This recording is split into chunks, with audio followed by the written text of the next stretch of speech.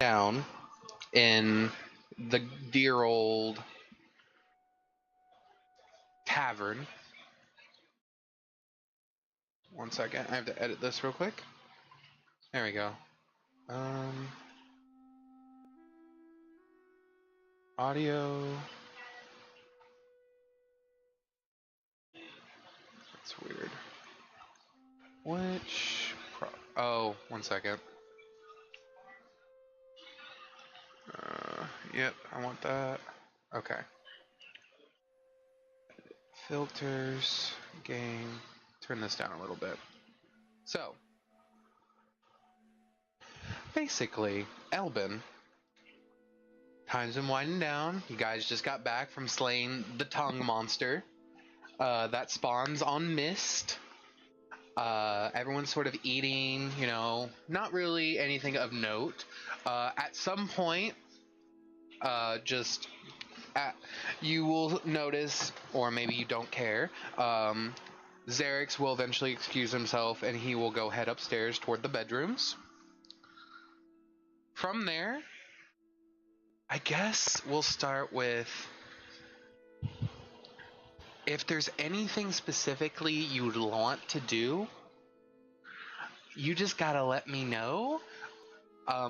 If not, then Xerix, moments before the big thing happens that I'm about to describe with Elben, what do you want to do, Xerix? This is literally after you just got told the information you just got told, and you can feel energy charging up with inside of you. What are you doing, Xerix? So it's not really enough time to move, it's like enough time to think. So is this technically before or after I've blown the wall off? Oh, sorry. This is right before that. Okay. That's the big thing. It's literally heartbeat to heartbeat, that moment right now. Well then, I guess we're just going to try and brace up. Okay. Xerix, during this time, you have about an hour to two before something happens that I'll describe in a moment. What would Elben like to do for an hour or two? He's in the tavern. Is there anything you want to talk to? Anything you want to do? Your stone, your wizard and your ruby will begin to speak to you and say, Elben, Xerix is evolving. He is changing. Okay, isn't that a good thing? It can be, but like I said, I do not know what it will do to a warlock. Sure. I mean, is there something we can do to help with that? Kind of steer it down a path? A good path, maybe? It is worth a shot. What do you have in mind? I mean, in what way is he evolving? Is he just expanding his power? Yes. So far, 2 of 3 gems have been attuned to his internal magic. Oh. I mean, I don't know, I guess. I don't know, you're the guy who messes with, evolving things and changing things. Do you see any kind of anything that we could, any way that we could help him along?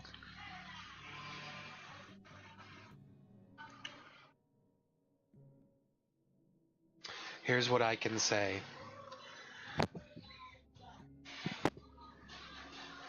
We can't really split the power. We can't necessarily dilute it. But we can help with the aftermath. Elben, get someplace by yourself. We're going to have to channel. Okay.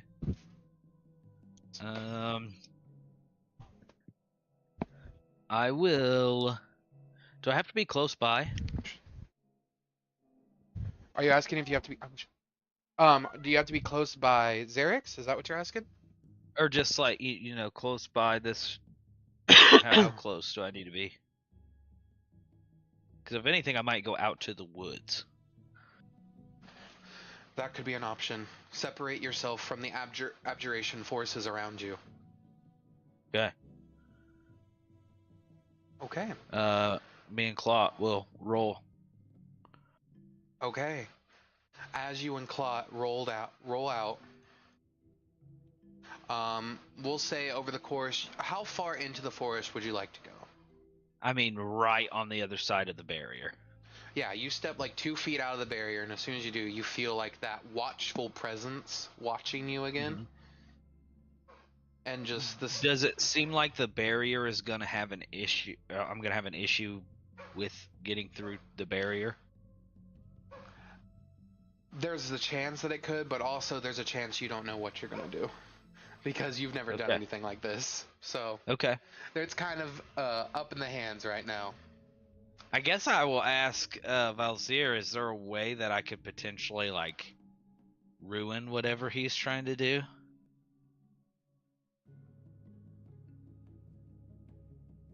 I don't see how you could ruin it, considering it's affecting him internally. You may be able to mitigate the damage or the power that he releases outward from himself.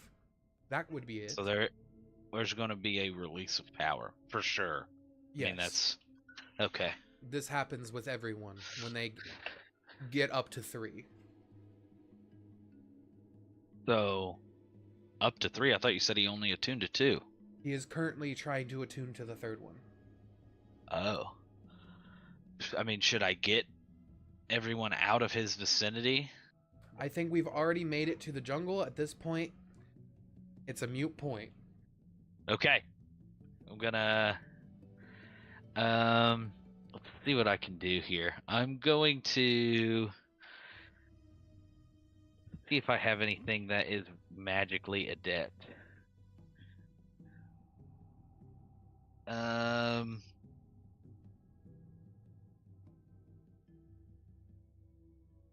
I am going to take...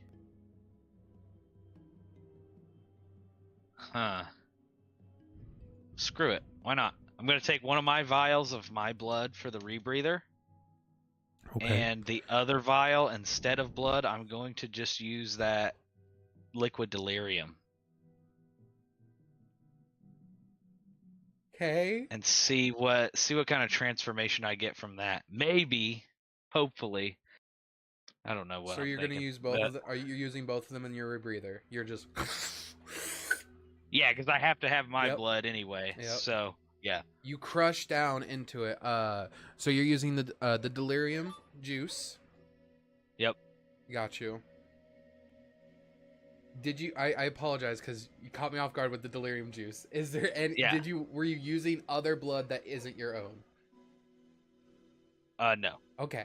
No, I don't really have anything that I feel like is going to be more magically adept than I already am. As you absorb this this like raw infusion of basically, when you take it in, your mind is filled with this knowledge just granted to you. It's kind of like the knowledge of like people that have used delirium before, like similar to how Rekinar said, delirium is connected via a web. All delirium feels each other. You are feeling the latent thoughts of other people who have attempted to meld and mess with delirium. One of those thoughts that come to you in an instant is this professor is giving a speech about did you say aqua delirium? You just said the delirium. Whatever juice. the liquid delirium that we got from. As you drink the liquid delirium, not aqua delirium, it is a separate thing. The delirium juice is a more potent source than delirium fragments themselves because it takes out every impurity. And you're just left with the raw arcane power of delirium. Ooh. As this happens, you feel something start to overwhelm, like course through your blood. You look at your own blood and it is glowing. Your veins are glowing purple through your skin.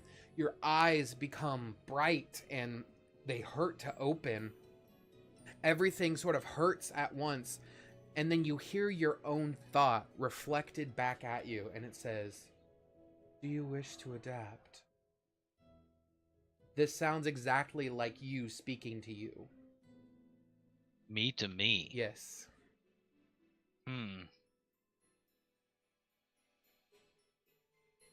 Yeah. Okay. As this happens, I need you to roll me an Arcana check, please. And then an Intelligence saving throw. Intelligence saving throw. Mm-hmm. A 19. Very nice. Arcana. Mm-hmm. Ooh, is that a natty 1? I'm not going to keep that. I'm lucky in that. You can either lucky or use DM Inspiration. You got one. Yeah, I'm going to save my DM inspiration. Fair enough. Oh my gosh. Fair I'm enough. lucky in again. Fair enough. You also have DM Bardic That's Inspiration. Okay, 26. That's better. Yep. 26. Elben. As this voice ricochets through your mind, your own voice coming at yourself harder than you've ever spoke before, but softer, calmer, almost. The voice begins to distort, and you begin to hear.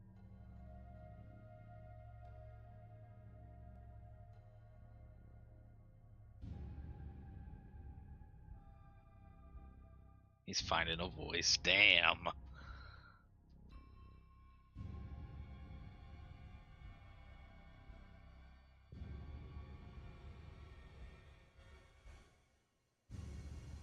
Interesting.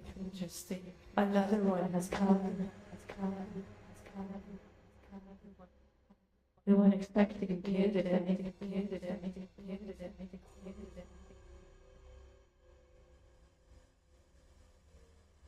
What keeps you aloft this path, wizard?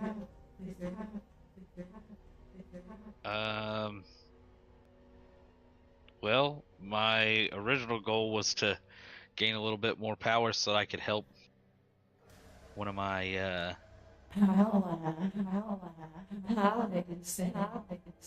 Wizards love to gain power, don't we?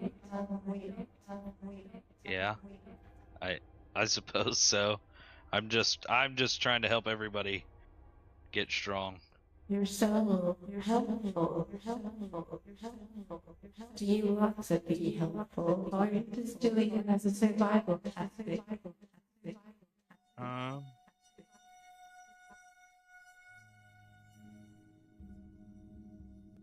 don't know. I guess I like to be helpful. Interesting. We have met other wizards that like to be just helpful.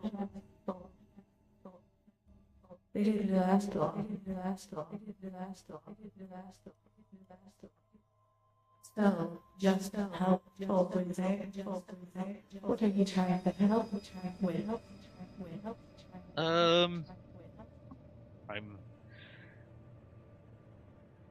I guess I'm trying to help everybody get stronger so that we can leave whatever this place is. We would love to assist you. Who's we? We, the us that is speaking to you. And who are you? No. Pleasantries. It's polite to say that you are first.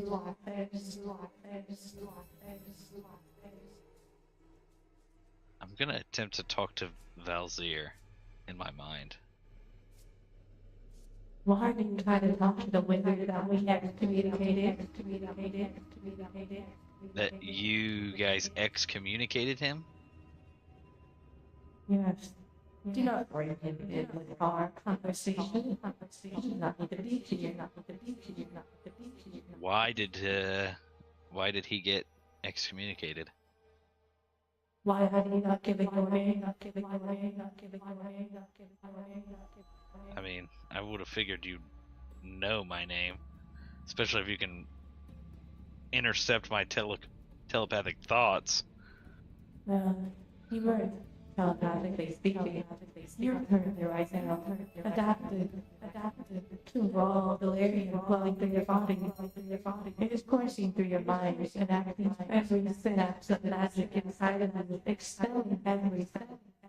We're clearly blocking the pain receptors. Okay, well, Your ally, who did it with the shah. Yours is a big block.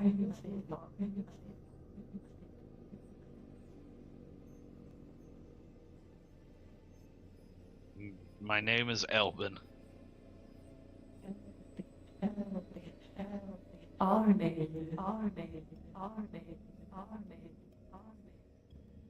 It's lost, by ages, but we can grant your title.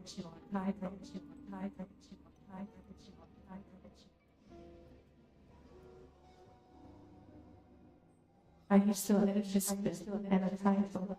We are apologetic that we cannot provide you a name.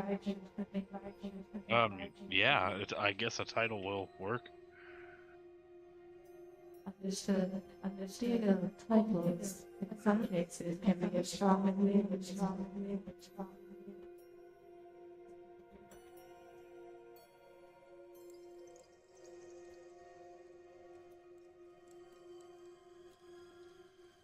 We are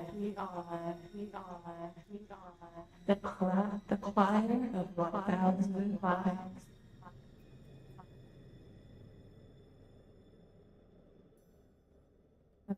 The thousands an estimate there's no telling how many of us there are. We've lost count over the centuries. We are one. We are a God. You are what? Sorry, the echo on that voice is throwing me. We are one. Okay, and how exactly are you helping me adapt? By blocking your pain receptors, we are allowing the transformation to happen easier. Without it, you would be feeling every bone in your body break, every muscle split, every segment of your body being pulled to shreds and being filled as the delirium flushes through your body. So I'm currently being ripped apart. Internally, yes, but externally, you look quite the same. Mind if you altercation.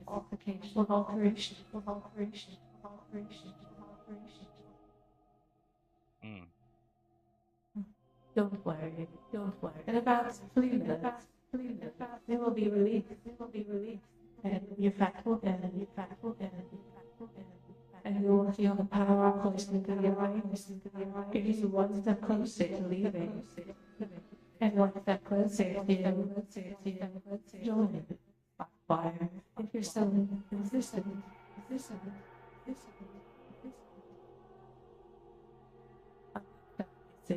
Try to speak with. We have the ability to lie. But to adapt, you can be part of our choir. Sing our song and grow with us. We want to lead. We will. And when the world walks across the earth, decay will fall, and divinity will be non-existent. It would be a joyous moment in time.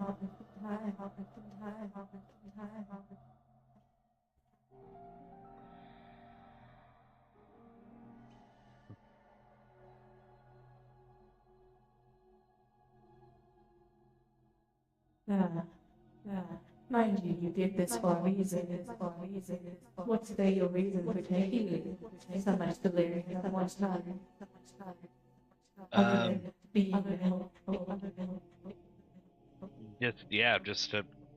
I guess my original intention was to help Xerix with his transformation. I didn't really intend to transform myself, but Halvage. He could definitely use your help after the inflation loses him. But, needless to say, he is hiding. So will you I can't understand it anymore. The voice has broken my brain. That was meant to happen. That was meant to happen. As the voices begin to pull you away and you begin to drift slowly back into your body is red at joints and at where, like, as if it's been, like, rubbed and, like, stretched, and you feel like you've run 1,000 miles. Your muscles are weak, but you feel power. And as soon as you look up at the city, you see an explosion, an energy blast so strong that projects at a diagonal line, directly shooting out of the mountain of the city, up into the sky, until it dilutes itself. Through the wards? Through the wards, coming from inside the city. Wow. Well, I'm gonna head back. You head back. As you head back, people among the city are running for the hills. People are screaming in terror as part of the roof of the city has collapsed in on itself, and the wards that surrounded it are breaking apart. You see Rekinar look at you, Elben, and she says, "Can't hold it back anymore. Protect the city." And she hands you 5 of those tokens that she promised you if you guys repaired the statues, and says, "Please, don't let the city fall." And you see Rekinar scream in pain and agony and then get ripped from your eye line, and she is just gone. Okay. I guess I'm gonna immediately start trying to repair the wards. Hey. You see these abjuration wards, and you see them layered in your head. You see how they work, how they could work together. The only question you have to ask yourself is, do you have enough power to do it? What would you like to attempt to do? I guess if I'm feeling powerful, I might as well expend some of that power and see if I can't fix this dome of magic. As you sort of focus in on the abjuration ward, your eyes begin to flicker shut. Go ahead and roll me an Arcana check, please.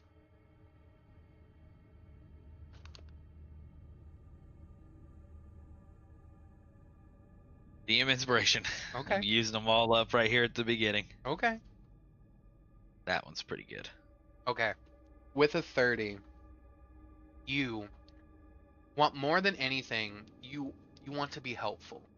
So, I ask you, when you focus on these abjuration wards, you focus on protection and defense, not only for the physical well-being of the people that live here, but maybe also the mental stability of the people that live here as well. What do you push in to these abjuration wards?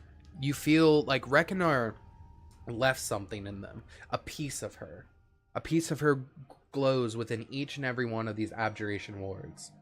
What piece of you are you willing to allow these wards to copy?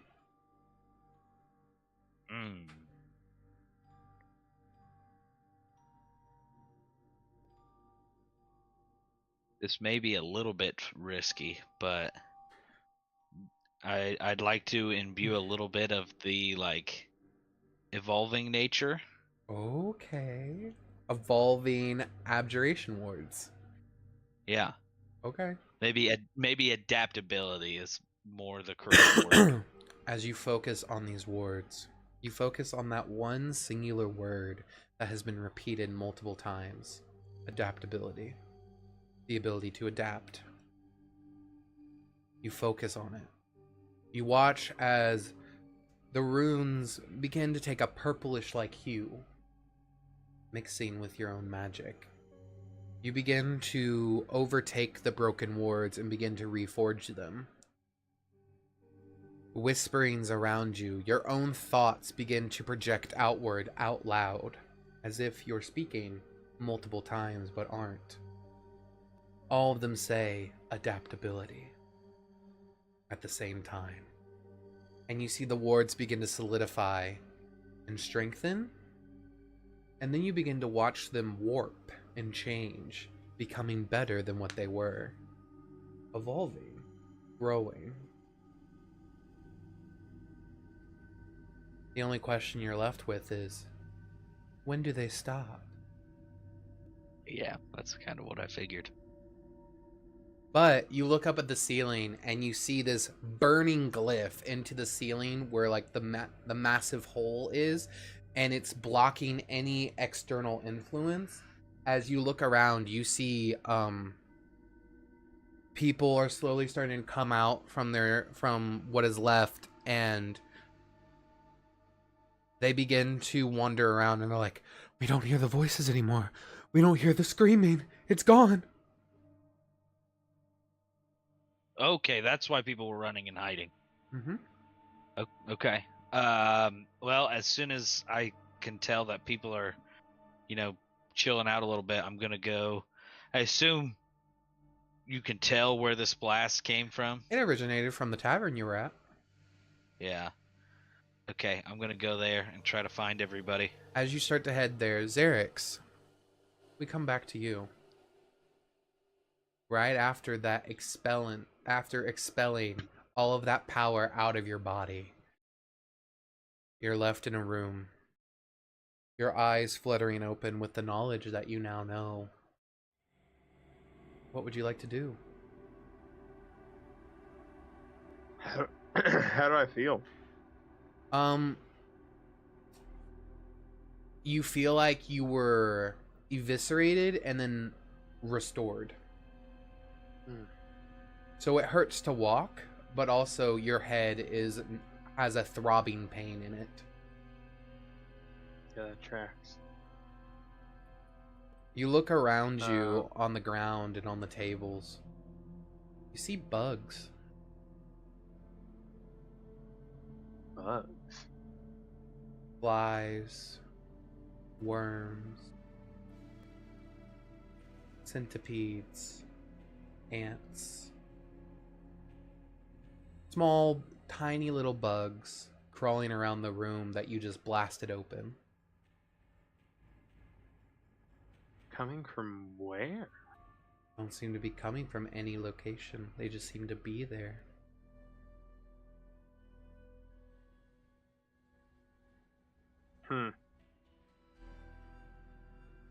But you are intelligent enough to know. What would you like to do? As there will be people coming up here soon to investigate.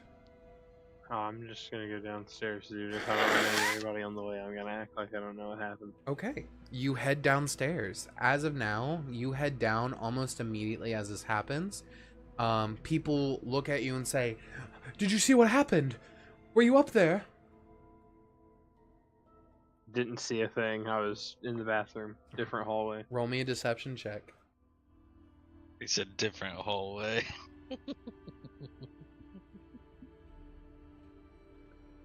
Only a 10. The one guy that asks you kind of looks at you and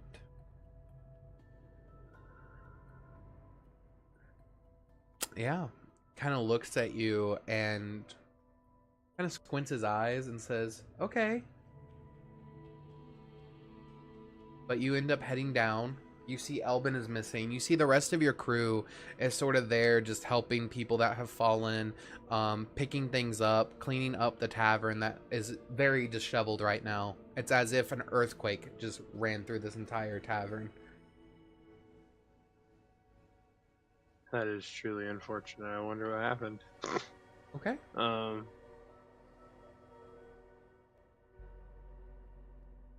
I'm gonna step outside and see what's happening outside. You step outside. As you step outside, the first thing you notice is the wards around the city begin to take on more of a purple hue, not a blue hue. Okay. And But then they're... Yeah. Go ahead. No, continue. They seem to be intact. They seem to be intact and evolving, changing every so little bit. They'll grow an Okay. extra sigil here, an extra arm there, an extra line of words here. Adapting. Cool. As you begin to look around, eventually meeting you, you will see Elben.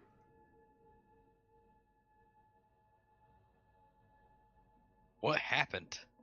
The first thing you notice about Elben is you see his eyes are glowing purple. His veins beneath his arms pulsate a little bit.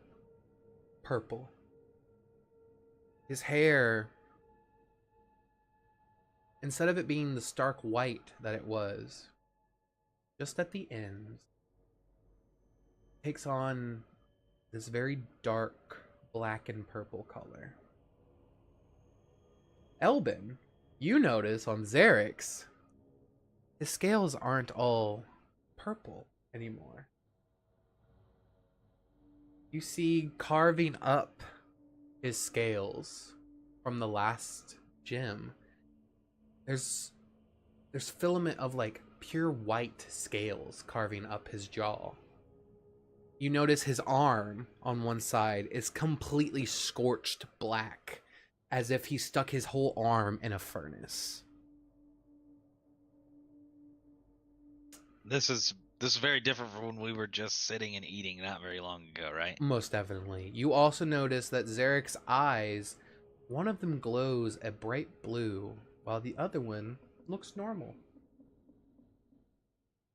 Okay, well then I'll rephrase my question too. What happened to you?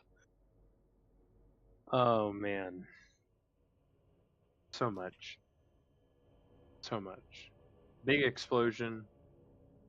I saw the explosion. I had to fix the wards. Hey, you did a pretty good job. I mean, we'll see. I have a It's feeling not it's gonna... abjuration anymore, but it's... It is abjuration. It's just adapting. Yeah, it's not pure abjuration, but it's neat. It's doing something. What happened to you? You're looking a little like purpley. I may have just put pure delirium into my rebreather instead of blood. So, yeah, I guess I got some power. I talked to something, but I feel like I'm always talking to something around here. So, What'd you talk to this time? The wizard? a choir that said that they kicked the wizard out, and then they didn't tell me why they kicked the wizard out. Interesting. Have you talked to Valzier about that yet? I haven't, and I'm gonna ask him tonight. I saw the explosion and figured I better get back here and figure out what's going on. You know, it doesn't seem like anybody was too hurt. They were putting the tavern back together whenever I came down. Okay. Is everybody in the crew good? Yeah, they were all helping pick up around the bar. Okay. Well, I guess if there's a room that's still standing that you didn't blow up. I will also say, if you don't want to use this tavern, there is the other taverns around the city. This was just like the middle ground tavern. Yeah, but this was our tavern. This was your tavern. I'm gonna go give them some gold, and then tell everybody we're gonna take a hike and go to another tavern, I guess. Okay. That way everybody's got got a room. Not a problem. You guys, do you want to head over to the Boiling Vein or to the Gilded Gilded Tongue? Boiling Vein or the Gilded Tongue? The Gilded Tongue is the more expensive tavern. It's more chic. The Boiling Point is like Low Town Tavern. It's like run-of-mill. There's a bunch of fights that happen there. Has an arena. Which one's closer to the outside? Like to getting outside of the wards. Technically, they're both in the center. So this one is boiling point is located here. The Gilded Tongue is located here. Your choice. Okay. Seems like the Gilded Tongue is like dead center. Mhm. yeah. Main drag of the. Let's go to the other one. Boiling- That's kind of closer to Boiling Vein. Yeah, because Okay. this over here is. Hold on, let me get my little brawler out. I don't want to ping. I want to draw. This is where we leave to go to the forest, right? Either side, technically. That Oh, side. either side? So actually, this side right here, it leads you back to Sanctuary. This side all the way over Okay. here is the forest. Okay. Mm-hmm. Well, then maybe the Gilded Tongue is the better choice. As far as getting into the woods goes. Okay. All right, Sure. we'll do the Gilded Tongue. Okay.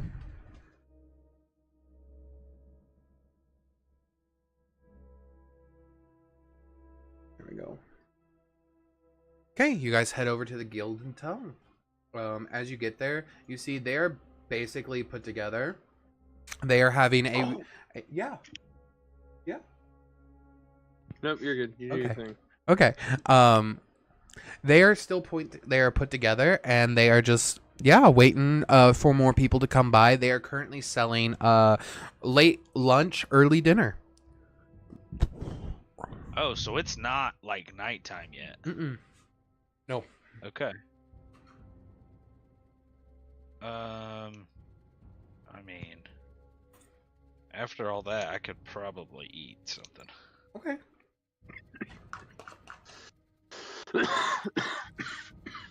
Elben is out here eating. Okay. You begin to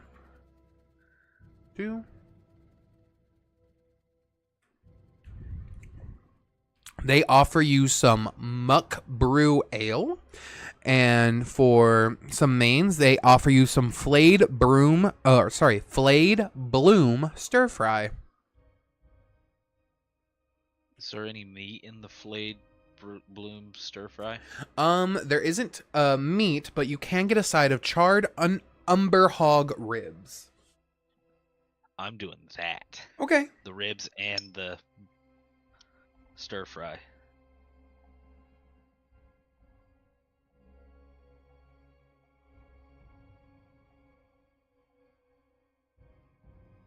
Oh, but to answer your question, Xerix, yes. I don't remember that part. Mm-hmm. As we're sitting and waiting on food, I'm gonna talk to Vel's ear. Hey, is this an open conversation or private one? Private. Okay.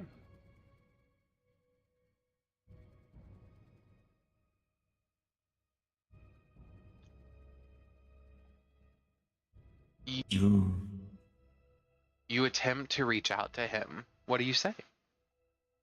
I guess I'm just gonna say, hey, are you still there after all of that? Can you hear me? Elben, can you hear me? Can't really hear you. Elben, I can't see you. How can you not see me when you're part of me?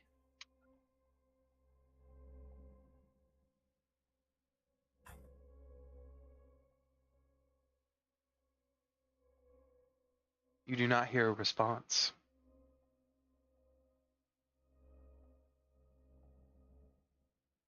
Would you like to try again? I would like to.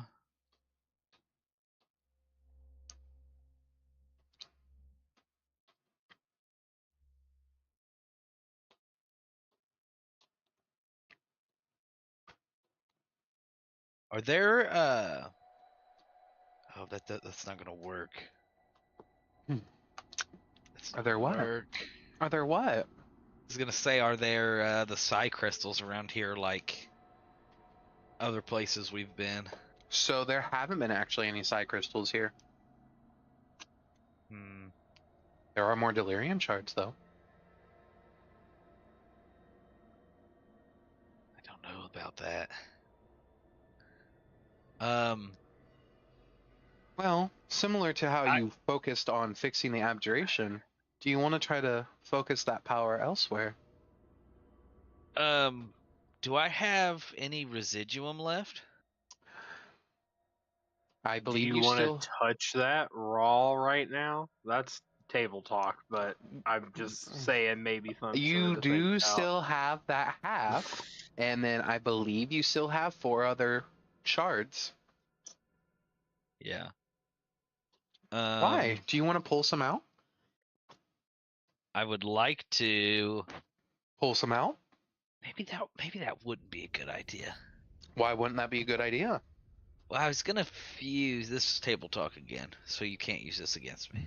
I use everything you do against you, but continue. You can't. You can't. It's against the law. I was gonna see if like trying to infuse a piece of residuum into his gem would help him. But that might. That is an option for you. Would you like to do that? Does the gym look any different, Christian? I know you said he's looking a little purpley. Would you like to look at the gym? Is it hidden? You go to look at it.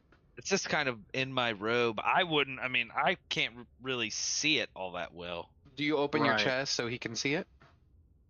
Yeah. Do you do that? You see a burned hole in your chest. The ruby's not there? Doesn't appear to be. Locate object. Okay. How much power are we putting into this? The normal amount? The find this wherever it may be amount. So we're doing max. Yeah. Do you want me to try and reach out to him? Can you talk to him? Have you tried to talk to him? I tried to talk to him. I kind of still had a connection. I mean, I guess if you can, yeah, before I don't have anything different than regular just trying to talk to him how I normally would. I don't know if I can do it if he's not here, though. Yeah. Okay. Xerix needs something from him, actually. You would note visible frustration more so than concern at this moment. I'm not going to lie to you. Yeah.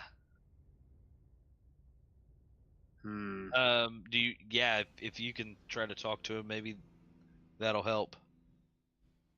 All right. Yeah, I'll see if I can feel him around me. Make me a perception check with advantage.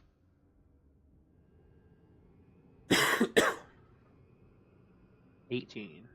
With an 18, you focus and you try to bring forth any thoughts of Valsir.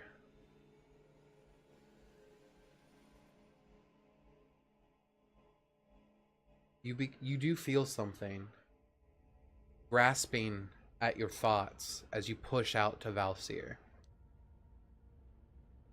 You feel it try to grasp it, and it just keeps losing its grasp. And then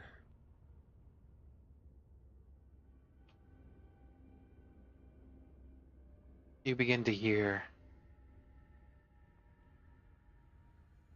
Hello, Xerix. What are you doing? What are you doing? What are you doing? Just looking for somebody. Really? You know what I'm doing. What do you want? I want nothing. Just checking it.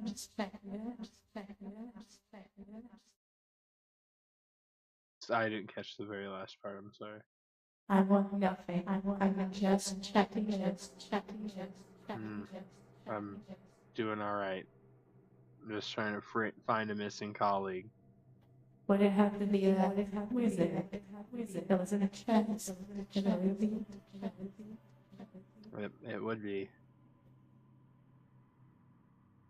You know, I hear there's a creature walking around, made of rubies.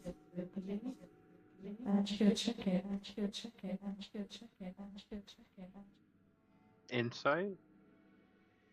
I'm Roll sure me an that insight. she has to be retarded even if she is lying. But Roll me an natural insight. 20 for a 26. I know you try to detect if I'm lying, I am being completely honest with you. It is everywhere. There is a creature named from those rubies actively walking in the forest right now. If that is where your wizard is, I do not know. I can only say, start there and work your way around.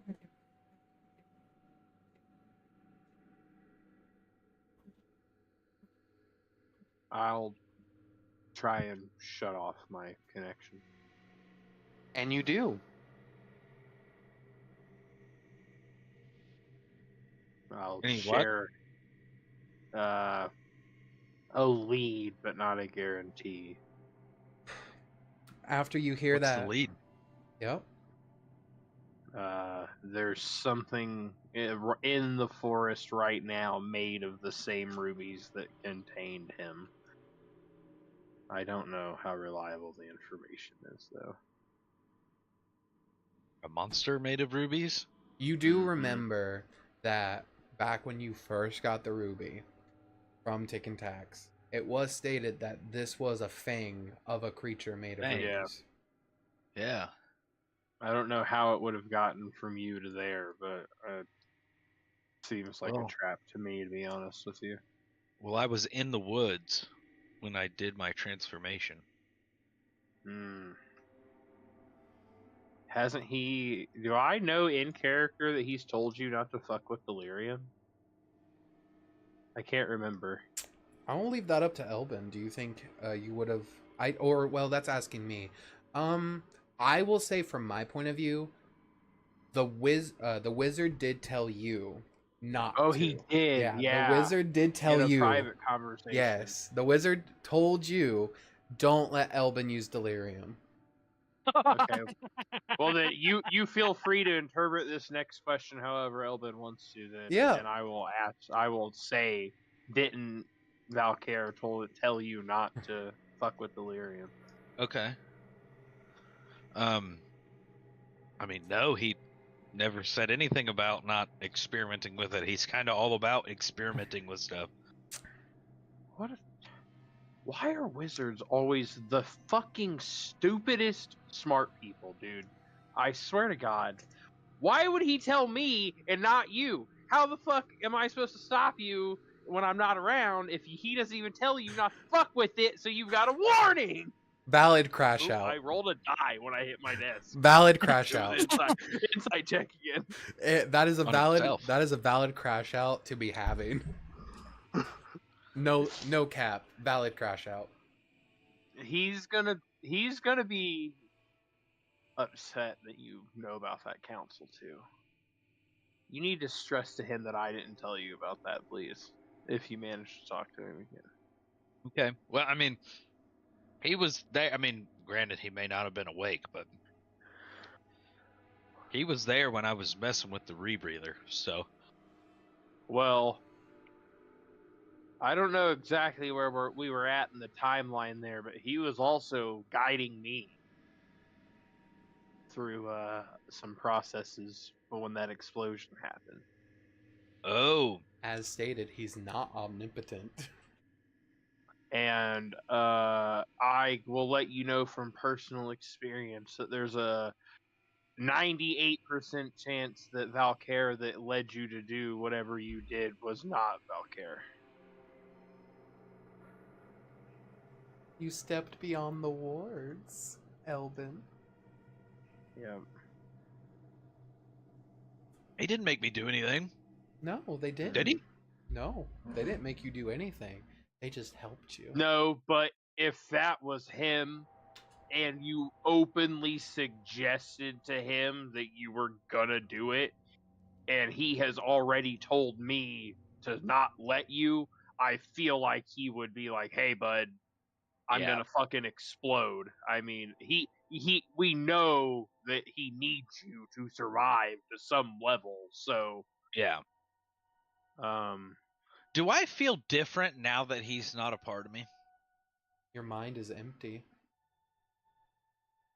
Must be nice. There's no external thoughts or stimuli coming into it right now. You are, for the first time in a very long time, with your own thoughts. And Elben, just when you think the walkie-talkie should activate, stays quiet.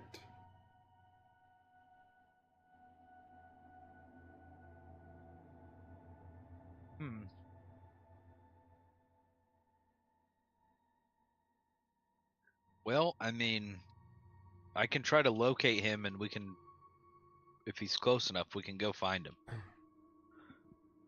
It sounds like he's kind of helping you in an important way too. Well, he says he has he has told me in the past he has some information that may be relevant to me now, though I do not know that he's powerful enough to do what I need him to do, unfortunately.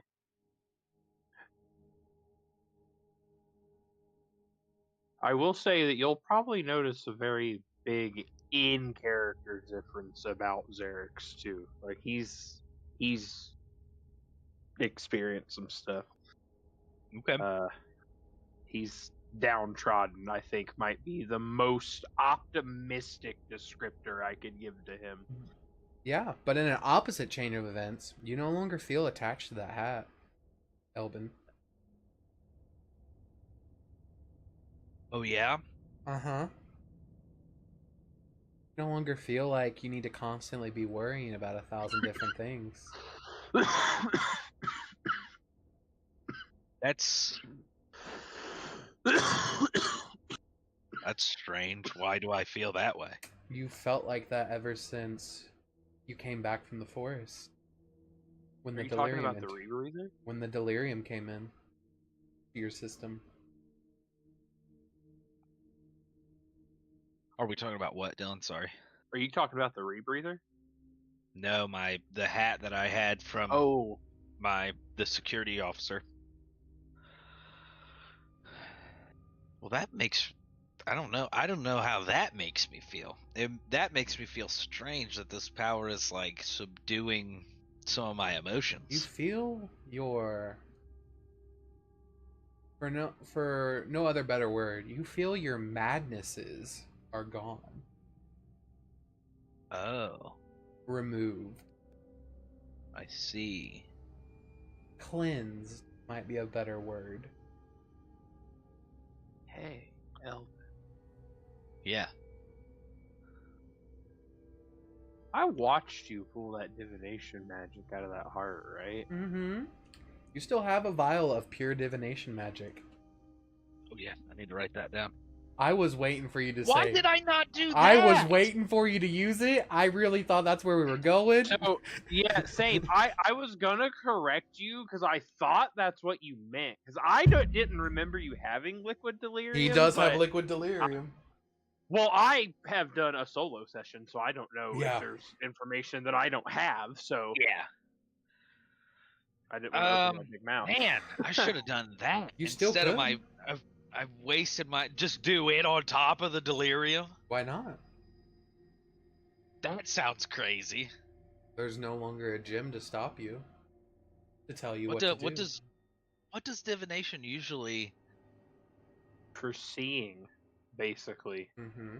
Changing my whole shtick. Think of the prophecy shtick, kind of. Okay. Divination is one of my 3 specialties. Fate, seeing, futures, what is true and what is false. I mean, what if you drank this?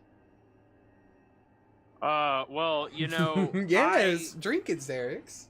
I've already attuned to a divination crystal. Hey, Xerix, I need you to make a charisma saving throw. What? Yeah. Oh, no. 15. Xerix. 1 second. Why isn't this loading? Hurry up. Bro, we're in the middle of town. Xerix, as you are talking with Elben, and the thought of you drinking the divination liquid crosses your mind, and you begin to sort of tell him like, "Well, I'm not." You, Elben, you immediately realize Xerix's hand is on the divination elixir, and it's moving closer toward him. I'm gonna take it back from him. I'm gonna need you to make an attack roll. An If I get attack roll. If I get a choice, I offer no resistance. I'm gonna need you to make an unarmed strike in order to make him drop it. Oh, we don't want to drop it. Fuck, we don't want it to break, bro. Oh, It's God. not. Yeah, you guys are not sitting up far enough for this to break. It's not gonna break. God. I'm not gonna let you guys lose it. I don't care about losing it. I don't want raw divination magic to explode under the most powerful abjuration wards I've ever seen. Just an unarmed strike. Uh-huh. Unless you want to use magic. It was a 4 hit. It doesn't, but do you want to use magic? If you have to meet my AC, you're fucking. I'm gonna have to use magic to meet his AC. I mean, you don't have to, but I do have a decent AC. I don't know how much control of my character I have either, so. You feel. What the hell do you not have control of your character? I don't know. I didn't take this shit out of your hand, did I? He's saying that as he's holding it in his hand and it's getting closer, and he just keeps leaning back further. Don't know. I'm looking through my spell. I mean, I don't want to like hurt you.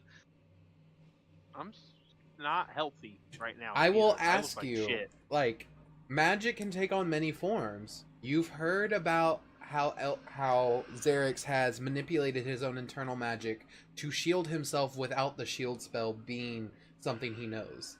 Is there a spell you would like to try to do that you currently don't know or may not have access to?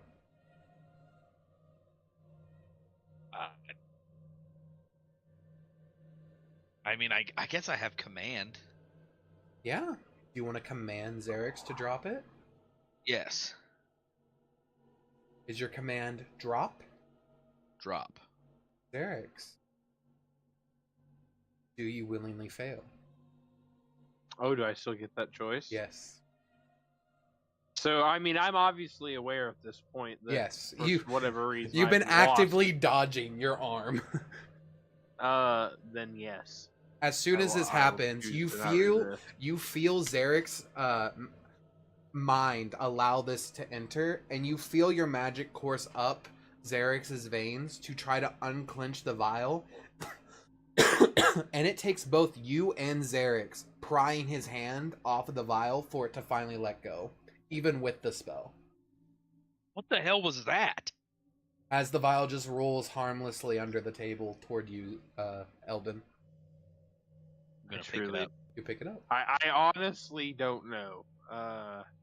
All I know is that everything I've been led to believe since we got here is a lie about my personal journey. Nothing to do with our group as a whole yet. I don't know what just happened there. That's a first. I've not ever lost control of anything like that before. But I also have recently done some sketchy things, so who knows what that did to me. Oh yes, who knows? And I kind of know a little bit, but I don't know what the long-term effects are. So you matched yourself with the crystal. 3 crystals. 3 crystals at once? Yeah. Abjuration. Holy moly, dude. Abjuration, invocation, and what was the last one? Oh, that's right. Mhm. Divination. Yeah, you found another divination one. Why did you do them all at once? You know? Well, I was led to believe by who I thought was Valzir. Maybe I wasn't actually talking to Valzir. One of us was not actually talking to Balzier. Maybe neither of us were talking to Balzier. Balzier may not exist. Maybe. I mean, Could the be. choir, or that's what they called themselves at least, said that they only referred to him as the wizard in the gym. What do they want from you? Why do they speak to you? They just said that because it was liquid delirium that I used, that it kind of opened up a communication, and that she was saving me from the pain of my body being ripped apart so that I could transform. And I don't. If she wanted you to do it, then you definitely should not have done it. Now it's already done, so now we have to figure out how to deal with it. Now I need to figure out if she wanted me to do what I did, or if that was legitimate. I mean, I feel like I just kind of have to drop the whole bomb here. Yeah, I mean, to be fair, with the Yeah. fucking raw delirium juice, you went from 50 to 135 miles per hour in an instant. Yeah, I literally, none of the information I'm about to share with you was going to be public for a long time, probably. Yeah. I mean, I guess Christian's really in control of the pace, but I mean, it was going to be a secret. no lie. It was going to be a minute. All three of those delirium shards. That has essentially granted me demigod status. My patron is a fake. The person that's been giving me my powers is the worm that walks, our overall target. God damn it! So, Christian, when I stabbed that contract and it caused everything to explode, did that break my pact, or did that do anything for me? Fucking contract. So, your warlock your warlock contract. You stabbed into it out of anger and obviously out of betrayal. But no, sadly, your warlock powers are still active, as it has not been broken, as you've already come to realize you need to find something that's stronger than them in order to supersede them. Well, I don't know. I've been introduced to something that I've been led to believe is stronger, but I truly don't know how to get back in contact with him. Can you make multiple pacts with multiple different entities? As a warlock, you're not supposed to. It kind of is like a no-no, because you can't sell something you've already sold or like offered to someone else. But warlocks, unlike patrons, have the grand old ability of breaking their pacts. There's always an effect, and it may not be good when a warlock breaks their pact, but it is something all warlocks have the capability of doing. The issue being, if you break your pact and find someone weaker than your current patron, you may not be strong enough to fight them. I'm not worried about that. I just have to figure out how to get back to him. He said I wasn't quite ready, and I don't know. I don't know what I need to do in the meantime. Now that I'm coming out in the open, we'll reason about it together. This was going to be something I agonized over. Now you get to help me. Well, it sounds like I kind of put myself in the same boat. I mean, who's to say the next magical thing that I pull out of my bag doesn't put me in the same position where I'm just eating magical items or removing magic out of items because... Yeah. I mean, I don't know. That delirium didn't necessarily have any kind of innate magic to it, but, I mean, it was liquid delirium all the same. What? Yeah. You mean me telling you to mess with internal magics and like combining them together is wrong? Crazy. I do have something that I can try, but we'll have to... Do you want to try locate object? Because I know you talked about it. Do you want to still do it? I mean, I'm not really in a position to go fight something at the moment. It's if you believe that it's there. They said they didn't know, only that there is a ruby monster. That's true. I do have another fucking just balls to the wall crazy idea. Please. Let's hear it. I mean, You you just told me you're a demigod, so. I mean, Well, he's not the only one at this table. Elben's Yeah. I mean, I didn't think about it like that. You want to try and team up with me and help me break a contract real quick? I mean, 2 half-a-gods must make a full god. That must be how god math works. Well, I'm hoping that a god trying to extract some of the Pact Giver's power from this magic item might let me succeed in what I was trying to do last time. And I'm just the guy to pull that shit out of there. Well, I don't know if you can. That's why I was inquiring. I know that I can. Okay. What are you attempting to believe have in him it. do? And are you doing it in the middle of town, or are you guys leaving town? No, Okay. I just thought I'd ask. I don't know if we should leave town, but I don't know if we do it out in the middle of the fucking street either.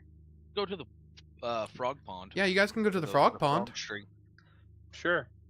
Okay. We head on over to the frog pond. Clot looks at you as you guys get close to the frog pond, and Clot stays back. Okay. Knowing that if he goes further, he will have to kill frogs. I will eat frogs, so I will stay here. What a good man, honestly. More self-control than me. As you guys, yeah, as your pet bug has more self-control than you. As you guys step into the frog pond, you guys feel magic coursing through the water as it is still hitting the abjuration sigils that Reckonar put up that is purifying it. But there's also something else. There's like this thrum. This low grade, almost like static electricity running through your fingers. There's magic here. So much. I'll leave you with that. And I like sense why, where, why, how there's magic here. Using detect magic? Yeah. As you use detect magic, your eyes flare open. You see all the frogs begin to sway back and forth. All of them have abjuration symbols across their bodies. All of them are constantly casting something. And it's of the abjuration school. Can I tell what it is? Are you detecting magic? Do I still need to for abjuration spells? To get more of a clear image of what they're casting, yeah. You can tell it's abjuration. Sure. Yeah. I mean, fuck it. I'm stuck with it for now. I may as well use it. Roll me an Arcana check with advantage. You can open the door. 12. Well, that's with advantage? 2 and 11. Damn. You look. My charisma caster dog. It's shield. And absorb elements. Huh. All of the frogs across Hollow Mist are casting this simultaneously. That is They're- insanely brilliant. They are each casting shield and Absorb elements. absorb elements? Wow. So Clop coming in here and eating a couple frogs was detrimental to the Yeah. barrier. Yeah. Not so much because they had the statues, but now that the statues are weakened and now that, there's a hole in the ceiling that was patched up, now more than ever, the frogs are needed. Oh. Frogs are working overtime. Elben, I think I have a different idea before I expose you to this potential danger. Okay. I just thought about something. I was only able to speak to him that one time right after I blasted that hole in the ward that you immediately fixed. maybe if I can get out of the ward, I can try and get to him again. I mean, I know I'm going to try and get intercepted, but my hope is that he is strong enough to not be impersonated type thing, if that makes sense. Out of Yeah. character, Q, I have been approached by Kalos in his true form. By Kalos? Yeah, I've got a shard of one of his blades. Oh, no.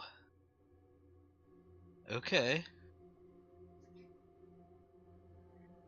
But I've also Okay. been told I'm not strong Yep. enough to handle it yet, but that doesn't necessarily mean he can't Mm-hmm. bust the contract I'm under, so I don't have to directly support our opposition in the interim.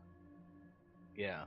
Or maybe we don't care, and I just say fuck it and use this power until we deal with it. Otherwise, I don't know. Yeah. I mean, I think we definitely need to find Valzir. But Yes. Our only lead is from the council, which is the worm that walks, if I did not clarify that and is not clear yeah. at this point. So the worm that walks is really tied to delirium, I guess. Christian, was it? Now, obviously, I'm still not 100% sure if it was Alzir I was speaking to last time or not. But whenever I was told by whoever that Valzir wasn't part of the group because he didn't get along with their ideals, was that by the group or by Valzir? That was by the group. Okay, so I would assume that is true then. He did not subscribe to whatever their ideals are that caused them to want to do whatever fucked process created this thing that they are. Yeah. And I don't know why he is stuck why he is if he didn't participate, because he was never a member. It's not like he was part of that council and then did their ritual and got excommunicated into the crystal afterwards. I think he said he put himself in the crystal. Oh, okay. From what he's told me, he put himself in the crystal. Mm-hmm. And once again, who knows how many times we've spoken to him? Yeah, and yeah. Not. Yeah. Especially before we were under the wards. Obviously, they're powerful enough even to get through the wards, so. Yeah. But he said he put himself in there for the purpose of being able to complete his research. So he kind of has like an everlasting body. Okay, fair enough. So I think it's important to find him. But if it's also important to you to break this pact, if you feel like that is hindering you in some way, I mean, well, it's technically not. It's just granting me power, but it is power granted me by something that we are in opposition of. If I make a step that it doesn't like, who's to say that I'm in the middle of combat and I don't have any pack slots anymore? You know what I mean? Warlock magic is the most borrowed of magics. Like, yeah. Can patrons just take stuff away like that? Depends on the contract. Yeah, they can. Huh. I mean, I guess I don't know my contracts like to that legal level, but I am under the impression that that can happen to me for sure.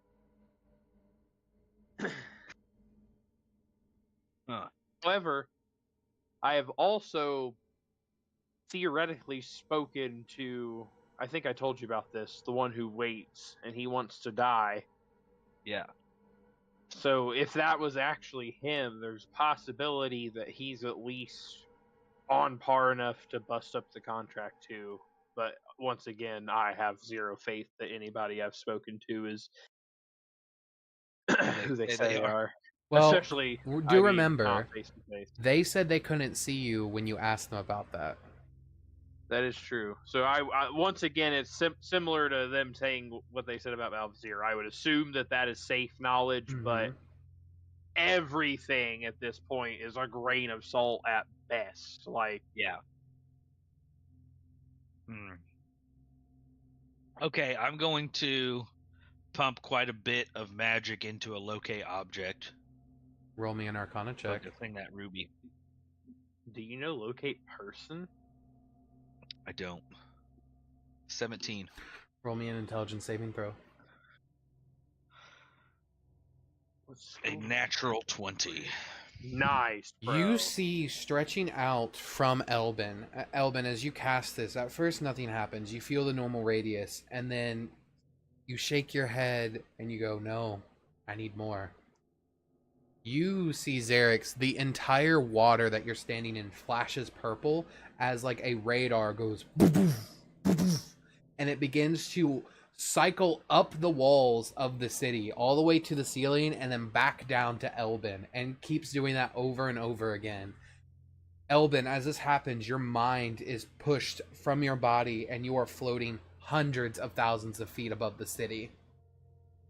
And your eyes open and you see a red dot in the forest moving fast. And then you see one's tiny one very small red dot. And it's still on you. It's on me. It's still on you. Where? As you sort of focus in, as you come back into your body, there's a ruby that's on you, Elben. You just can't see it. It like went inside? What would you like to do, Elben?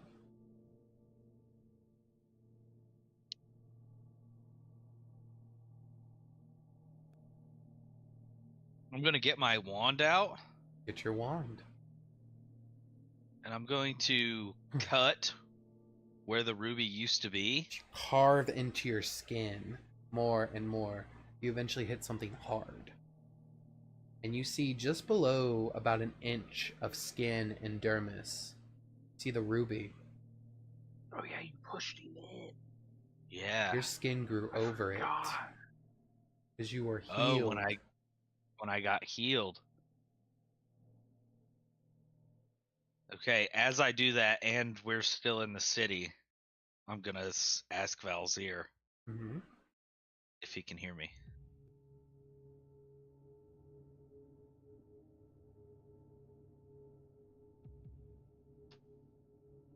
As you push in, asking if he can hear you, you feel so many wards against the ruby.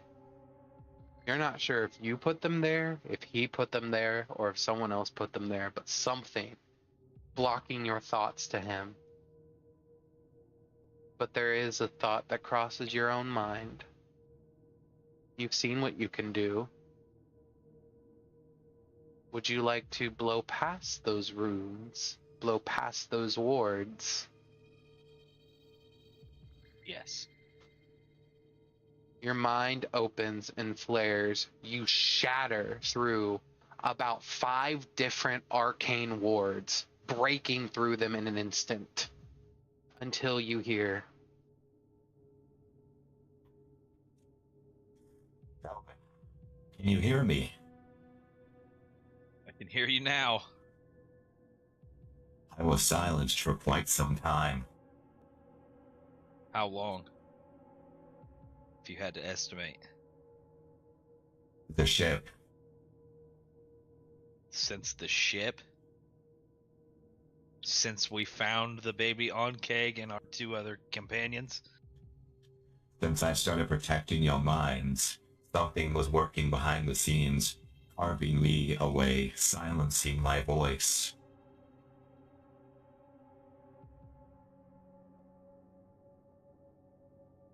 See, something? I think I know what it is. I don't want to worry you. It could be an amalgamation of minds that's awoken. I was afraid of this. They could be the worm that walks. They are definitely the worm that walks. This was not the attitude I was expecting when I said this. I know. There's been a lot that we've figured out since last we've talked. I also can tell you have changed, adapted in some ways. That is very dangerous. What do you mean? You were the one. Elben, I don't believe I told you to adapt. If you remember correctly, I said I would protect you on the ship.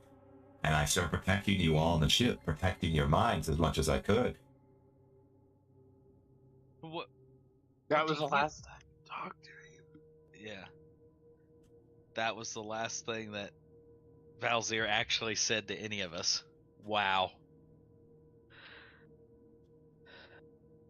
Okay.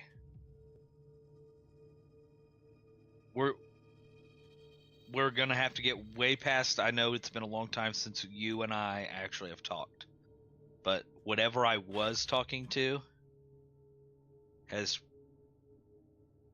pushed, it seems like, myself and Xerix in a direction that is potentially harmful to us.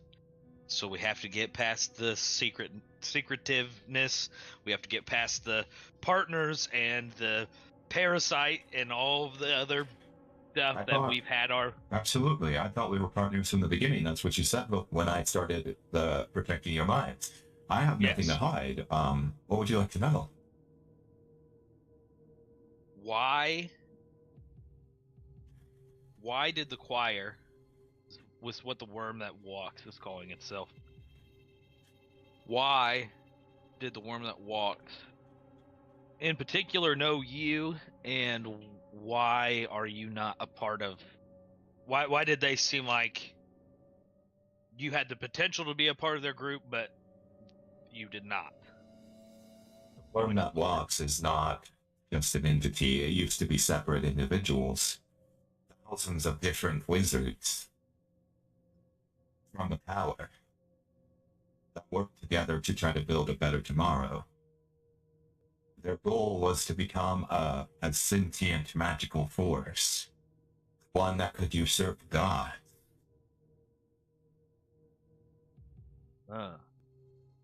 I did not take part of their hubris, and instead beckoned them to not do that, as there are reasons why mortals live mortal lives and why gods should never have mortality. Why did you choose to put your consciousness into a crystal? There wasn't a choice. I was forced. By who? When the worm that walks ascended, they became arcane-infused minds, but the issue is they still had a singular curse, a power, even. Think of it this way, in the simplest terms, there's a gift that the old gods wish they could have. There is a curse that the new god let go. There is a gift mortals wish they could return, but it will never be so. They were humans in God form, had not let go of their humanity, their hubris. Because of that, their mortality. They would die slow deaths. Have you ever heard of a god dying because of old age? No. They would. And that drove them mad. They grabbed as much fragmented divine energy as they could, and they pulled it into themselves, absorbing it into their cacophony of voices and minds and thoughts. They built the machines. Huge, towering machines that they could channel this magic through, channel themselves through. Be gods on the material plane and out of it at the same time. That was their goal. But then, a group of like-minded individuals called the Crimson Seal decided this was wrong. So we inverted what their machines could do. Rather than just absorbing their magic and letting them use it freely, it would absorb their magic and basically be lightning rods and diluted through the earth that the machines were now ingrained into. They would not be able to use their magic freely within the machines. And as the machines absorb more magic, as more pouring into the earth, it would slowly dilute the god itself. And forever change the plane that we're on, or this world that we're on. And you can see the other effects that has caused, the growth of delirium. Delirium used to be a very rare material that was more rare than a wish. It was potent, powerful. The power of these started to pulse through the veins of the earth. New ley lines of magic appeared. Corrupted. Not necessarily corrupted, but an ambiguous amount of delirium began to propagate. The veins of magic that lay throughout this entire plane, the blood that runs through them is delirium.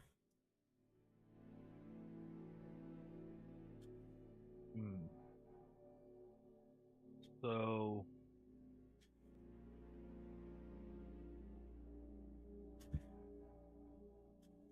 And if they're attempting to now, as the machine god wakens, its corrupt itself, the machine either needs to be repaired or it needs to be destroyed finally. All of the machines need to be destroyed. They cannot have an anchor point on the far plane. The only way to kill the worm that walks is by giving it the power.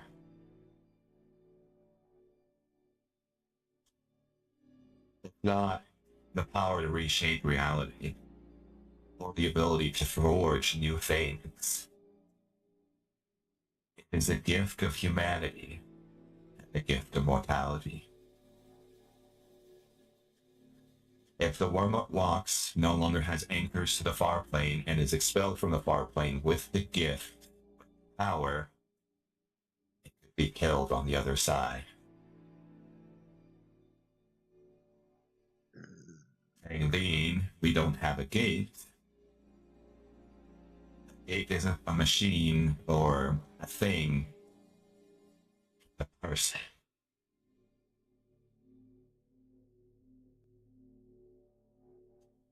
We would need a gate that would take in the worm that walks, take them to the other side. And then the worm that walks can only be killed once that person dies, but it will do everything in its power once it's over there to protect that one being. But it's like a dragon in a cave. It could be killed. So we need to kill the worm that walks to not only for the sake of killing it because it is some kind of amalgam of magic and man that If it gets is on the other attempting side to- of the weave, it will devour whatever gods are on that side.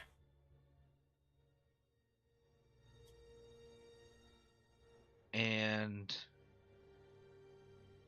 it's doing that to attempt to gain immortality. Yes. With each god, with each divine fragment that it devours, its age slows.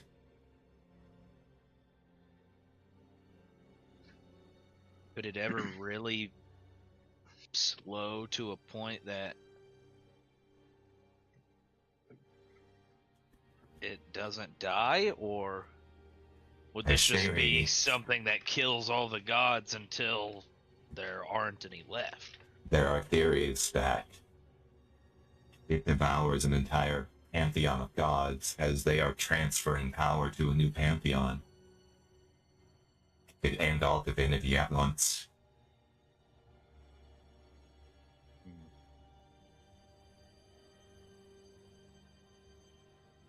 but it has friends on the other side. There were wizards that escaped from the far realm that wanted to get to the other side to make a path for this creature, for the worm. They have been sealed away because this plane has been sealed away. But it's been reopening. The fragments, the tears in reality, it's all culminating. Is that how our ships got here? The ship was pulled in because it was magnetized. There was something being carried on your ship that belonged here. Then how did we find it? Like I said, there were wizards that left here before this plane was sealed. I do not know what their names are now or what affiliation they go by, but they were terribly dark and twisted wizards. So you're saying it was not a very good idea for me to be experimenting with augmenting myself. That is the mindset of the original wizards that became the worm that walks. You're walking in their footsteps if you're doing that. But I mean, I didn't really have a choice on my magic. I mean, when I got here, my magic was changed into this blood and vile and all the other horrible. I mean, it casting spells looks like I'm eviscerating myself every time I cast a spell. Looks like I'm dying. So it only made sense that was what I should do. And it will feel like that. But with everything, there is a consequence, and that is the consequence to letting this happen. You are getting closer and closer to ascending into their collective. Okay, so is there But a way you are right. You need to survive. The will of survival may outweigh the will of not wanting to become part of them. It truly just depends on the situation, Elben. Right now, you are 2 steps closer than you were when I was with you. When I was around. Well, we definitely need. This is all on speakerphone, by the way, Xerix. As soon as I got connected to him. Oh, this is the group chat. My bad.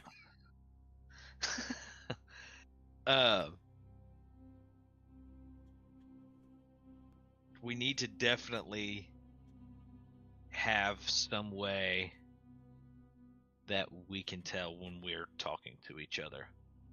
Some way to definitively tell when it's you and when it is not you. Either that, or you need to really sit down and teach us these mental wards that you were telling us about. That way we can have a little bit stronger hold on not losing connection to you, but also not losing connection to each other.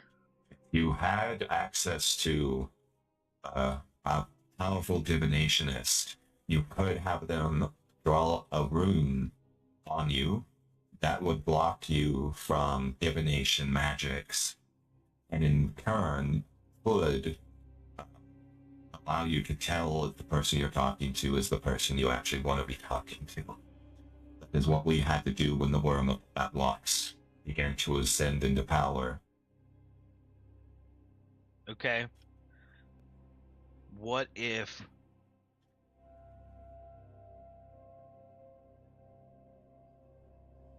maybe this isn't how this works, Christian? You can tell me. What if there was a way that I had pure divination magic and I drew Excuse me.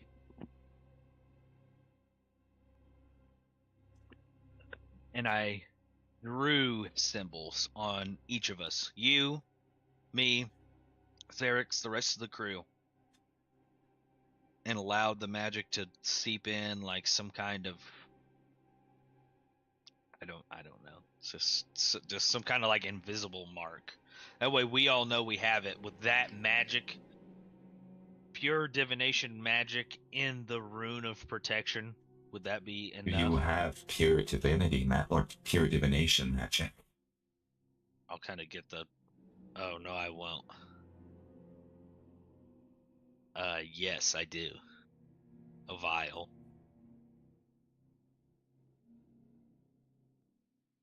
With magic, there requires but 3 rules: material, power, intent.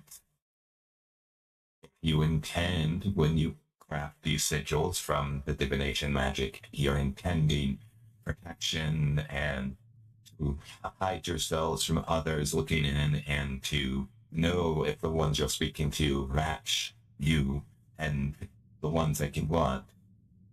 Yes, it could work, theoretically. That's all magic is. Material, power, and intent. Do you intend for this to work? I absolutely do. We'll make a grand hypothesis then. So you'll help then? No idea what would require this, but I will most certainly watch. If assistance is needed, I can attempt to do what I can, but I am only a wizard. What is the symbol that I need? What's the symbol you feel in your heart? What's the symbol that comes to you that could block the eyes of prying into private conversation?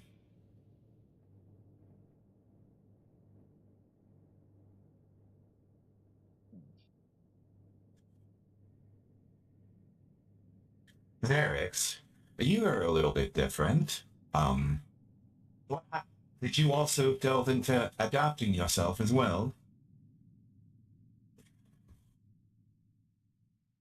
Have I ever had an actual conversation with him? Our one and only conversation was when I told all of you that I was here and that I was helping guarding your minds.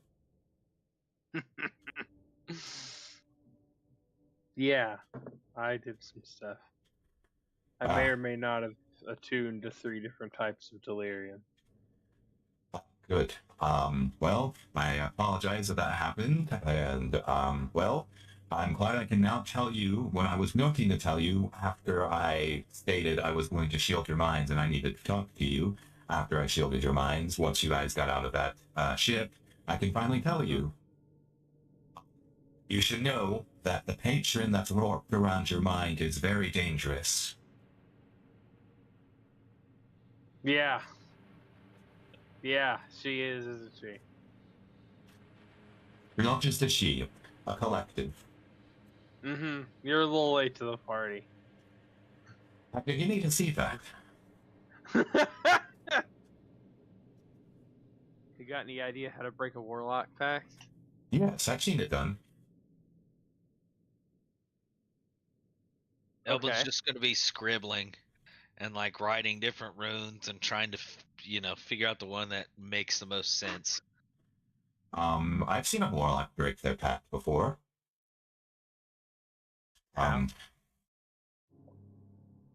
It was an emotional response. And they stab their packed weapon into their own hand and say, I sever our bond. From that point on, they were scarred forever on that hand, but they no longer had access to their magic.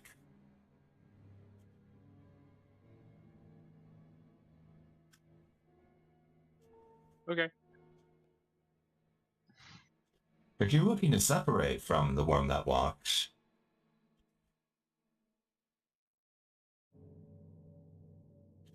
Have you tried prayer? Tried what? I know prayer. I know it may seem weird for a wizard to suggest that, but they are a celestial, arcanic collective.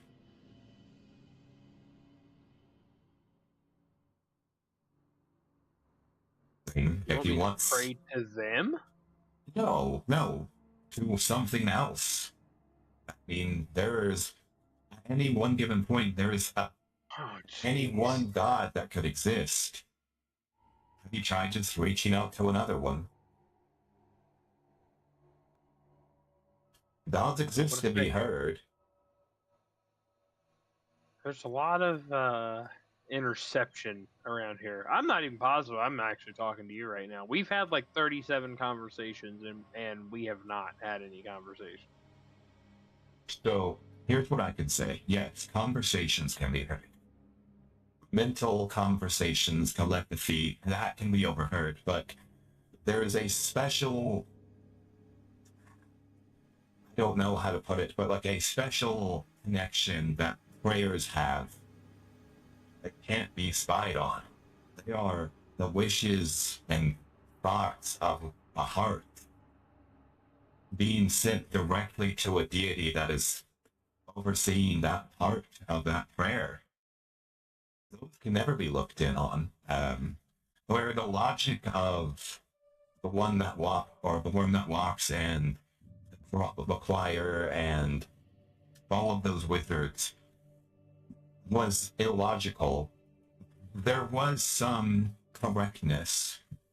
Prayers connect people to their god. There is an internalized magic in prayers. When that connection is reached, it goes both ways. Magic goes to that god, and the god receives that prayer. There isn't necessarily any sort of like intersection or interceding they could do. Now, they could block a prayer, but they would not be able to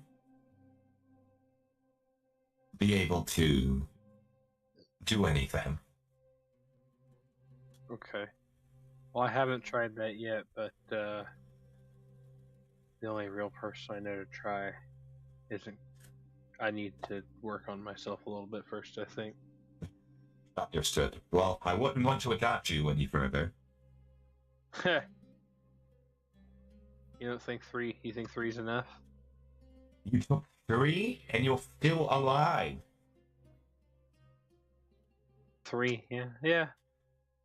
I've got a 4th one. Oh my. Why did you do that? I don't know. Improvise, adapt, and overcome, right? Yeah. Where I can see those words are very much needed in equality here in this plane. You have to look at this plane as like a mirror. It will mirror back what you're expecting. Mirroring back the fear of a mortal god.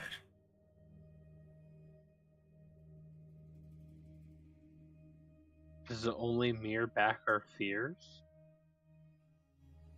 This place was built to bring hope and dream, to be a new society.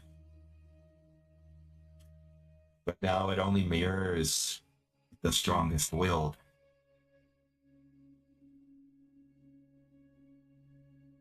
That's why this whole place is so fucked up, because of the worms here. Okay.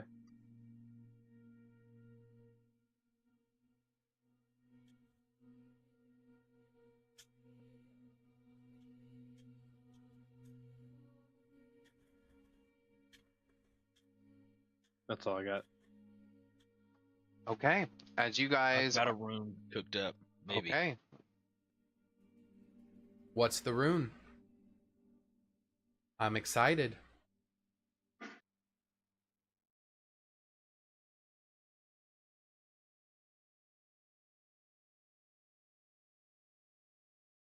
I'm gonna figure out how to take a picture of it and then send it.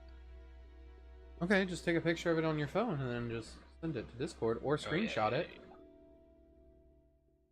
Well, your boy's not as tech savvy as just like screenshotting his monitors, dude. Yeah.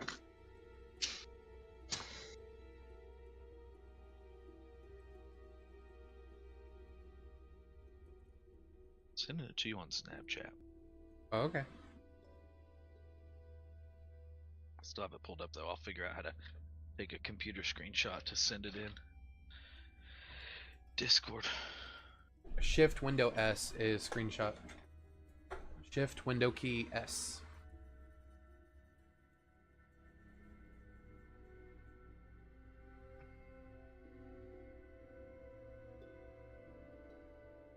Oh wow.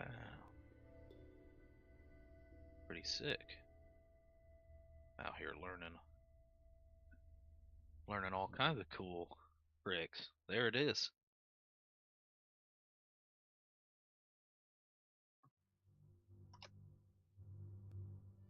That's the one that felt right. If Valzir thinks that that would work.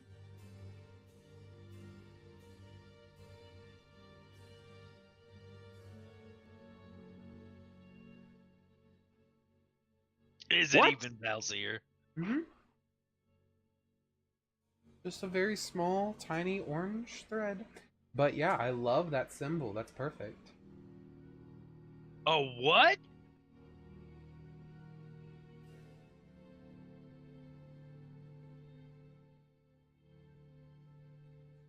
Have I had it since then, or did it just appear right now? It appeared when you thought of it.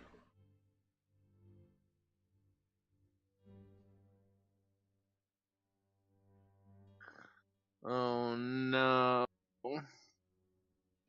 What if it's not a trick, bro? That's what I'm saying. I mean, we can't even hardly play this campaign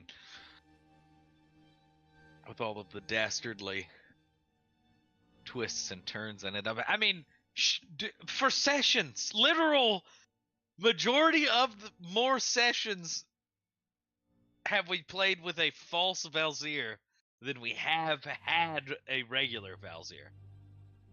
I mean, never did we think at all at any point that he was anything different, and we've been steered down these fucked up paths.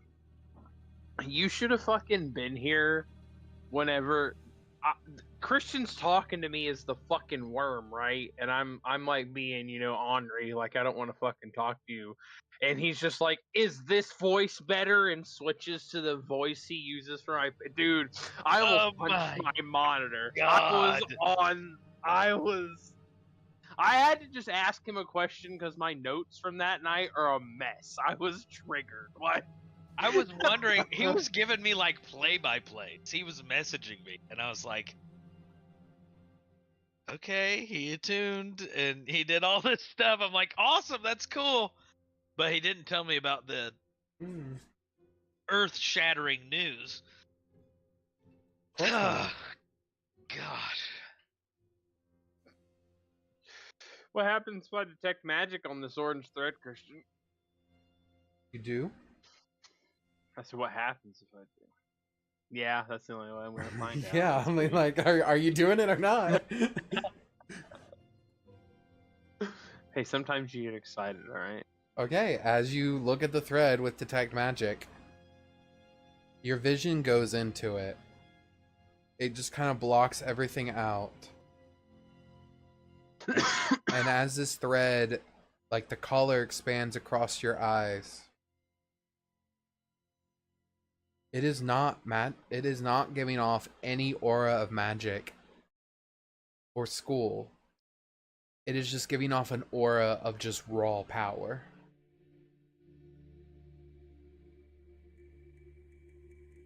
Can you see this, Elben? And I'll hold it up. You see him holding nothing. What is it? What am I supposed to see? A string.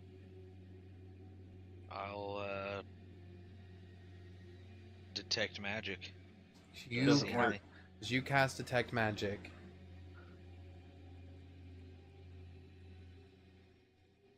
I need you to roll me a perception check, Elben.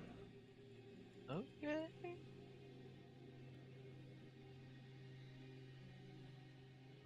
Perception.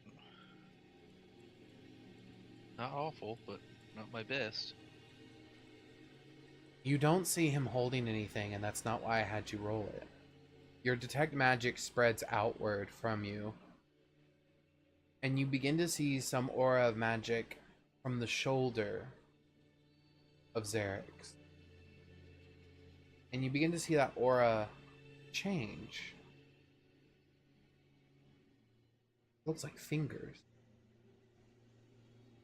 And as you look, you see just standing just behind Xerix, you see a being with 1,000 faces smiling at you.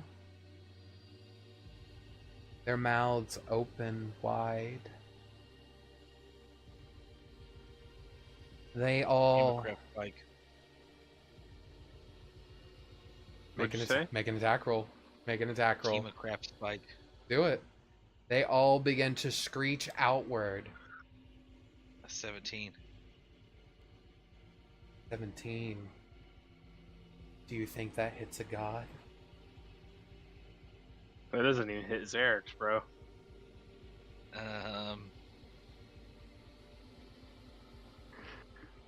Do I have any luckies left? I don't think I do.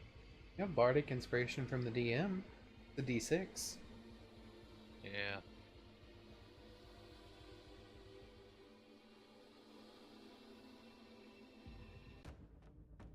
$17. We'll put the D6 on it, and I might just throw a little delirious-y into the mix. Let me know what the D6 gives you. 20. Dirty style. You send out a Hemocraft spike, ripping, just grazing the face of Xerix as it passes him. And you see it implant into the eye of one of these creatures, and you see its face begin to pull itself into the spike, like as if your spike is a singularity effect, ripping its face into it. And you see the spike disperse, and you see a new face take it, and it's frowning at you. And at the same time, you hear them all speak to you, Elben.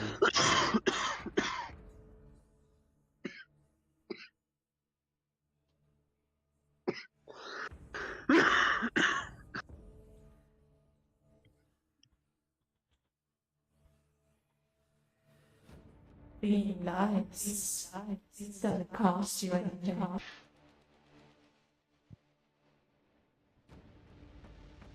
Yeah, but now I've found out what I think you are. Now, when I'm saying this out loud, am I saying it out loud, or is this an in my head kind of thing? To say this out loud, you look around and everything around you has stopped moving. Okay. It's not in your head. They've just stopped everything. What do you want now? I know who you are. You know. A story, you know.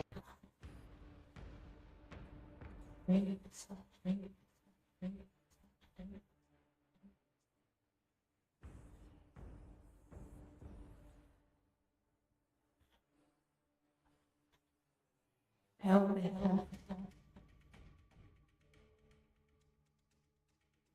You found your way there. I did.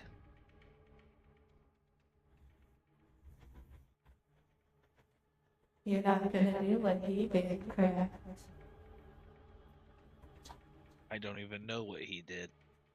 We wouldn't want to be punishing you. The same way we did him.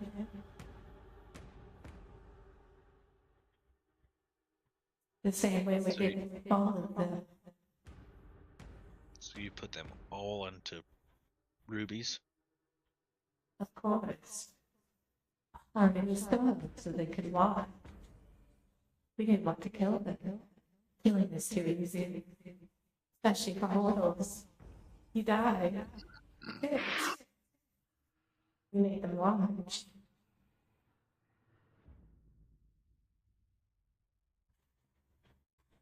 Are you saying you wouldn't want to watch? No, I would not.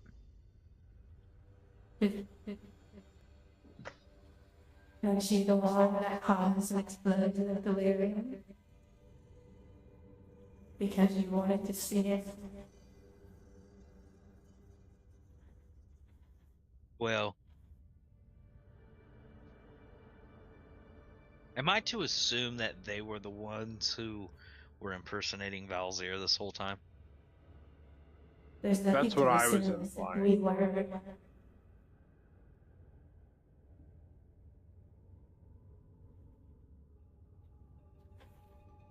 I don't think it's very fair to spin this whole thing like I wanted to use the delirium to power myself. I thought I had a friend who was steering me in a certain direction. And that friend being you, steering me down a path that I shouldn't have been going down anyway, and allowed my mind to get the better of me and just go ahead and do some experimenting on my own, not knowing that the consequences were feeding some kind of horrible eldritch being that's trying to escape a plane of existence to go and ruin divinity as we know it. But I'm paraphrasing a little there. So you are. I am what? Paraphrasing what we really want to do. You could join us, Elben. Like-minded minds. We have room. I don't really want to be part of a collective. Fine. No.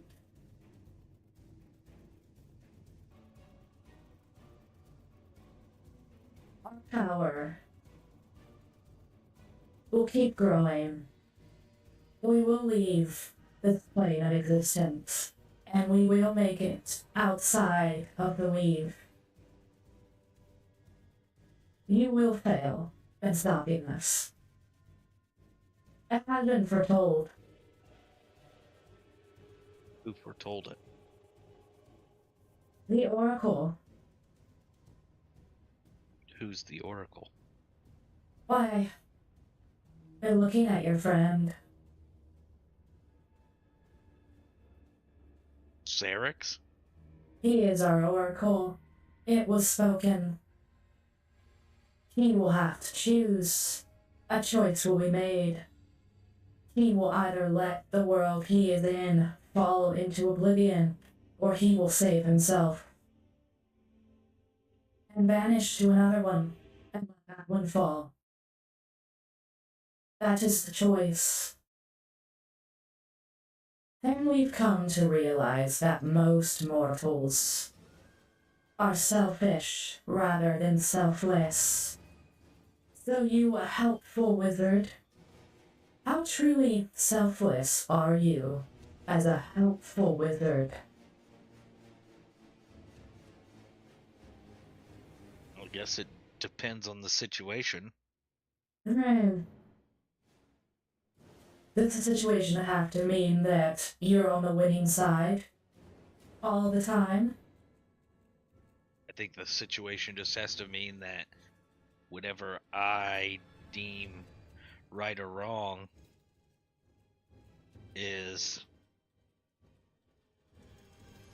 goes the way that I deem that it should.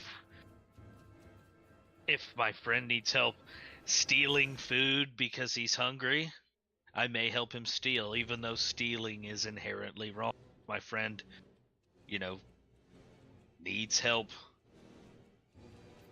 killing a man for killing someone that he held dear, even though killing is wrong. I may help because I have the ability and power to do so. Let me know.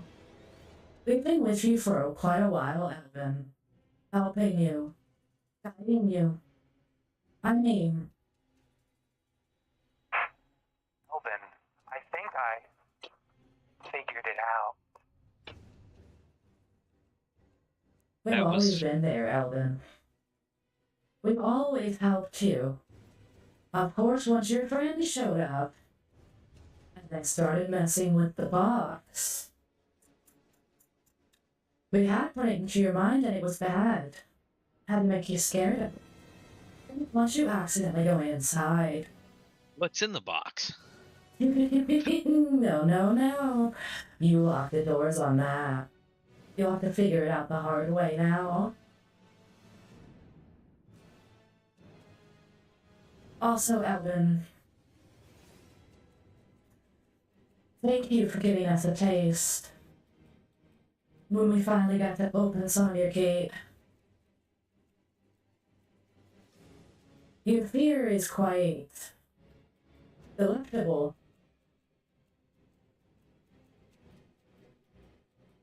My fear?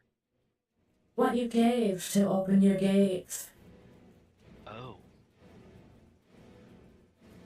Yeah. Delicious. Of course, that part of you is still screaming in agony and torture, but it's no longer with you now. It's not like you needed it to survive. You're just lucky. Right? I guess. Or have you been guided? And has everything that's been happening to you only been going your way because we've been allowing it to go your way?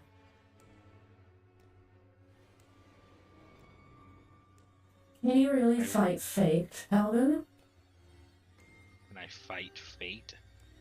Yes. You think think you that have- pathetic little rune that you're describing on the dirt, you think that's gonna stop us for long? We'll eventually break it. And we will eventually see you again. I don't know if you will. Until I'm ready for you to see me again. Then. We'll let the best wizard win. And mind you, I'm 1,000 wizards. You're gonna both say one. 1 versus 1,000 isn't necessarily fair, but I'll win. And then I'll put my hand on the sigil that I drew and see if it does anything on the rune. As soon as you put your hand on the sigil that you drew, you feel magic blast through it, and you feel it burn into your hand, that sigil, and you feel their presence is gone from your mind. Okay.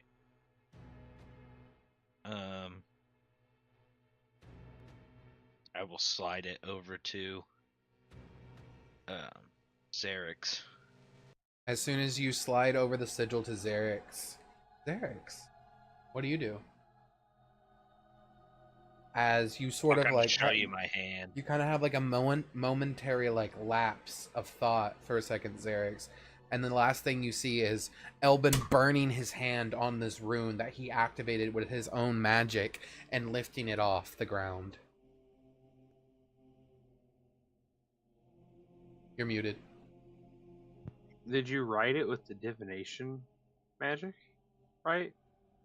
I haven't yet. I mean, I guess I can. I was more No, just no, like no. scribbling on a piece of paper, but Sure. Right think now the it's best being bet- activated with your raw ferocity. Your raw magic is keeping it active. It will eventually need something to keep it active. Am I still holding my string? Yes, I'll touch it with the opposite hand. you do. It feels like a string.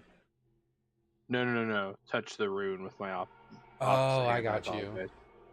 As you do, your voice, all the voices, they die down in your head.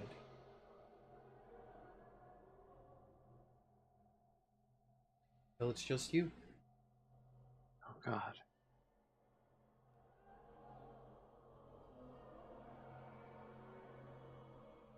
Okay, well, we'll get everybody to touch the rune, and then... Quick DM question. Yep. Is tattooing a thing Yes. in this world? Yes. My thing is His based on a vestige tattoo, in is a fact. tattoo. Yeah. Oh, that's okay. That's cool. Well, is there someone around here who would? I mean, you could. Here's my question for you. Yes, you can spend the time to attempt to find like a tattoo artist to do it, or I mean, you could cattle prod. Yeah, but how do I infuse? My thought is like infusing the pure magic into something permanent, Yeah, I mean, like there's tattooing. a would be tattoo Magical or cattle prod. magical cattle prod. You could cauterize the wound with it. Oh yeah, I see. I guess that would probably be. What if I just cut it into my hand and then poured the magic? There's on nothing it, there. poured like a drop in it. I'm excited to see which way you want to do it. I think that's a little more Elben's speed. Yeah, I will you try that pull out first. your wand and you begin to. I'm just gonna follow what is on my hand, what I drew on the ground. As you do that, you hear. That looks like it hurts. Ouch. You can't feel that, right? Like we don't have the No, same... no, we don't share bodily harm in any way. If you die, I'll be perfectly fine. I'll just slowly ride out your decomposing body until I'm just left alone. Okay. Well, and then I'm gonna just the tiniest drop of this pure divination liquid. You see the tiniest little drop of this golden liquid as it begins to fall. For just a moment, there's a thought, maybe this isn't a good idea. And then poof, it splashes into your hand. It feels like your hand is on fire. Oh, damn. What just happened? Hold on. Oh! I didn't really have a lot of HP to spare either. 1 second. And I've been doing a lot of cutting and carving. I'm gonna take... Do you say 7 damage is fair for the ruby cutting and the hand cutting? Yes. F5.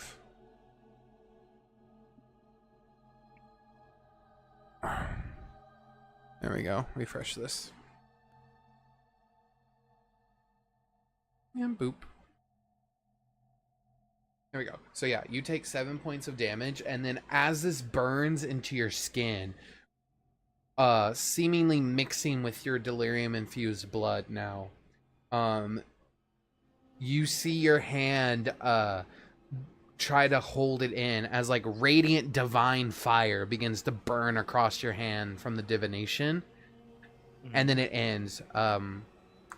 Elben, damage wise, you take, well, let me roll it. What does 18 points of fire damage put you at? Stout. Passed out? Okay. Yeah. You see Elben just sort of like fall over. Well, shit, I don't know if my warlock power is gonna work if my mind's quiet, but I'll try and heal him. With what? My feature that I can't ever remember the name of. Healing light. With the bonus action, the dice, yeah. As you attempt to try to heal him with healing light, you feel the magic coursing through your hand. You feel it reaching your fingertips, and then it stops.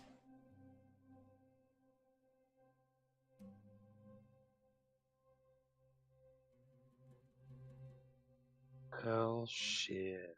I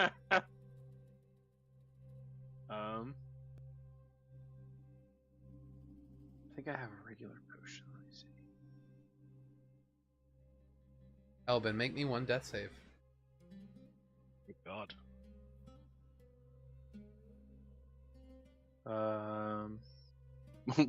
What about my lay on hands or my paladin stuff? Do you believe in those oaths? I never took Oath, so I was level Yep. 1. You attempt it. I'll try, see if it works. So you press down into Elben. You think back to your time at the temple. Why did you truly ever leave them? You say it's because they were doing practices. It was against what you thought they initially were. But is that correct? Or is something just making you remember it like that?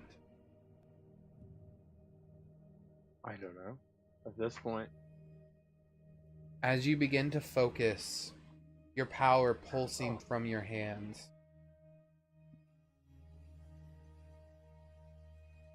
you're back at your temple. It's a beautiful spring morning. The wind is coming through. It's a nice breeze.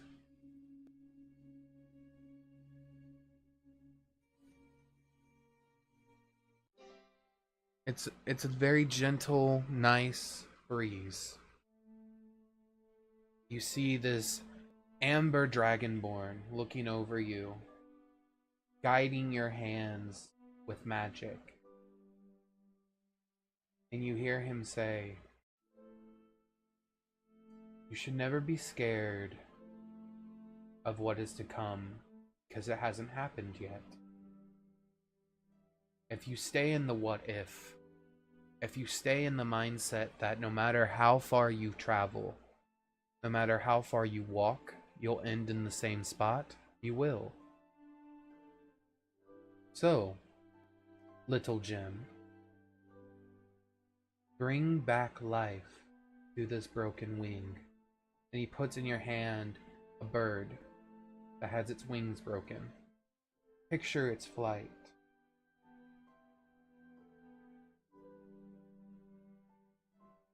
What does little Xerax do?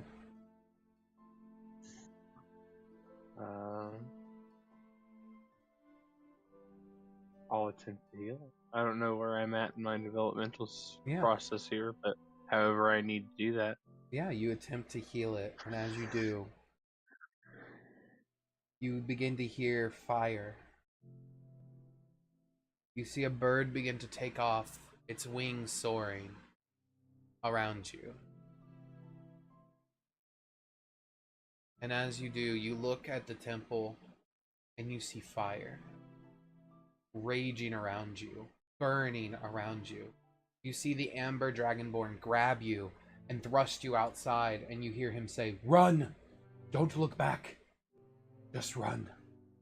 There's no need to be afraid anymore, Xerax. You're meant for so much more." You take to your legs and you just run harder and faster than you've ever ran before. You look up at the sky and it's almost as if the sky itself is breaking apart, rupturing, if you would. You see a tear facing time above you, ripping your temple into the far realm. What the fuck? And then you see a blast of energy carving itself into you, not leaving a physical scar, but a mental one. And then that is when Xerax, for the first time, hears, It's okay. I got you. I'll protect you. I'll always be by your side.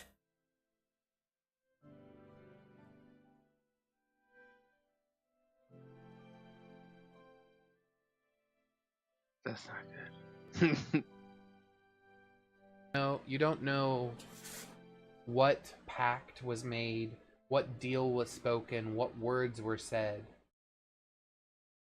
but it protected you, and it got you here.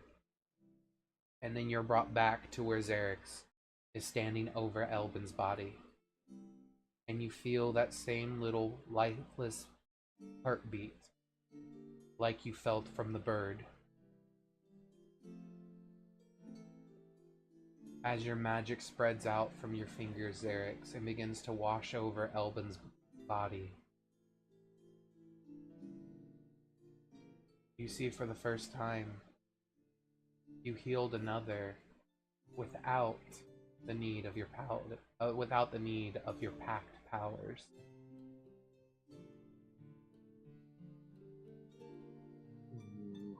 How much do you put into Elben? Right now, the max I can do is 5. So do you give them all? So 5. Elben, you Yep. heal 5 hit points.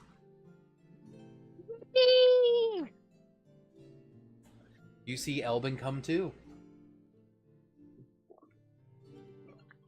When I sit up, I'm gonna immediately look at the rune on my hand. Yep.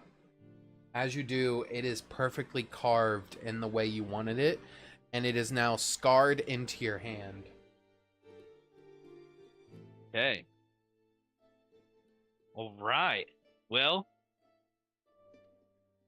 I wouldn't recommend doing that the way that I just did, but it seems like if you can stand the pain of pouring this potent raw magic onto your body, it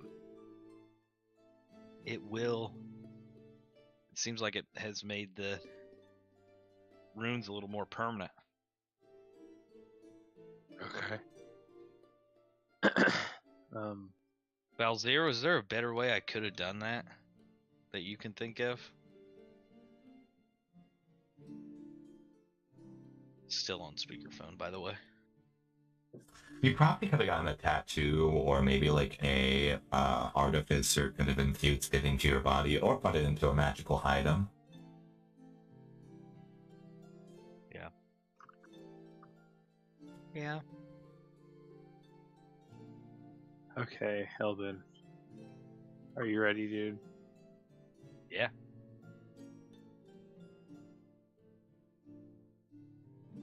Hold on, let me roll a die.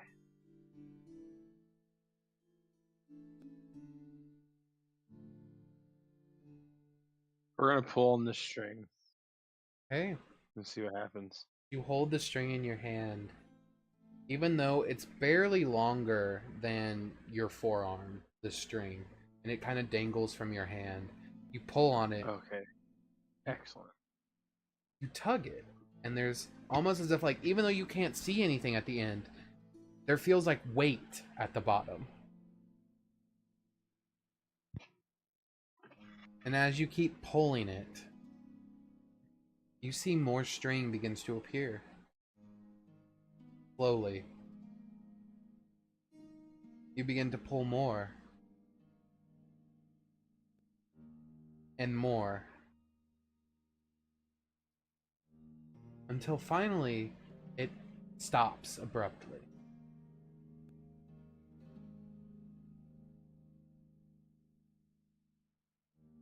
You see Elben coming out of nothingness. You see a hand caress around Xerix's hand where he's holding the string. You do not see a string. You only see this gray, long It looks like hand. he's like pulling something. Yeah, so the entire motion, it looks like Xerix is pulling something out of nothing. He just keeps doing this whole Okay. motion until finally you just see a gray hand wrap around Xerix's hand.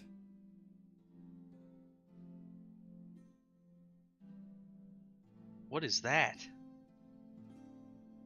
Do I see the hand? Yeah, it's wrapped around your hand. You see the other Do I end of the string. recognize it from the mirror? Yes. Because its hand we'll was very grab it. prominent. Yeah, as you Yeah, grab I onto, remember you telling me. as you grab onto its hand, what are you wanting? I don't know. The string showed up here. What does it want me to have? You feel it grab you. And you hear, Oh shit, it's been a while since I've heard this one if he used the same one.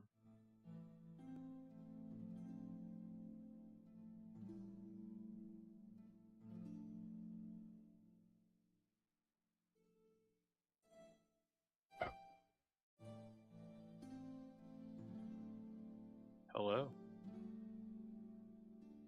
You're the one that reached out to me.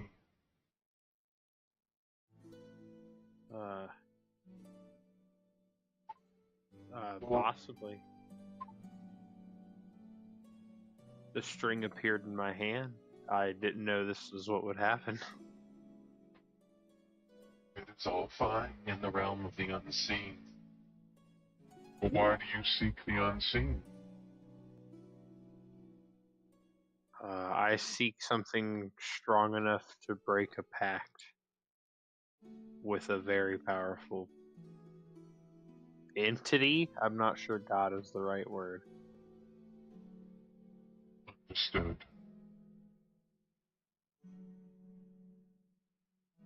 Those exist.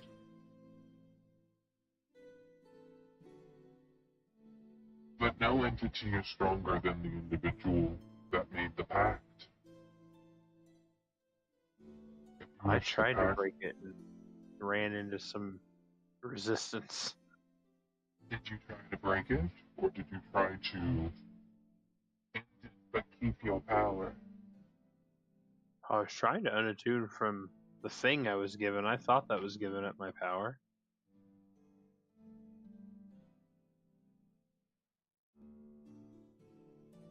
You, more than anything, to break from your current patron.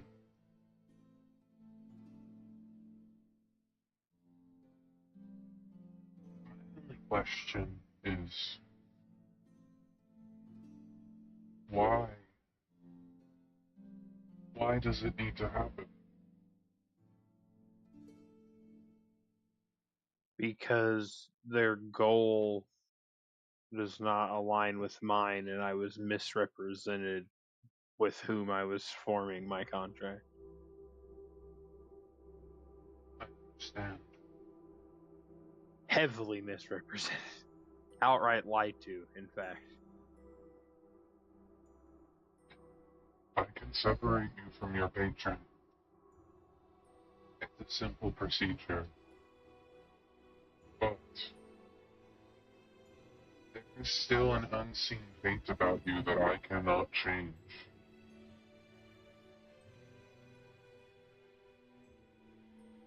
You don't think it'll free me from my choice? That choice is locked with so many lives tied with it that not even I could sever a knot that big.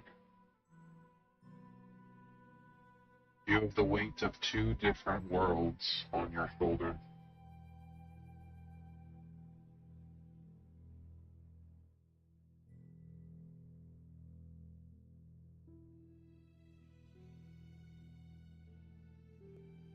Are you looking to be isolated to make this decision? Or are you looking to connect with a new patron, a new power? The choice is yours. Do you feel like you need it? Feel like I need help?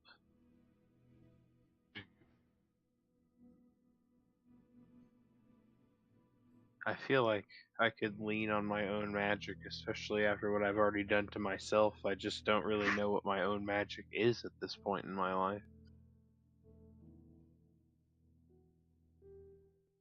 You trust yourself enough to lead you down a correct path? I think so. Yeah, I do. Okay. Then I will just do this. I can sever your pact, ending that power. And you will have to rely on yourself, unless you choose to make a new pact with another creature.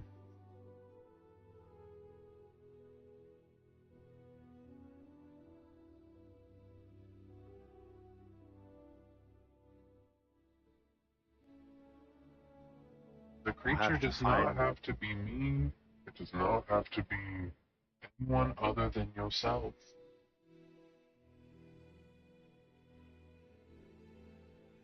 Interesting.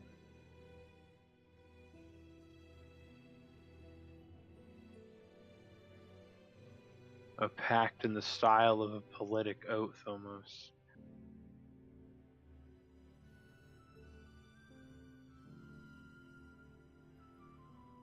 Okay. Go ahead and sever us. Good. You see, as quickly as his hand appeared, a blade appears in its hand and just instantaneously cut through air, and you feel cold.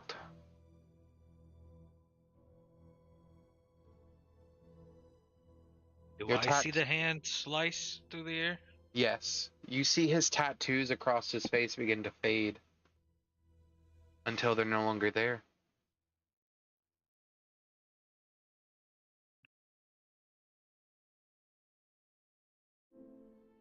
Okay. What was all that about? Well, I'm free. You got rid of your pact? Broke my pact with that entity. With the worm. Are you making a new pact?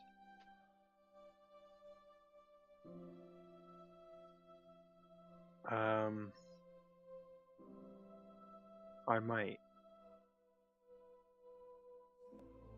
But it'll be a little different. I'll have to think on it for a little bit. Okay. I have another question for Valzir. Shit, ask him Okay. if he saw all that too. Yeah. I assume he did. The other you said that you cannot see me all the time. Yes. So you do sleep and things still. No, I can see you all the time. You can see me all the time. I can't see anyone else. I'm only attuned to you. Yeah. But like everything that I see, you can see. Yeah, And- within retrospect, like I do keep privacy matters private.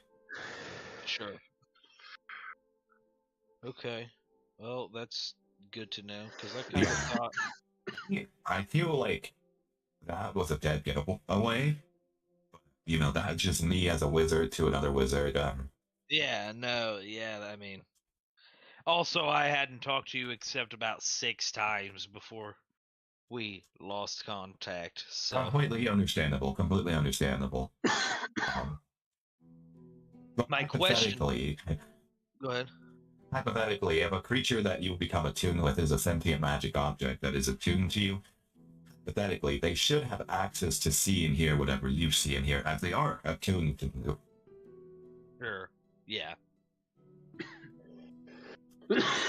Makes sense. I'm glad I can help you. Uh, I was a teacher. My question is if you are in the tomb of a potential being that is entirely made out of rubies, is that being all of the rubies that they trapped the wizards in amalgamized into some kind of beast? Yes, that is exactly what happened. When we are together, our minds become our most primal.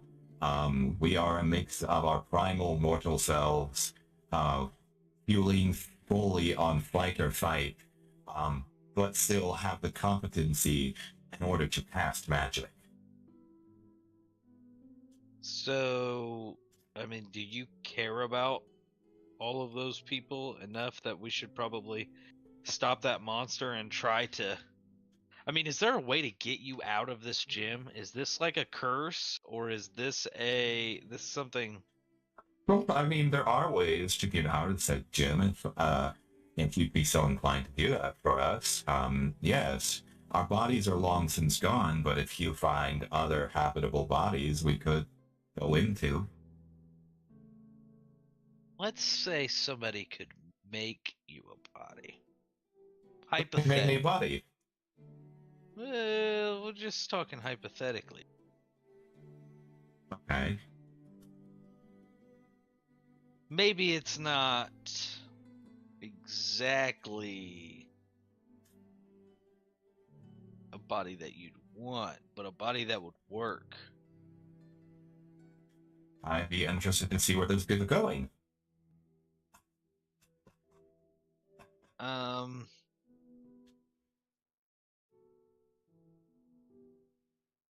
So I came across some literature here Eh? from that other being.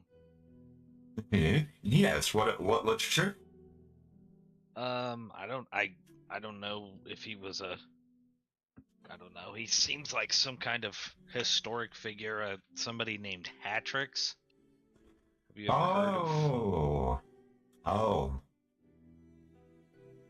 I don't exactly remember what his title was, but it was like Hatrix the Flesh Stitcher or something along those lines. Yeah, the Chimera Prince. Yeah, he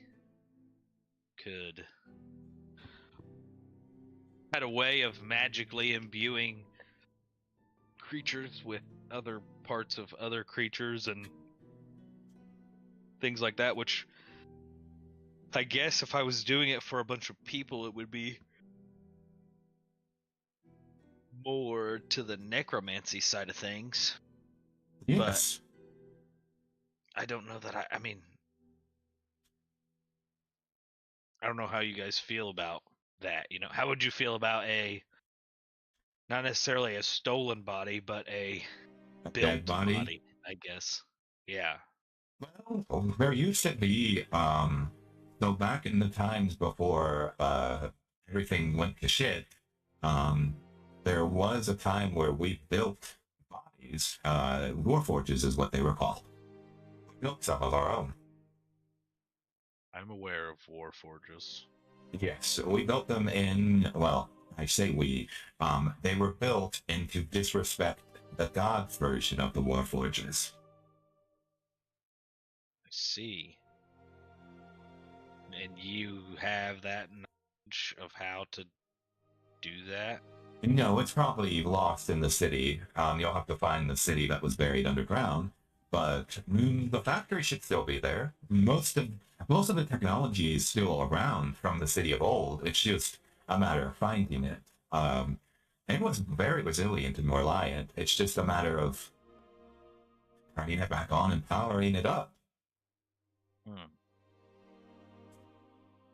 Okay. Xerix, have you ever met a warforged? I don't know. Have I? Xerix has not. Autognome, yes. I don't know. Would something like that work? Like a mechanical body? I do not see why it would not. I mean, it's gonna work for gods. I don't see why it wouldn't work for a wizard. Would you rather have a flesh body or a mechanical body? Does not bother me which. I've already lived and died. I mean, I'm sure most of those wizards that are in those rubies, they would say the same thing. If you have to kill them, at least they get to die. What a sad death it would be. I wouldn't want to kill them, especially knowing that every ruby's potentially a person.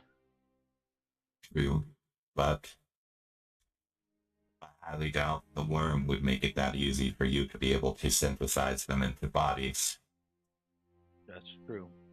I mean, the only reason I got out of the amalgamation was because a tooth got chipped, and I happened to be in the tooth. Yeah.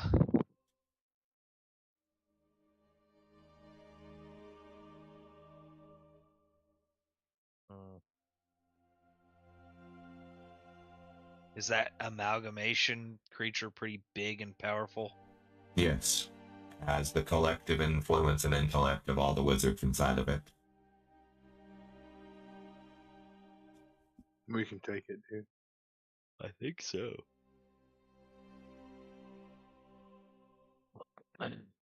I mean, I'm pretty useless right now, but I'll figure that out because we're definitely gonna have to take a long rest before we go do anything combat. Yes, absolutely.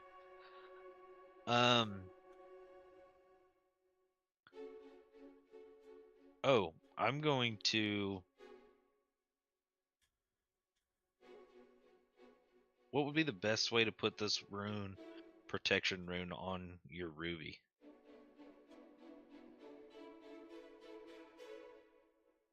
Yeah. I'm talking. No, as long as I'm attuned to you, I should pretty much be protected. Okay, you're protected under it. Yeah. Okay. Well, and we've been standing in a pond this whole time.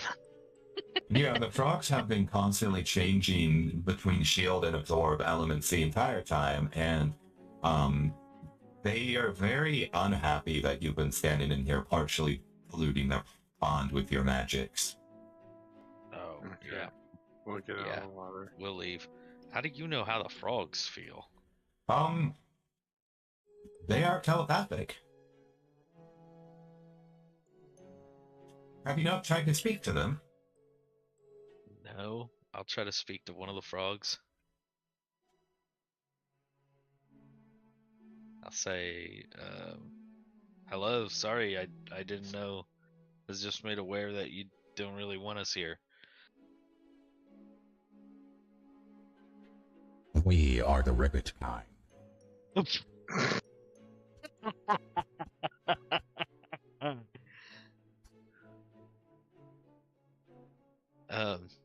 sorry we are for... the sons and daughters of the one true God, Reckonar. Your sons, so are they grung or are they frogs? Oh, I know that you guys are little grung. yes. So you're gonna grow up to be great mages one day? We are the greatest mages we will ever be or should hope to be, and our children's children will also carry this great burden. We shall protect the city, for our goddess has left us. Yeah, what exactly happened there? We do not know. She is only but gone.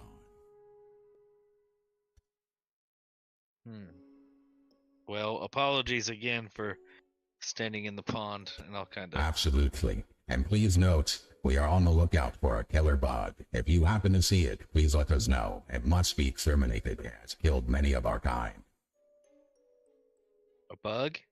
Yes. An oncake. Okay, I'll keep my eyes peeled. Wonderful. Good day to you. Good day. And he ribbons I'm gonna away. turn back to Xerix and be like, the frogs talk. The frogs can talk. Everything talks, Elben. Everything talks. The walls talk. The crystal talks, and then the crystal's not even the crystal, and it's still talking.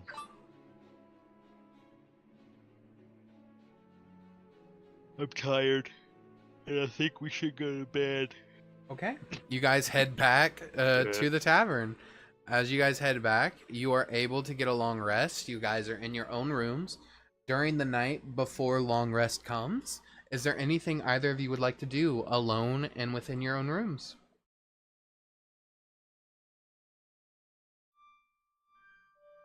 How do I feel now that I'm not under the influence of anything and I've taken all this shit into my body? You feel weightless. Is that a positive or a negative? That is up to you. Do I feel weak? You definitely don't feel as powerful as you felt before. You definitely feel more or less... You try to access some of your abilities that you've had before, and they're just not coming to you. Some of them aren't even working correctly. Okay.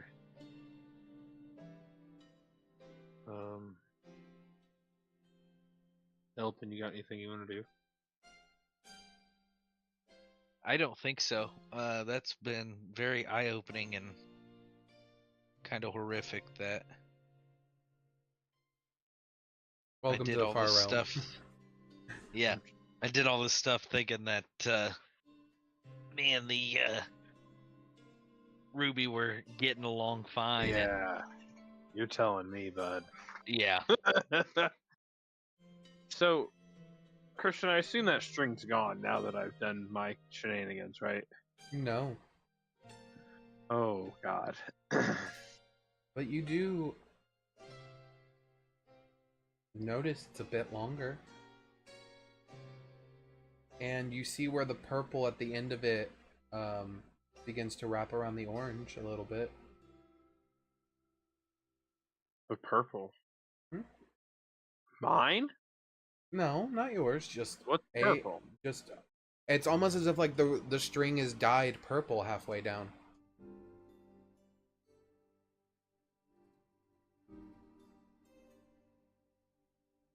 Huh.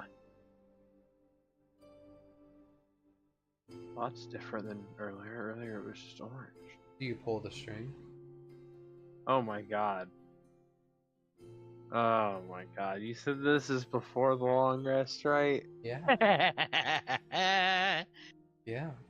I mean, yeah, let's see what happens. You pull the string until finally you hear a pop, and then dangling that like kind of falls out of its like knotted like string. So like there was something held on, kind of like a fish hook, and it got untangled as soon as you pulled it, and you see something roll across your floor.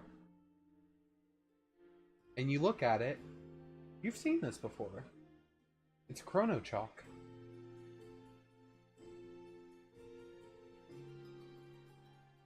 I'll pick it up. As you pick it up, you see on the ground beneath you, something begins to write. As if it's writing with the chrono chalk that you're holding. What's it say? It says,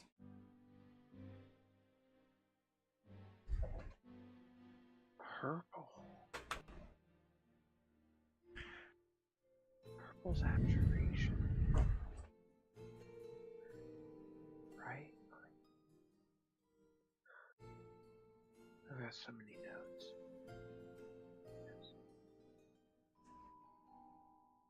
No, it's not. Oh, shit. "What's wrong, What's wrong?" Oh, fuck. I had my colors minced. Oh, What's purple? shit. Conjuration. Uh-oh. Summoning, teleportation, Oh, creation. Oh no! Xerix, as you hold Uh-huh. the chrono chalk, separated from your patron,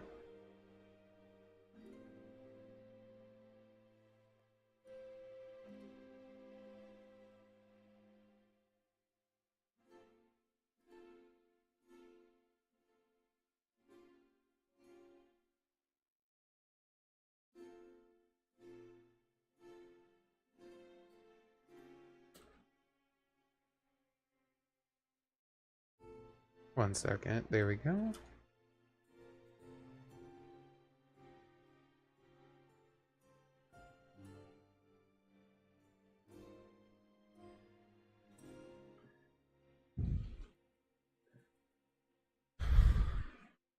Cue the ones I just that want you just guys to listen know to that their mind. I just want you to know that I got ChatGPT to say this is cosmic level. And I was like, thank you. But anyway, as you hold this chalk and you grip it, it hums, not with the power of any one patron, but it feels like your power, Xerix. Your own power being reflected into it. And you know what chrono chalk does. It was explained to you from Tick and Tax. Yeah. You know that the message that is being written is one that you're writing yourself. You see multiple different writings begin to appear across your floor. You look around the room, the walls, the ceiling, all begin to get filled. All this writing happening at the same time. All of them moving at the same time. The same S's, the same dotting the I's and crossing the T's. Everything down to the hand style. The writing style. Identical. One draws with blood, one with fire, one with stardust. They all say the same thing. You are the echo, you are the horn, you are the flame that draws the moth, that begins the flame again. And then you hear it. Not Vestera, not the worm, your own voice. You remember the moment you stabbed into the scroll. That power that was released. You hear a version of you say, no god owns me. You hear another version say, I am a patron of myself. You hear another that says, my power is mine because it must be. Because it already was. You look down at the sign and you realize all of these writings along the wall, the ceiling, the floor, covering it with endless messages to anyone else would look like the writings of an insane person. They all say the same thing. Xerix.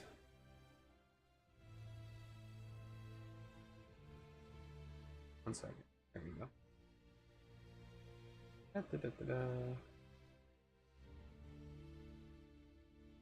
Xerix Stormsbane. Do you sign to be a patron and a warlock to yourself?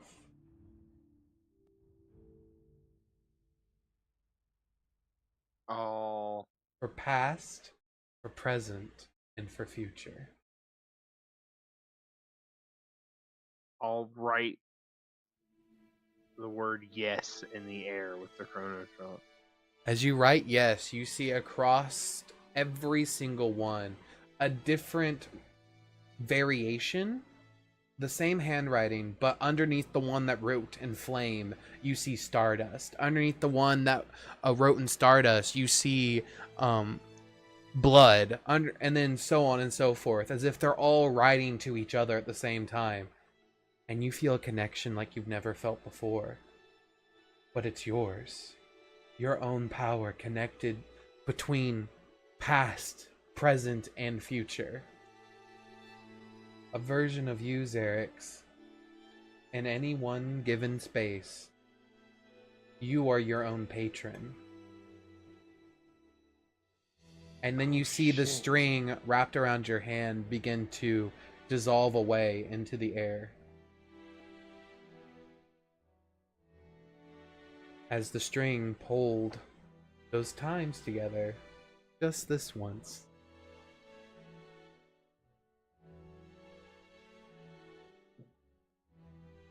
You hear, you become the fracture.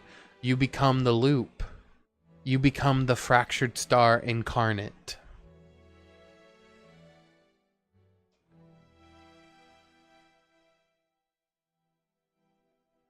For the time being, Xerix, you have found a new fragmented celestial patron. Me? Yourself. As you said yourself, you are demigod status. Bruh.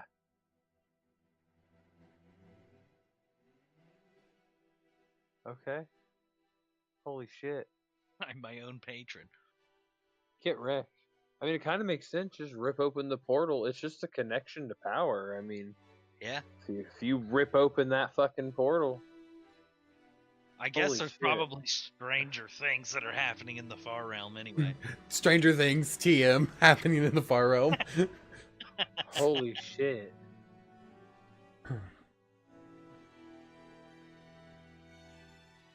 I'm gonna try and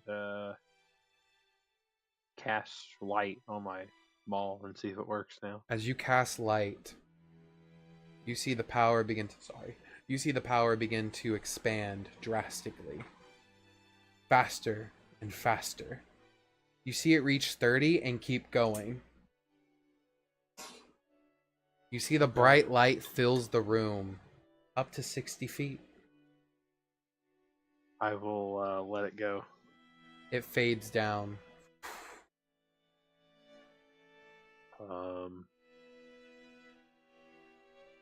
We'll go to bed, I guess. Holy shit, that's a lot to process. You go to bed. Elben, as you sleep and rest, what are you thinking of as you are laying your head down to rest? No longer feeling the madnesses or the paranoia either.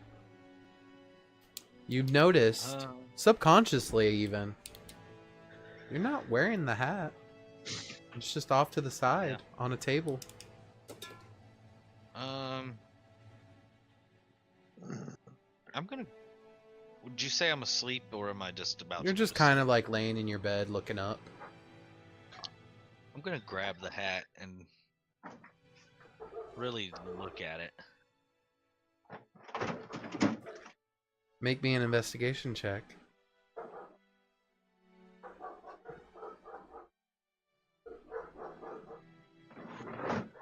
Almost.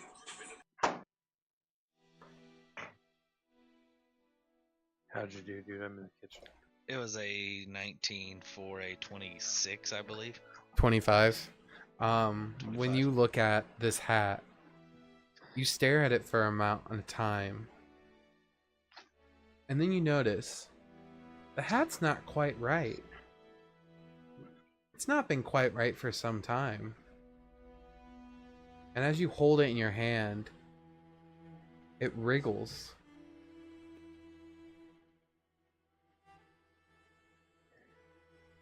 Is that hat a fucking mimic? You look at the hat. Was not a mimic. It was a mind parasite, as you were holding a medium-sized tadpole in your hand that would suction itself to your brain.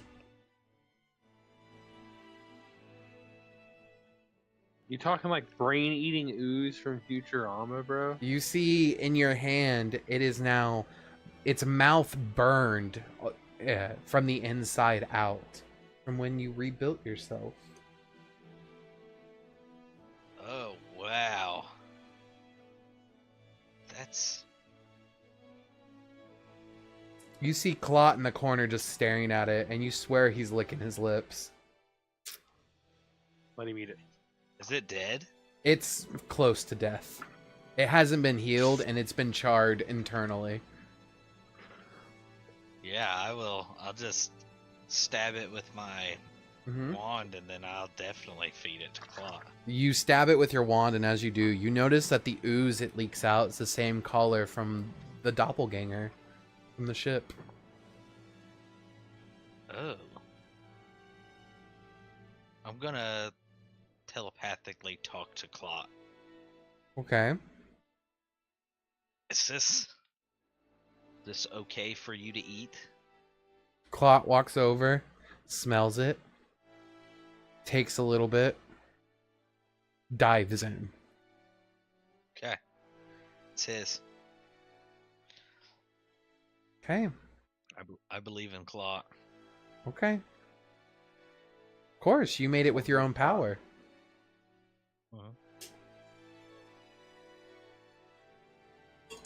Okay.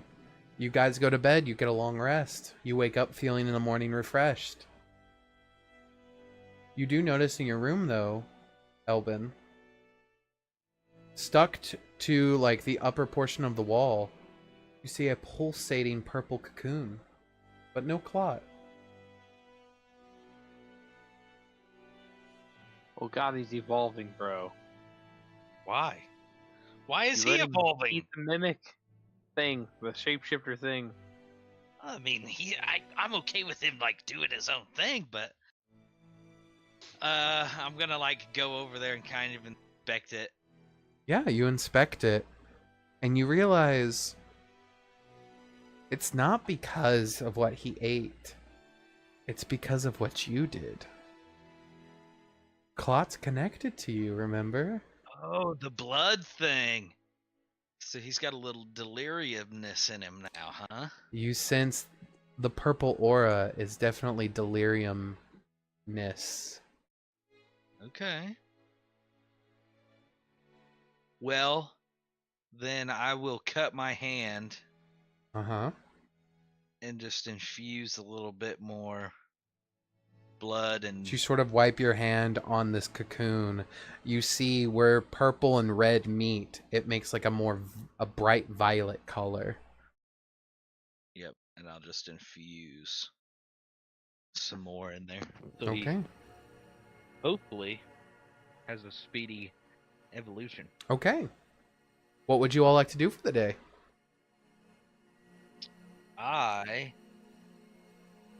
There have been new monsters that have been showing up on the bounty board. They have more F, E, and D. The weakest ones. Okay. How long has it been since we dropped off stuff at the crafter? Just like 2 days, right? It's been literally 1 day because Okay. you did all that shit in Yeah. one night. Yeah. He said, what, a week? Yeah, it will take him about a week per claw, but since you guys are only doing the one claw, it's only going to take him 1 week. Okay. And he's making, I believe you said, a maul, correct? I told you to surprise me. Surprise me, that's right. And then I think a shield or armor with the scale. It was armor. Armor, Yeah. yep. Okay. Do I need to remove this Everglow paradox from my inventory? No, because you are the paradox. Oh shit. Also, it's now Hey, awakened. Oh shit. Oh man, it's been a minute. I don't even remember. I got you. made it, I got and I you. don't remember. But you've awakened the paradox. Why do you think I was so happy when you chose that name? Oh. I gave him a list of names to choose, and he chose this one, and I was so happy.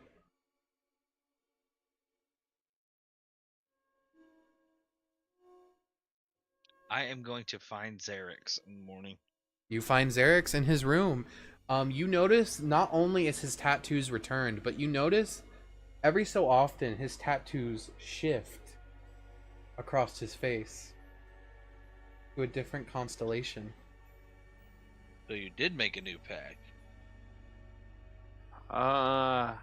Something like that. I'm gonna turn on the light again and see if it's like crazy bright still. It shunts out to 60 feet immediately. A bright light. I don't know how indoctrined you would be just off the bat, but that is large Yeah. for this spell. I did nothing. This is a cantrip. We'll And see you're what not putting happens. any kind of extra power into it or anything? My power is myself, just like I always theorized. Okay.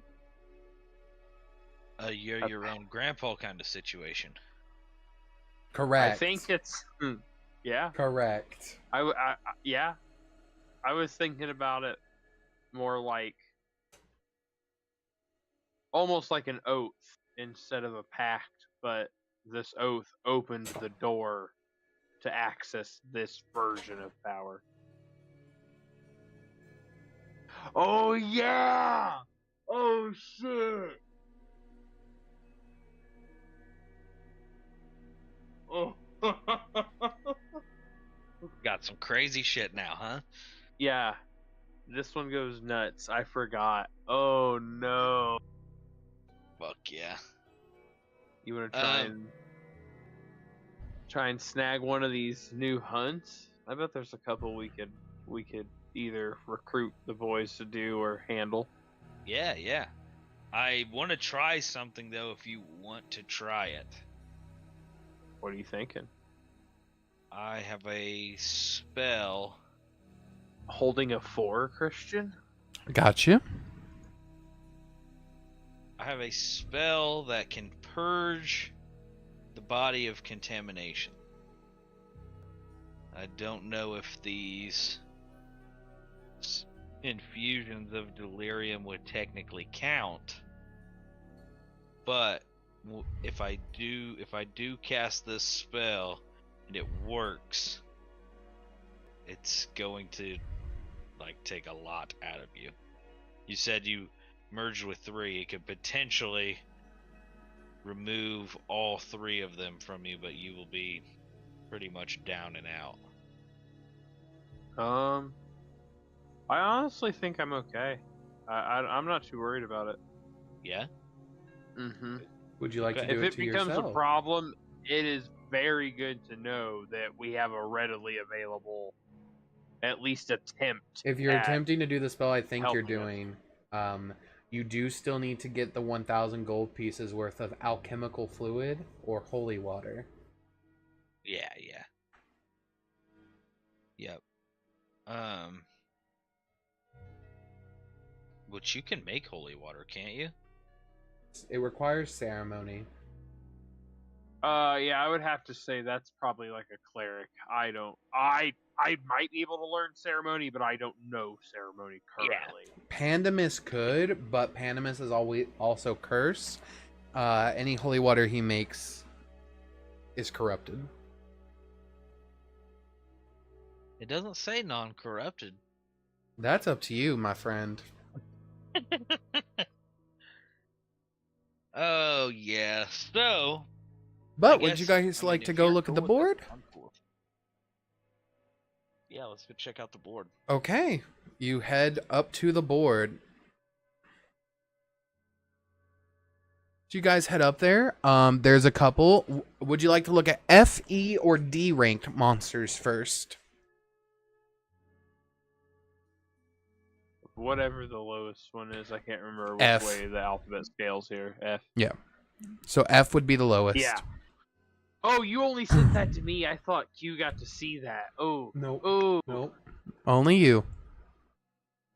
That's gonna be spicy. So this is Scourge level encounters, recommended for at least parties between 1 and 2. They are normally low level threats. Pest or swarm levels is F. We could probably go one up from there, right? That is up to you guys. What do you want to do? What can we get a descriptor for the next Yeah. E? E is menace, dangerous solo adventures, but can be done successfully with at least 2 to 3 members. Rookie hunters, anywhere between, aka level 3 to 5. We should be okay there, I think. Yeah. Okay, so Isn't E. that the one we killed was technically E, right? Because it was a little one. The raptor. Is that what you told us? No, Yeah, the raptor was the C. thing that we're getting. Oh, okay. Yeah, the raptor was C. It can, but since it was a baby, it normally is an A rank monster, an A or S. Okay. Okay. But as we look, let me go ahead and change this because we no longer need this music going on.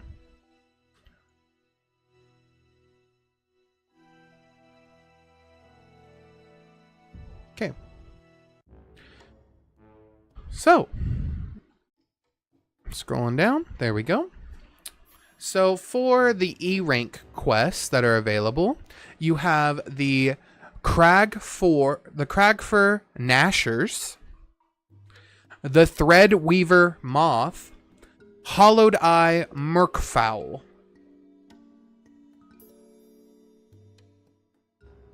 I kind of want to go with the moth. Threadweaver moth sounds cool. A luminous moth is spinning a silken thread that hardens into a magical filament. Very shy. Your goal is to track, subdue, and shear the moth non-lethally. Hear the moth. Like shave it? Yes, like a sheep. I don't. The moth is big. The moth has been described to be as big as a humanoid child to as large as an adult male. Does it say if there's a threat level? Like, is there a way to It's E. reason with it? Maybe. It doesn't. It does not state whether or not if it has any sort of intelligence. Okay, I'm gonna flip through Hatrix's journal and see if he talks anything about giant moths. Okay.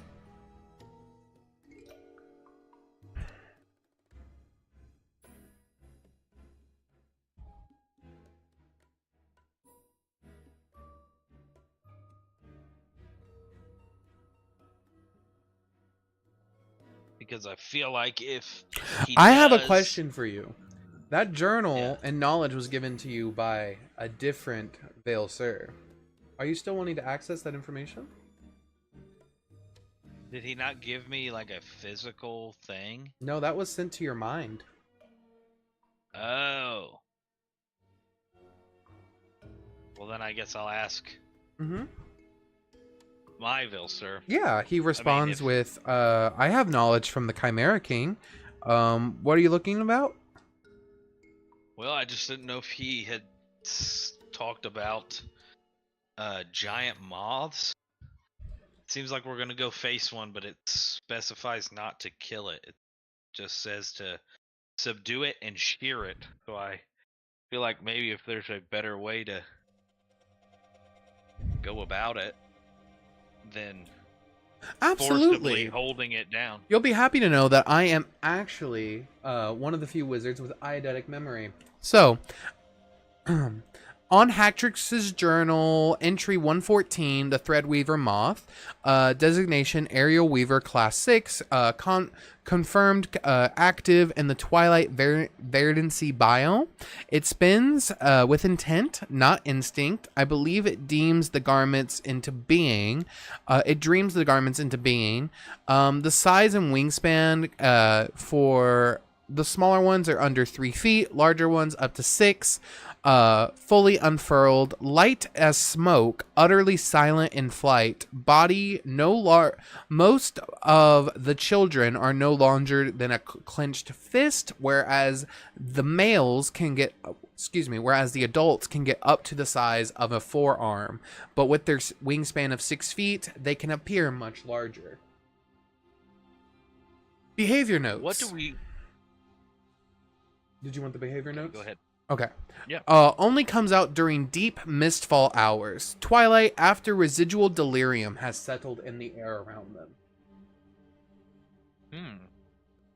If startled or harmed, it releases a pulse of mist magic that phases it out of sync of time and space for 1d4 hours.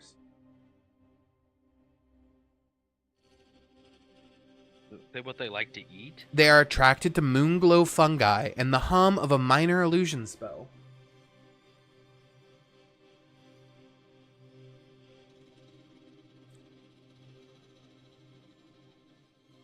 Okay. As for the shearing process, you must not damage the thorax. The silk is dream conjured. Cut too soon and it unravels back into mist. Step-by-step approach in silence with illusionary magic, masking your presence. Cast sleep, calm emotions, or entangle, using non-force effects. No fire, no lightning. Once subdued, use a filamental blade such as obsidian, cold iron, or chimeric bone to gently extract the silk from the spinnet. Extraction takes approximately 10 minutes if left uninterrupted.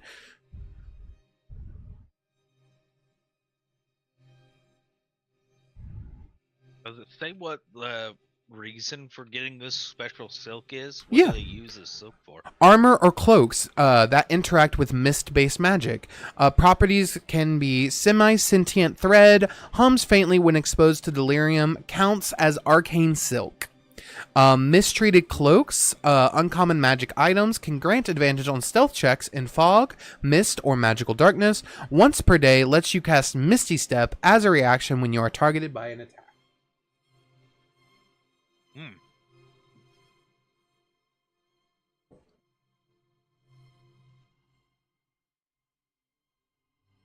Damn.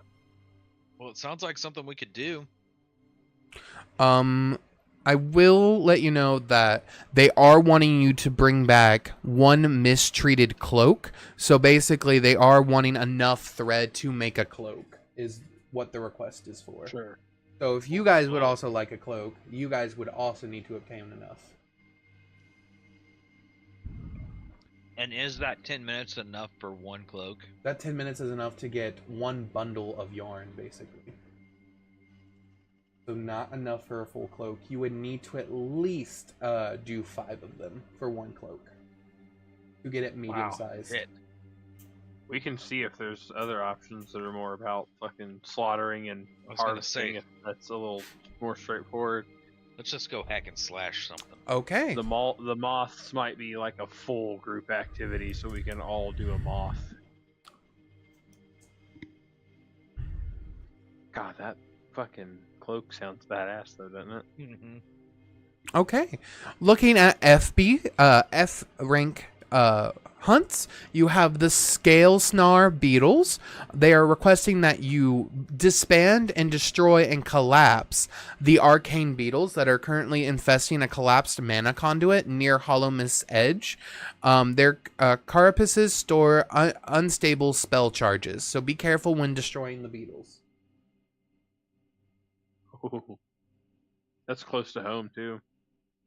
Mm-hmm. You want to check that one out? Let's do that one. Okay. And this is what it gives you. I'm sure we can make something cool with that shit, too. Mm-hmm. Beetle armor that just absorbs random magic. Beetle armor that just throws off wild magic surges or some shit. Mm-hmm.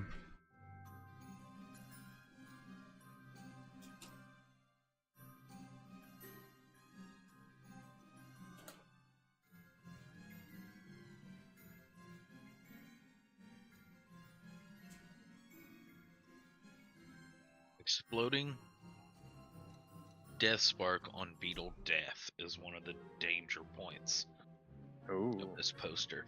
Yep. Okay. Would you like to hear about it in Hatrix's oh my god, Hatrix's journal? Yes. Okay. Like little mages with no brain, Hatrix journal entry 91. Scale snare beetles. Like little mages with no brain, the arcane wants out of them, it burns to be released. Each beetle is about 6 inches long, plated in iridescent carapace, etched with a sigil-like pattern. Behavior: swarms in clumps of 4 to 6, aggressively defending their nest when sparks of raw magic, with sparks of raw spell residue. A collapsed mana conduit pipe, warped and still faintly pulsing with a delirium discharge. They do not die, they discharge. Every carcass is a tiny rupture. When killed, each beetle releases a bursty arcane detonation. Be careful not to stand too close. Tactical advice: do not use AoE unless you have the ability to resist specific damage types known as Force or Thunder. Best to isolate and pick them off with Cold, which seems to contain most of the charge. Spells like Silence or Dispel Magic temporarily suppresses their death pulse, but only if cast right before the final blow. Harvest Notes: Spell Fused Chitin is a crafting material. Thin sigil bound fragment of the carapace. When used in crafting a focus, armor, or gloves. Could grant an additional bonus to spell attacks or saving throws once per short rest. Can be turned into a specific school, creating invocation, abjuration, etc.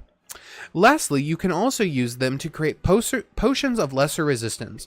Grants resistance to 1 damage type. Choose a random damage type and you grant resistance to it from the carapace as it is brewed into the potion.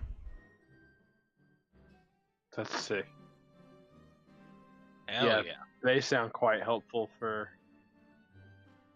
us in particular, like Okay. as a duo. Yep. All right, so you wish to go fight them?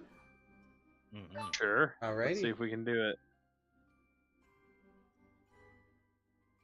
it.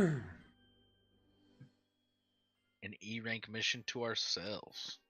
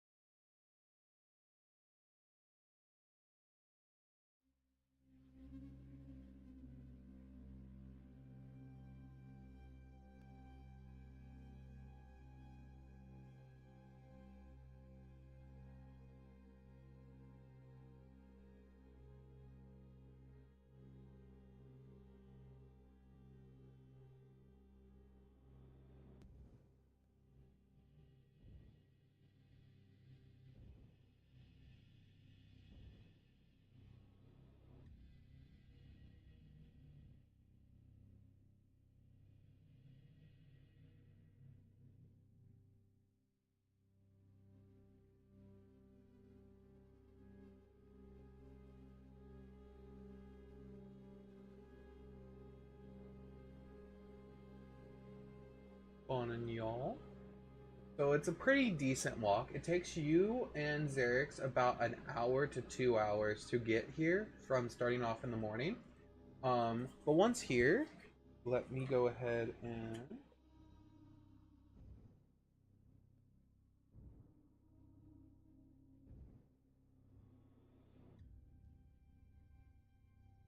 Oh.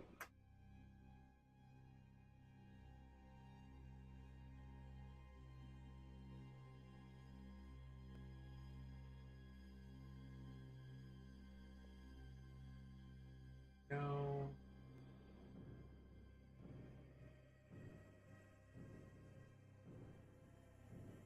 And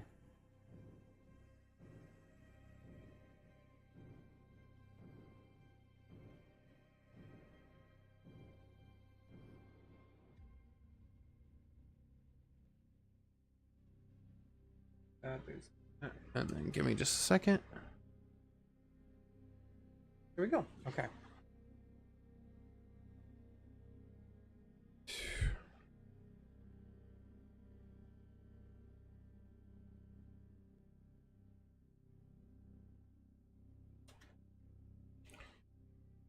Okay. And make this. You guys get close into this cave-like system. You get this eerie sort of like weird veiny structure that is being put together and held aloft by like this like insectoids. You can see insects crawling around all over. Specifically, Xerix, you notice on your way in a bunch of worms and flies. Second time I've seen a bunch of bugs. This is what you guys Did see. Elben see the bugs? Yeah, they were there. The not giant bugs. Yes. Okay. But this is what you guys see.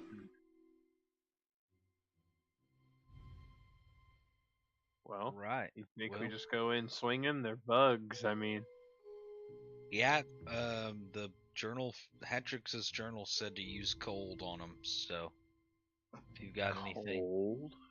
yep, if you've got anything to freeze them, probably I be our don't. best bet. Cold damage is not my forte, unfortunately. Anything I shouldn't use? Anything AoE and fire is not necessarily the best, Okay. Or lightning. or lightning, yes. Oh boy. Well, let me tell you, bud. We're starting to check all the wrong boxes here for me. Yeah, me as well.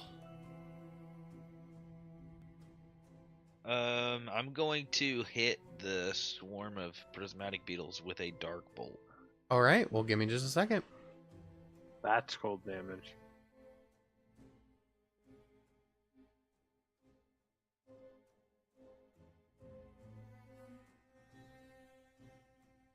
I wonder how they feel about force damage. I didn't mean to roll it yet. There we go. Okay, go ahead and please, can I have everyone roll me some initiatives? Yes. 17. Sick. Okay. One moment. Up first is Xerix. Let me go ahead and change this. So everything's just normal for now, right, Christian? Yeah. You'll let me know when the weird thing happens. Yeah. Okay. Alright. So does Elben's spell hit and shit? Elben, yes, your spell does hit. I believe they get a save. 1 second.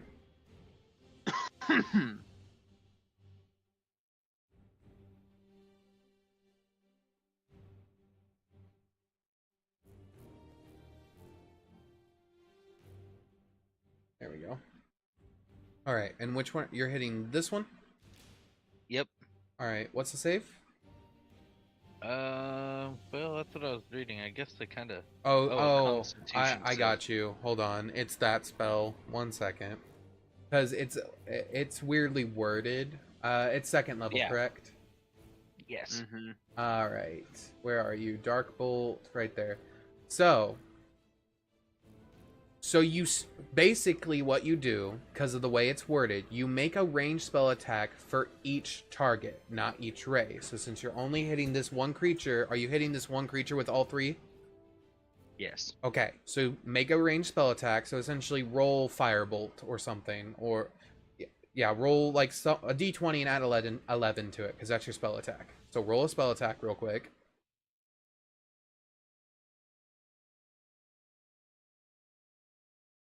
Cool. 27. So that hits. Or that would be 28. So 28 hits. So for each ray that hits, it deals 1d10 cold damage. A target that was hit by one or more of these rays must make a Constitution saving throw or be unable to use reactions. So then I make one con save, and you roll 3d10 worth of cold damage. 15 cold damage. Alrighty. So 15. Boop. That much. Exactly halvesies. There we go. And then I'm going to make me a con save. That is only a 10, so it cannot use reactions. Okay. Is that your turn? Or, sorry, Yep. that was your initial starting. Xerix, it is your turn at the start of the round. Okay. 5, 10, 15, 25. We're gonna try and hit it with the hammer, dude. Yep. Go ahead.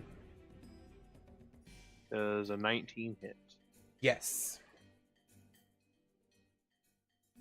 It'll be 20. We're gonna keep doing psychic damage since it's me now and not. Okay. Give it to me. Psychic damage.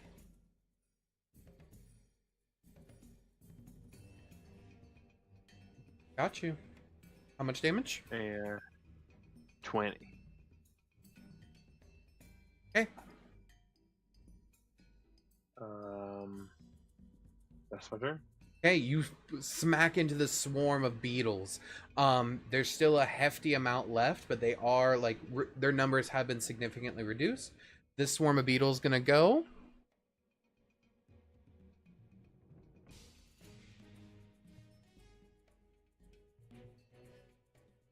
This beetle is going to attack you now, Xerix.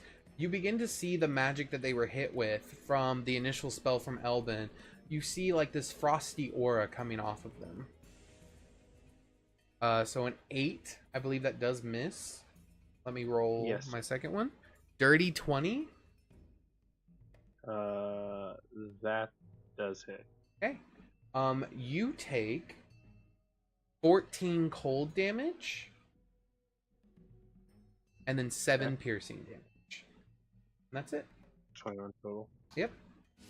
Up next is this swarm. A healthier swarm. That is another dirty 20 to hit. Ooh. Okay. This one hits. only does 16 piercing damage. Okay. This time I'm gonna burn my reaction to roll 2d10 and add my charisma modifier to it. Absolutely. And reduce the damage I take by that much. Absolutely. Wow. That will be 8. That was 2 ones. Damn. So you reduce it by half. Yep. Okay.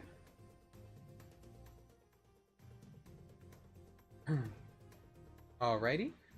That is it. We get down to Elben again after these two beetles make their way up to here. They cannot go any further.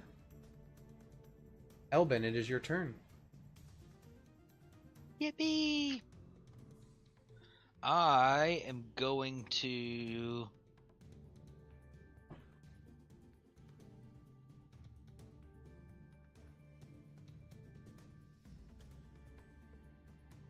run up here get my wand out and hit it with the green flame blade. Okay. Actually, no, I'm not. Okay. I'm going to only run up here and Hemocrap Spike. Got you. The weaker of the two. Make your attack roll. Does a 26 hit? Yes, it does.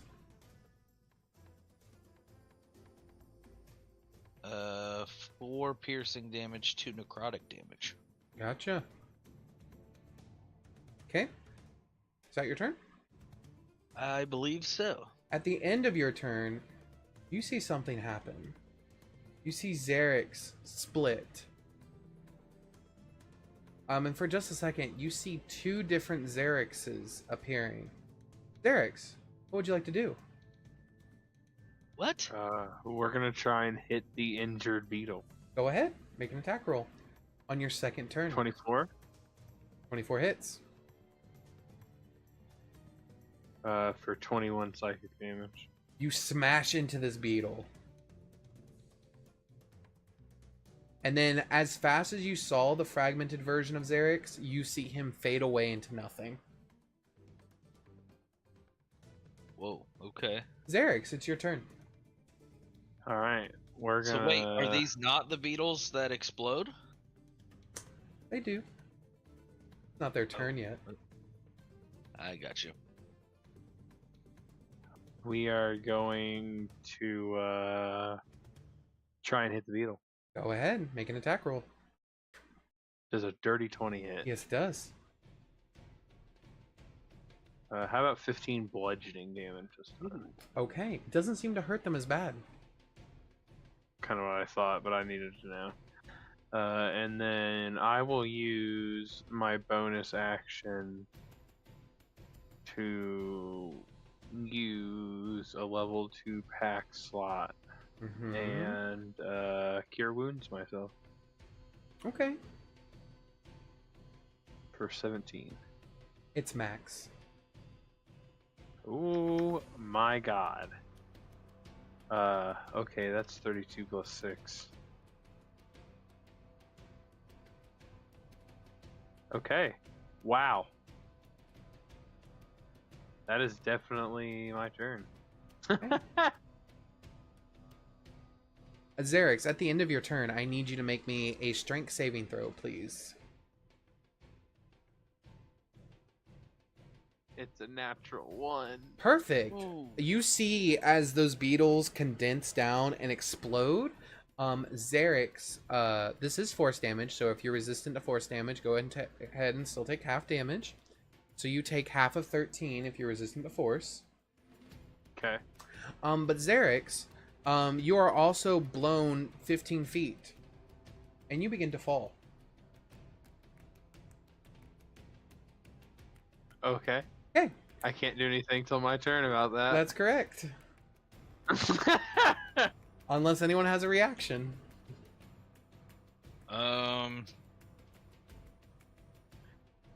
could silvery barbs your one, but that's not how that works. Yeah, it would make him roll with disadvantage again, and he would still have to take the lower. Rolls a -1 somehow. I don't even get to fall. I just end up at the bottom taking full damage. It'll be alright. I am a dragonborn. I mean, Yeah, that's true. it's just technically a bonus action to pop them out, Okay. not a reaction. That is so. correct. Okay. Up next is going to be the swarm. They're going to make their way up to Elben. I could be brutally wrong and get fucked right here, but I think we'll be okay. 24 to hit Elben. Oh! Silvery barbs. Okay, I'll roll again. 12 to hit Elben. No. Okay, who are you giving advantage to? Xerix. Okay. Am I still close enough? At the start of, I think it's 60 feet. Boom, Check. boom, boom. As you all begin to see more beetles begin to come out of their little hive. is 60. They're gonna make their way up as far Is as the they thing can. in the middle of a hive, Christian? Is there a visible hive? The thing in that the they're middle does coming out not of? seem to be the hive. They seem to be crawling out of this hole. And since you are falling, I'll let you roll a perception check on your turn, because there may be something underneath the floor. Oh, shit. Okay. Alright. Up next are these two beetles. They're gonna walk up to here. They're pretty slow when they're not in a swarm. And then Elben, it's your turn. Careful, fam. You didn't get overran up there. You might have to kite. Where's Ash when you need her? No shit. Need a scribe, bro.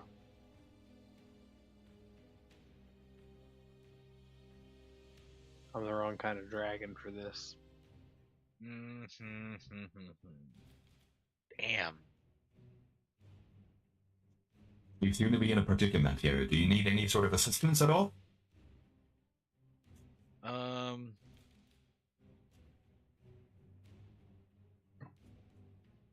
I need to be able to get away and also deal some damage here.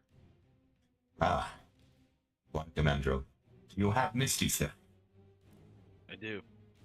Would you use it? Yeah, but then I can't deal any damage. You have cantrips. He said I'd use it. Oh, fuck. I'm going to That was 47 out of 10. Misty Step here. Okay. Boom. All right. So that's your bonus action. You have an action.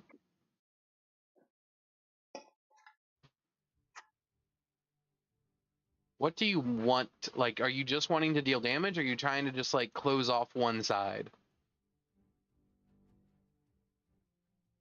I just wanted to get away from that one exploding bug Got you. because it's Getting very close close. to the swarm that's up there. Mm-hmm. I'm going to grab the rebreather. Yeah. I'm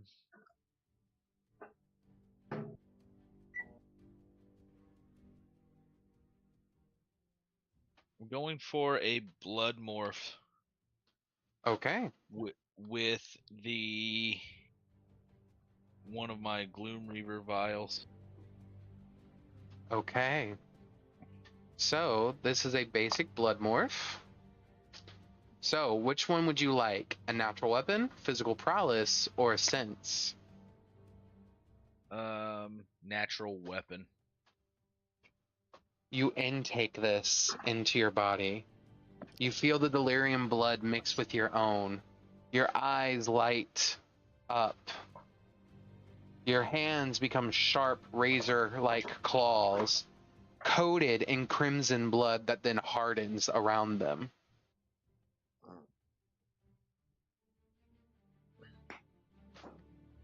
When you may make an unarmed strike using your spell attack. Okay. And when you do so, your unarmed strikes, you can imbue up to a level 1 spell into the strike on hit. You a level 1 strike? Oh, you got spell strike, bro. Damn. Sick, Gloom Reaver's sick, the sick. shit. You're living every fucking Blade Singer's dream, brother. Yeah. But obviously it is a melee attack, so. Oh yeah. Still. Okay. So that's what Sick. you do. Is that your turn? That's it. Xerix, top of the round. Okay, I'm falling, right? You are actively falling. Okay, I will. You said I could make a perception check, see if I see anything neat. Yes, make a perception check. 14. Hey.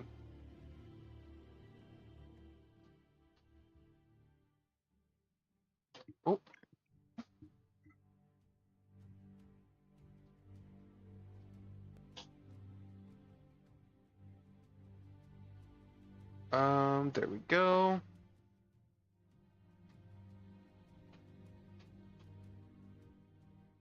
You see, underneath this sort of weird fleshy exterior, you see it stretches all the way down into the depths of the darkness, and you realize it just moved. The whole thing? Yeah. And then you see along its slender body, an eye slit opens and sees you. What? Slender body? Okay. That's it. I guess I'll use my bonus action to grow my wings. Your So for the wings, next minute I fly. your wings as they unfurl, instead of them looking stardust and like fading like they did before, they take the form of a pure constellation and they soar you up. Ooh. Okay. As you soar up, you see Elben with his now Wolverine-esque claws coming out of his hands, pulsing with magic. Okay, Elvin, I'm pretty sure the thing you're standing on is alive. Also, sick fucking claws. I'm gonna kind of look down at the ground and nod and just be ready for exploding bugs. I'm gonna tell him to brace up. And I want to throw a guiding bolt at the thing. At the stadium, where I saw the eyeball. Got you. Make an attack roll. If I can find it. How's 19 feel? That depends. Do you want it to be higher? I mean, it can be, technically. Okay. What are you gonna do to raise it?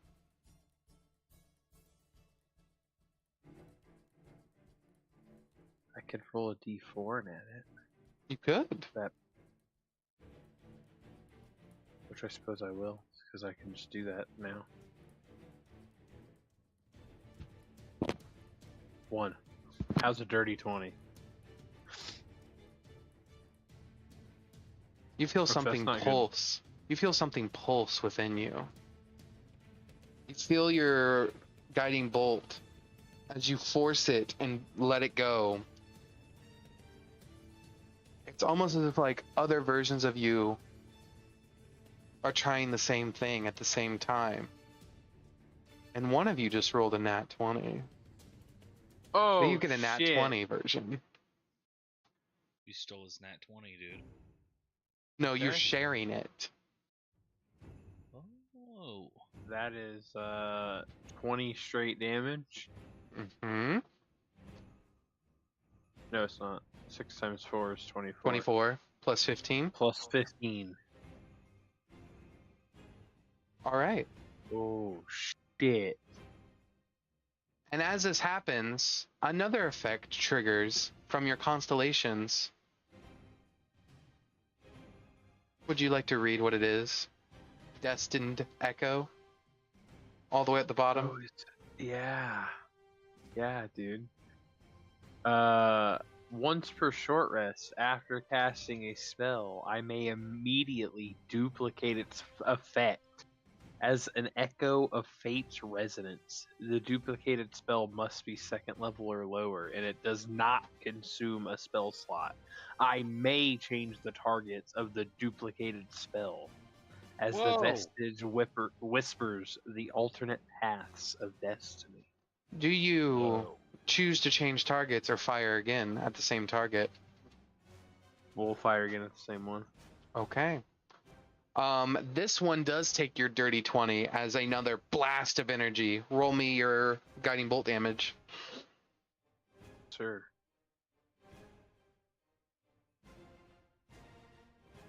Sorry, my spell list is crazy long for a warlock. Oh, that was a pretty good one. 15 again. You blast into its eye, searing it shut with 2 radiant bolts side by side. The entire body of this thing begins to glow with a silvery stardust glow. As Guiding Bolt gives advantage on the next attack roll. Oh shit, it does. I forgot about that. Okay. Fuck. Is that the end of your turn? I would say yes. I would Okay. definitely say yes. Swarm of beetles are going to fly over to you, and they're going to begin to attack you midair. That's valid. Mid-air combat. I like how I haven't even flown yet this campaign. The first time I whoop out the wings, we're mid-air combat, and I'm fucking hucking shit at a living platform that Q's standing on. That's a Does 22 this always to hit. happen when it's just us, bro? 22 to hit me. Yes. It's a 4. Fuck. Oh. Yeah, and it does that not hit. fails. Okay. Up That was next are probably going a to be these waste, ones. but I was scared. Next are going to be these guys. They're going to all 3 get 1 attack each on Elben, Oh, Elben. or at least try. So that's a dirty 20 on the first one. Let me roll my next 2. Shit. That's a 19. Oh, fuck. That's a 17. Okay. I'm going to shield, but that only Okay. takes my AC up to 18. So only one of With them. shield? Yeah. Brother, we gotta get you mage armor. Yeah. Holy fuck. That shit lasts for 8 hours and you don't have to concentrate on it. I can Yeah. maybe teach you how to do it. There's an invocation that lets me just do it for free. So you will block one of them, but as you cast shield, your claws begin to resonate.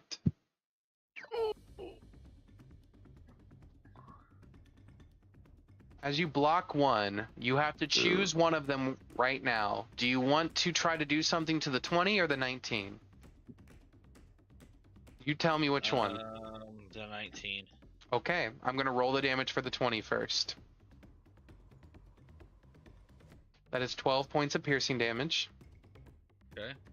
With the 19, as your claws resonate with your shield that you just casted, you look up at them as they're about to attack you. Go ahead and roll me a d6 and add your spell modifier to it.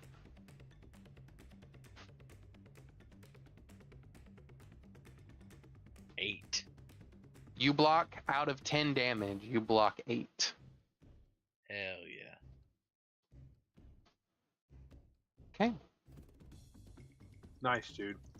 Good shit. For hitting this platform, you start to see more beetles begin to come out. You can't fly, can you, Elben?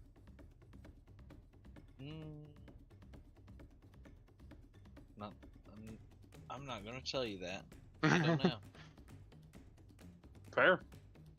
All right. And then these 2 beetles are gonna run down to here to Elben. They're gonna try to attack.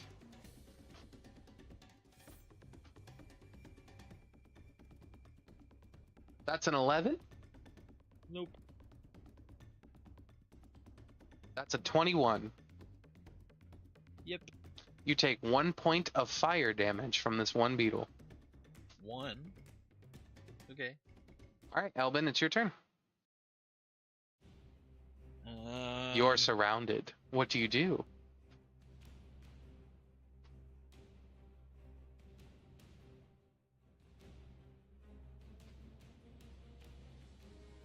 the only thing I can do. Which is? Fireball at my feet. Okay.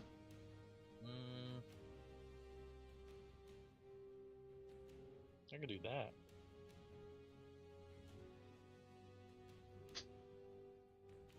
I'm going to do a Crimson Detonation. Okay.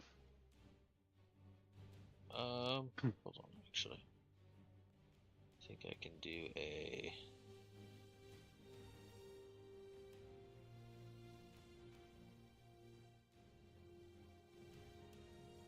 I think I can do a...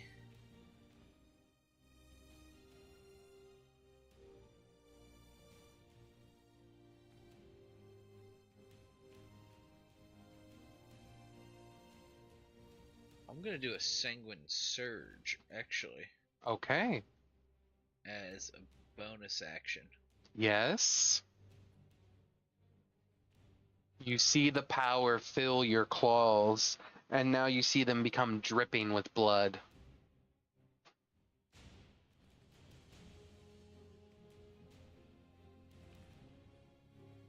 Request some more vitality. Yep.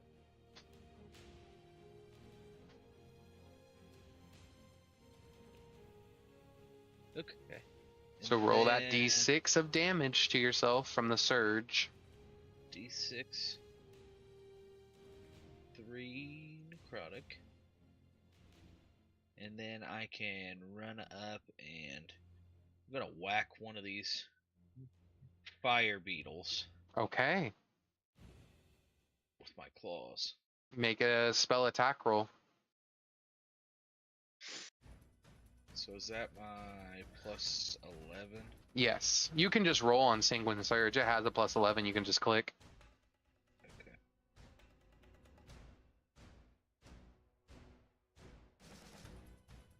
16 hits. 16.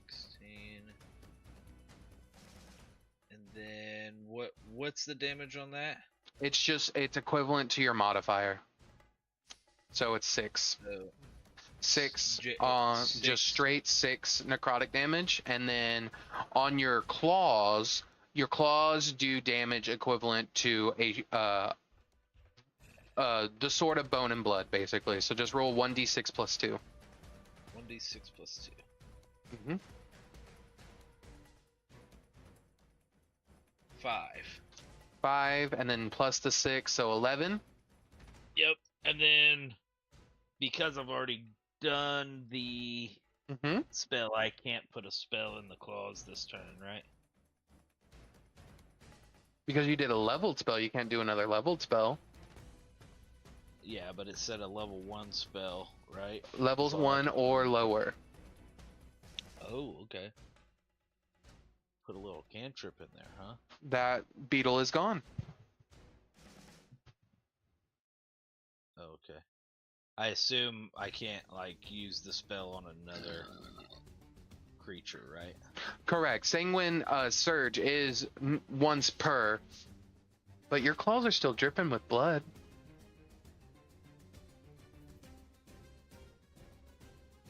Okay. Well, I just meant the ability that you said. You, as many Put a times as you spell want in to, as many times as you want. Okay. Alright, I think that's all I can do then. Okay.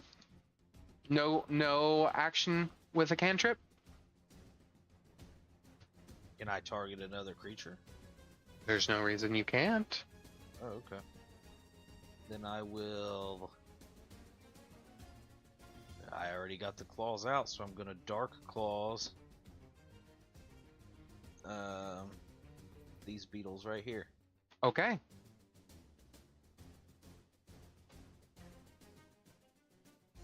Go ahead. 27.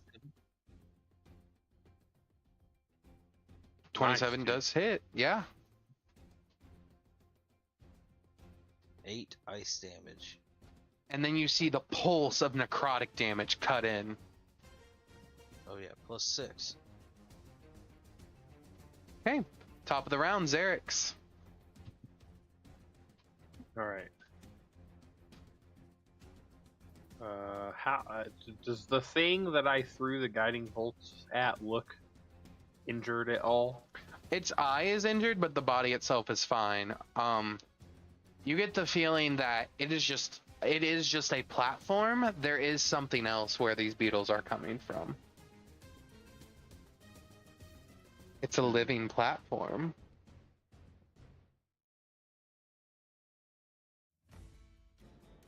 Interesting. So we're in. Can I see the bottom with 240 feet of dark vision? It cuts off before you can. Jesus Christ, brother. Okay, well, I'm gonna stop hitting the platform because if you fall, you're fucking cooked. If I can't catch you 240 feet. You will What? notice where you hit the platform. Right here is separated now.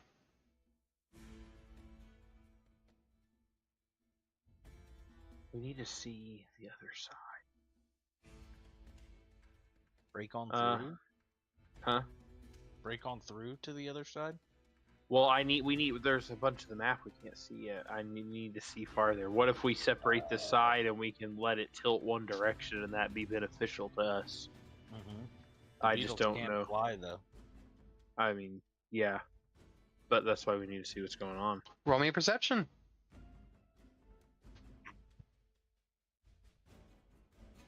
17. Okay.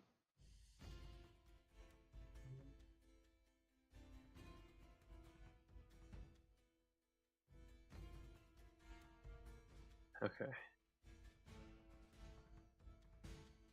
Do you want to try and make a break for the path and I can try and take down the whole thing? We already killed the fire beetles. Storms can fly, so maybe that's pointless. But if it's alive, I mean... Yeah. Or do we just deal with these swarms and see what happens afterwards? I don't know if they're going to spawn indefinitely, and if we don't figure out where they're... like exactly where they're coming from, you know what I mean? Yeah. We have to kill 25, right, Christian? Each swarm how has many 5. Okay. So we've killed 7 technically, counting the 2 fire beetles. The 2 fire beetles are not part of the one swarms. They will not explode. They're just Okay, beetles so that happen to be there. We But have you guys killed have you guys have 3 of those, right? you've killed 2, so you've gotten 10. Okay. So we've got 10. So we need 15 more. Yeah. So we have...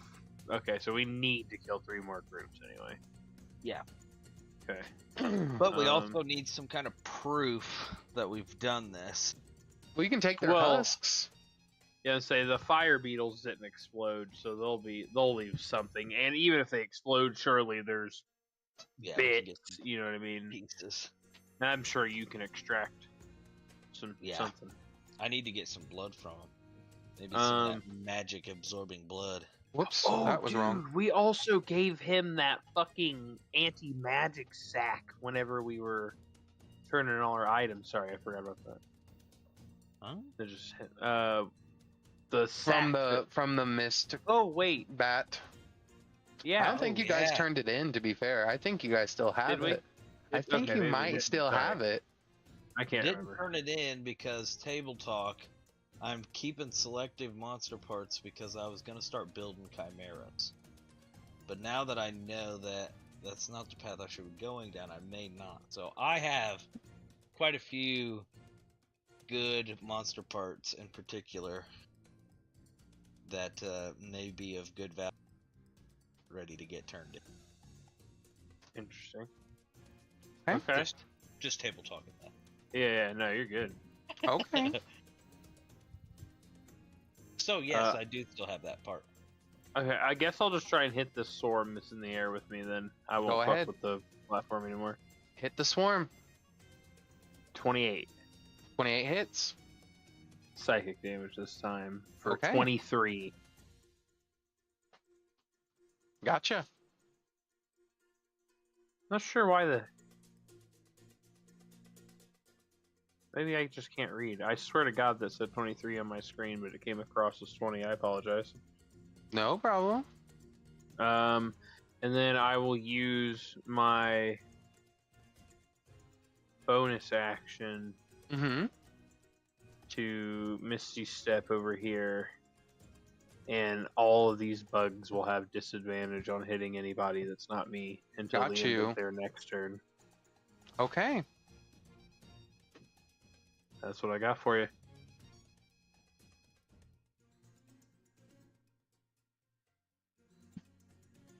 see if I get cooked.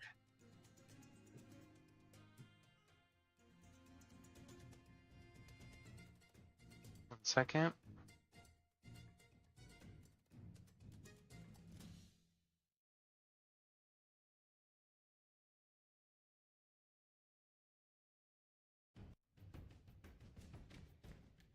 So do remember on your fractured echoes now, it's been upgraded, so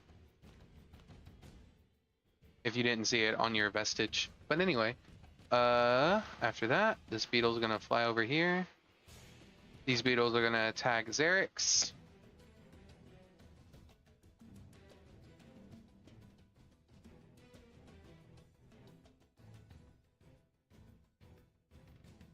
$25 to hit from a natural 20. Silvery barbs. Okay. Thank you. Dirty 20, so it's no longer a natural 20.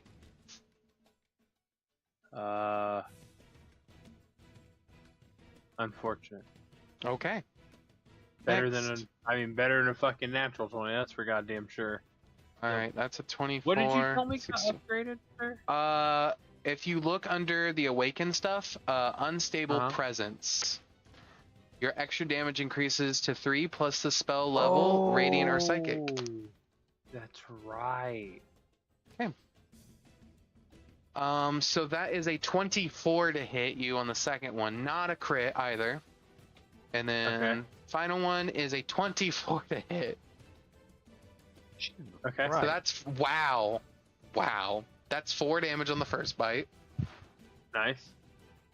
14 damage on the second bite, Okay. 16 damage on the third bite. Okay. So the total is 36? Yes. Okay.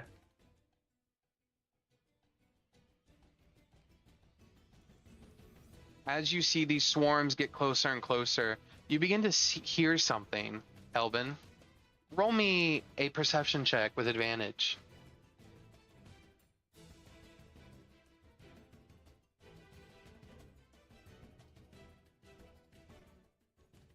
A natural 20. You don't know if it's your new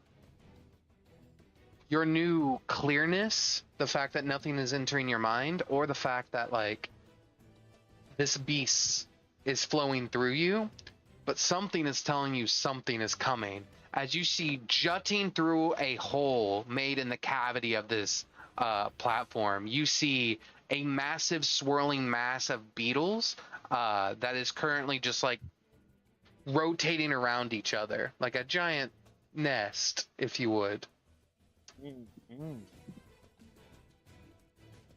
And then Elben, it's your turn.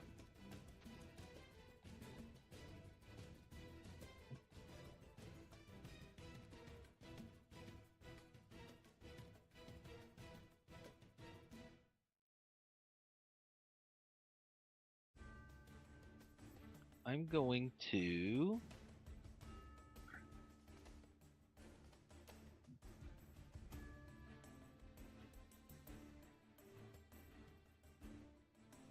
go to my rebreather. Yep. Man, there's so many things to remember. Yeah. I gotta be rolling a d6 every time I cast a spell, and I keep forgetting. I'm going to Misty Step. Is that too far? It's only 30 feet. Let me see. Oh, It's a just bit. a little too far. You can get right. Yeah, right there. We'll go right here. That way I can have a good shot at the carrion beetle, and I'm going to sanguine extraction on the carrion beetle. Okay. On save, correct? Yep. Magical effect. That is an 8. Hey, I get a vial of blood.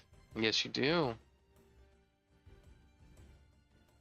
As you pull this blood into a vial, you see it begins to zap in the bottle, the glass containing it, but it's like electrified blood.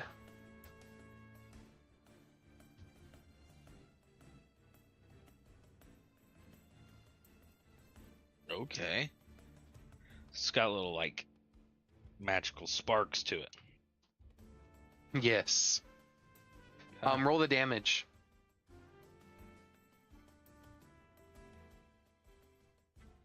For the extraction. The most horrible roll I've ever seen. 11. Okay. Xerix. Okay. We will try not to die. Okay.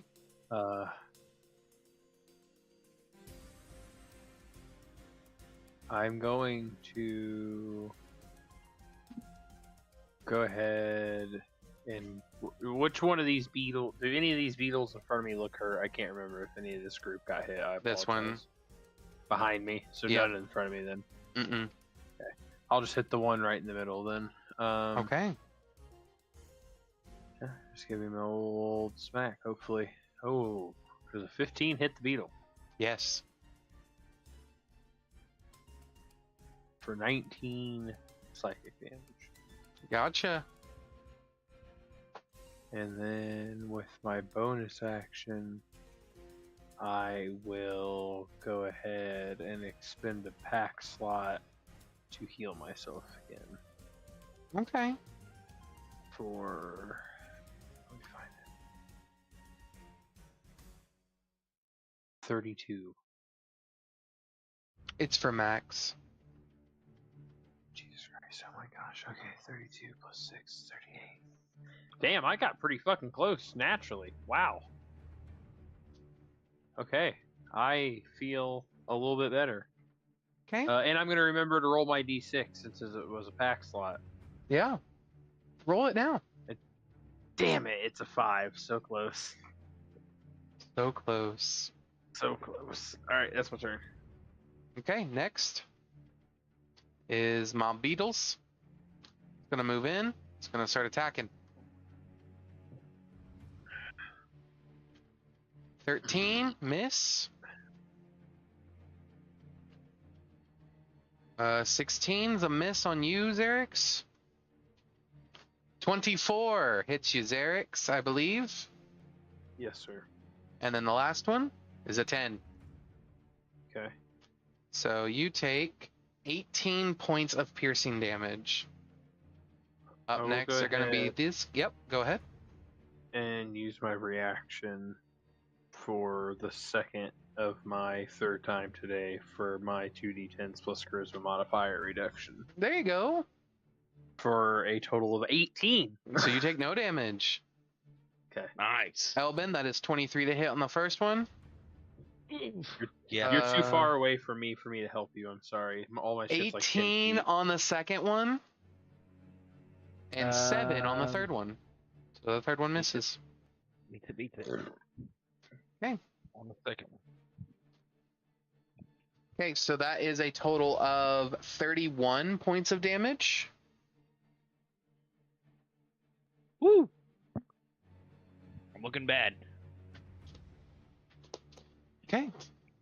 That is all they can do. The carrion beetle is now going to get into like the center right here, and I need both Elben and Xerix to make me a dex save, please. 8.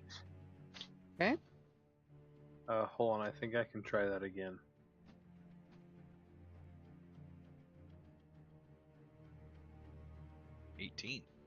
Elben, you save. Oh yeah. Yep, I can try that again. Proficiency ahead. time per day. 17. Hey, you save. So you see it shake off excess grime off of its body, and it begins to spray around all the other beetles. They seem to be unaffected. But as it hits you all, Elben, since you saved, you take a fourth of acid damage. So out of 27 divided by 4, basically. Oh my god, I'm so dead. It's ridiculous. So that would be... I think that's 6 points of damage that you take. And Zarek's the same for you. You would take 6 points of damage as well. Noted. Okay. Elben, as you're on the ground down, you hear. We can't have you dying quite yet. Here, take some of this. You feel a surge of magic pulse through you as you feel. Essentially, you would know the spell that he just cast is a wizard spell where they drain some of their life and give it to someone else. Oh, okay. And you gain 25 hit points at the start of your turn. Fuck yeah! Holy shit, that's gonna be like all your HP, isn't it? Mm-hmm. All right. Unironically too. Like, It's all right. unironically half.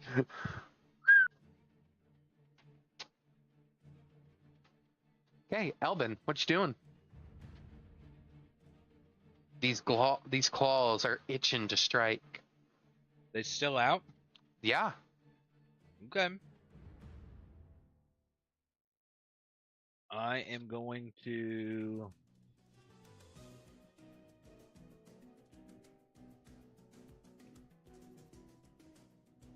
strike with the claws. Okay. Are you inputting any spell into them? Claws of darkness. Okay. Actually, I think I'm just gonna do the. I mean, I know I rolled Claws of Darkness, but I think I'm going to just use that roll for damage. See if I can kill one of these and maybe use the spell on another one. Okay. So yeah, a 20 hits. Go ahead and roll me a d6 plus 2 plus an additional 6 from your sanguine surge. 4 plus 2, so that's 12 damage. 12 damage. Not bad. It is still up. What would you like to do next? The Claws of Darkness. Okay. Or 25.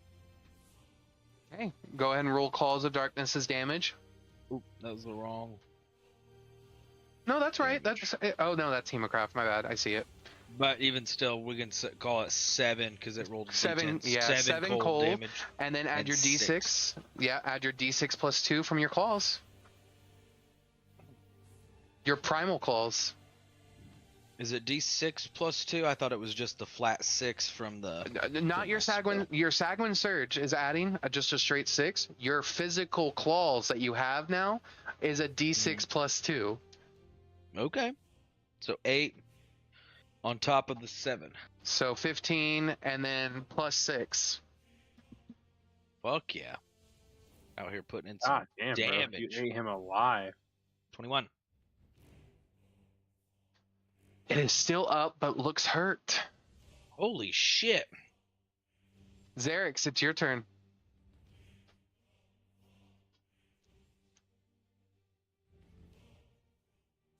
Okay. So. Fuck. I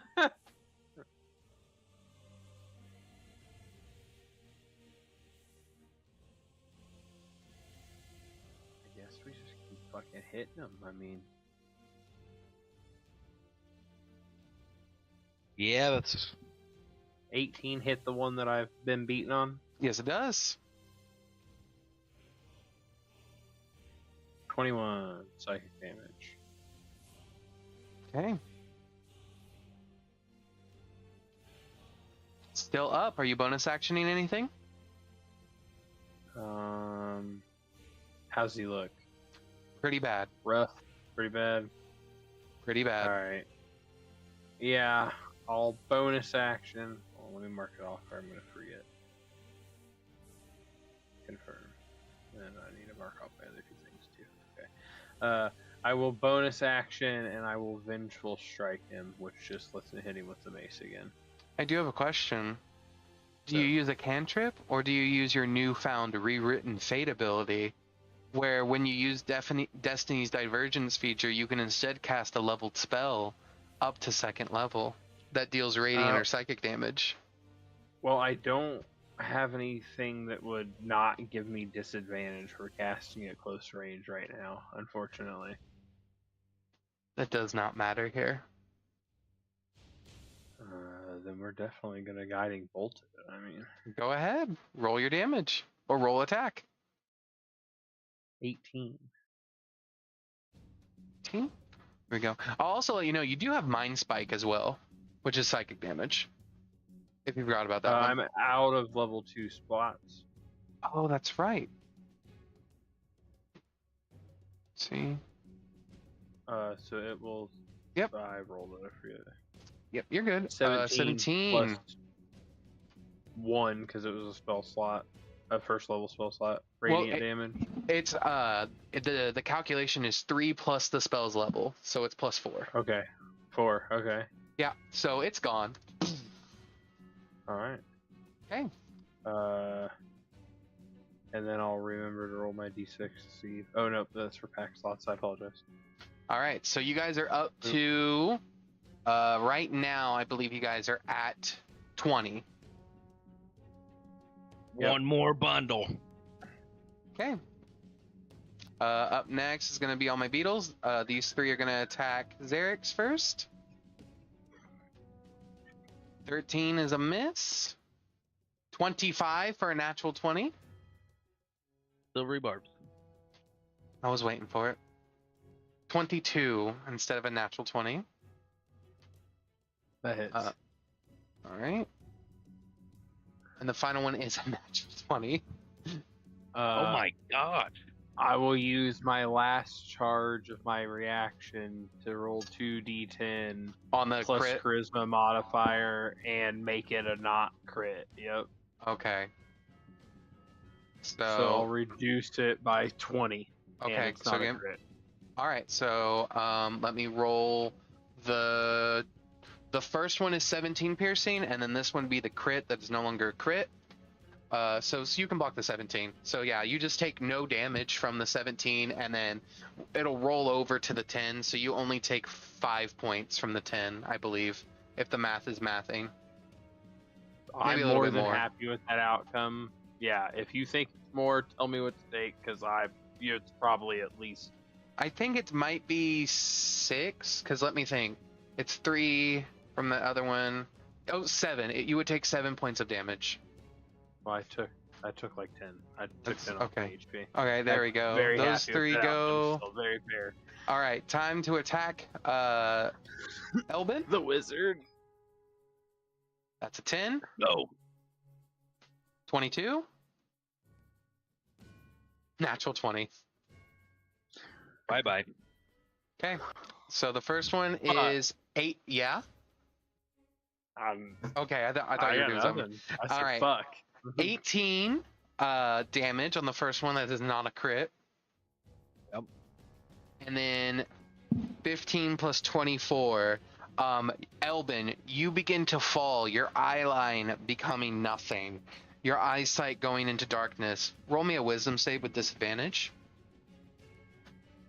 as the blood begins to take over. Okay. No, bro. All right. When we get to Elben's turn, we're gonna get to do some fun things. The carrying beetle's gonna walk over here. For you. Elben might like it. Elben, this guy is gonna try to bite you. 21 to hit. Yep. 9 points of piercing damage, and then you take 13 points of psychic damage. So that automatically 2 fails. No. You only take failures once you go down. So so you were at 25 hit points before I hit you. So the first one was 18, and then the second one brought you down to 0. So you shouldn't have any failed death saves. Okay. So Elben, on your turn, since you failed the wisdom. Carrion beetle was hitting Xerix. Yes. Sorry. So Elben, on your turn, as you are no longer present in your mental state, you're gonna frenzy. as the claws seem to act on their own accord now. The stagnant delirium blood flowing through you begins to react. Go ahead and roll me 2d20s. Sorry, go ahead and roll me Claws of Darkness twice as advantage on one of the beetles.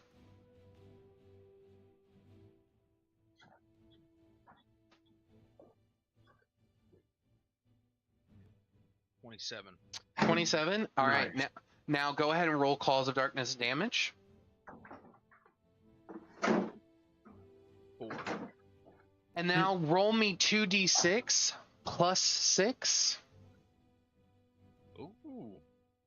Oh, snake eyes. Snake eyes, so plus 6, so that is 8. Plus your sanguine surge of an additional 6. So we're up to 6 plus 4, that's 10, plus 8, so that's 18. Go ahead and do that attack. Go ahead and do that attack roll again. Actually, I'll just With tell you. advantage? Yeah, do it 2 more times. Okay. My God, What the hell is Sir. going on? are you a wizard or a fighter? 17. 17 hits. And then I'll just do it again. Yep, go ahead. Not that one. We want this one. 29. That hits. Go ahead and roll me your Claws of Darkness damage. 9. 2d6 plus 6. 2d6. So 7 13. plus 9 plus. Yeah, so that's 13. So that would be 7 plus 6, which is 13. And then 9 plus 6. And then 9. And then that plus 13. 9 plus, Good God, plus sir. 6 plus 13. 28 damage.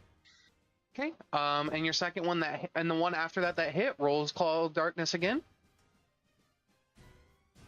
6. All right, so that's 12. 6 plus 6 is 12. And then roll me 2d6 plus 6. So plus 10. So that's 22 more points of damage. Nope. Sir, these bugs. Kill that one. family. Yeah, you still got a bonus action and a reaction left. You're going to hit 2 more times. Oh my god. Go ahead and roll me Claws of Darkness again with advantage. Thank God they have advantage. I've rolled. Well, never mind. It doesn't matter on that one. All right, roll the Claws of Darkness damage real quick on that nat 1. The nat 1. Mm-hmm. You're gonna hurt yourself, man. Your rage. 3. And then plus 2 2d6 plus 6. So 12. Okay. So 15. As you do this, you claw into the ground and strike it, and you see 2 tendrils rip off the side. All right. For the One more, right? for the 19 that you just rolled, that hits. Go ahead and roll Claws of Darkness. 2. Okay. 2d6 plus 6.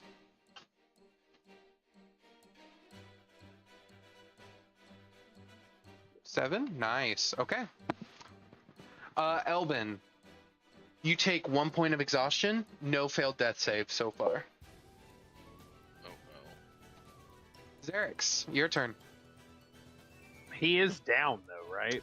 Correct. I'm technically down. But you have not seen him fall.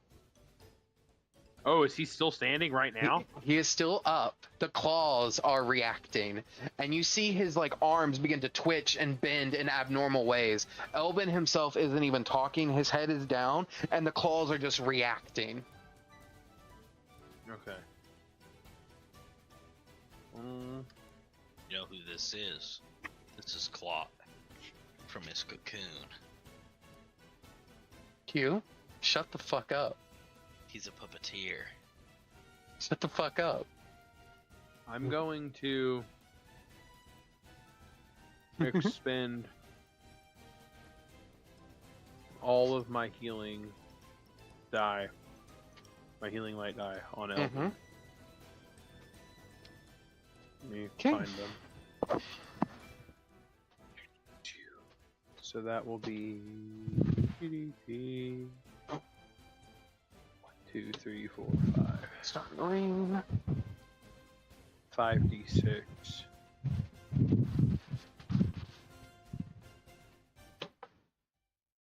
And then I will also use one charge of my feet to take 1d8 necrotic damage. Elben gets healed with the max amount of dice. So however many dice you roll, it's the max number.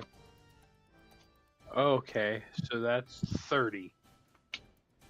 Then 30? over 30. That is the max, yep. Hell yeah. And then I am going to smack the weakest looking beetle. Okay. There's a 22 hit Yes, it does. for 21 psychic damage. Okay. That's what I got. Alrighty. 1 second. One moment. Un momento.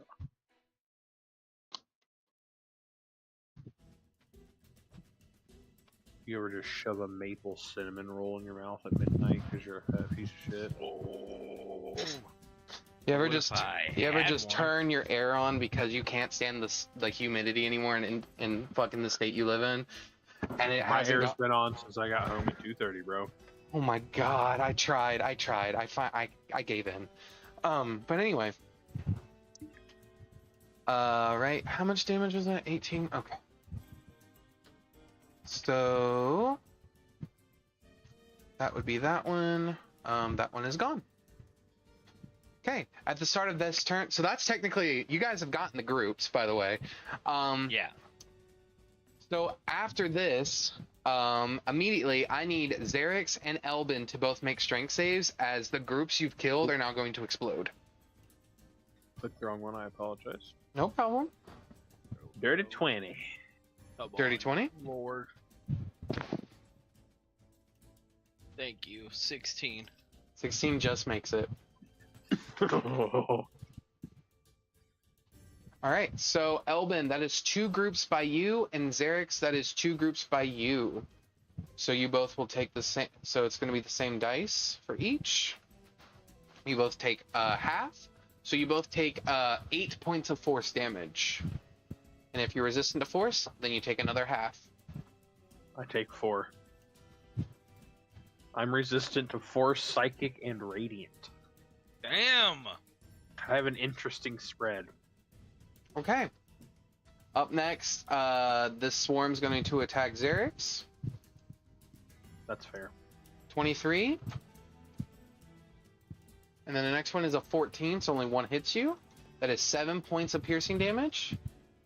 And then the one next to Elben, that is severely mortified that you just absolutely killed 2 swarms simultaneously. But with a 22 to hit you. And 11 points of piercing damage. Carrion Beetle is going to walk over to, or no, because I don't want you to have an opportunity on me. So he's going to just attack you. Fair. 23 to hit you, Xerix.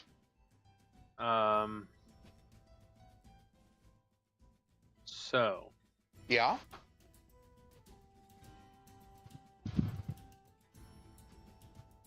that does hit me, Yeah. but I'm still going to use my reaction Mm-hmm. to, oh no, I'm not. Never mind, go ahead. I apologize. Okay.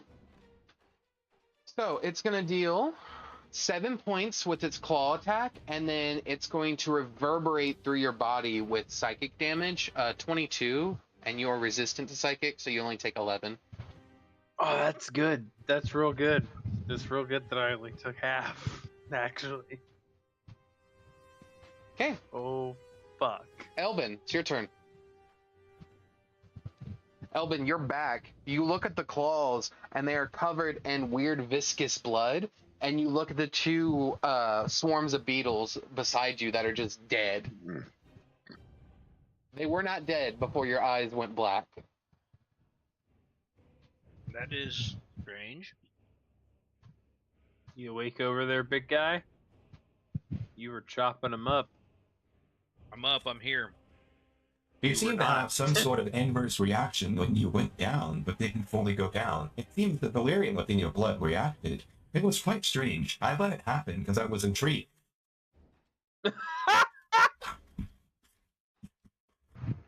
Thanks, I guess. At least he's honest, right? You're very Yep. welcome. Truly, I was honestly astonished by the effects that was happening. Continue.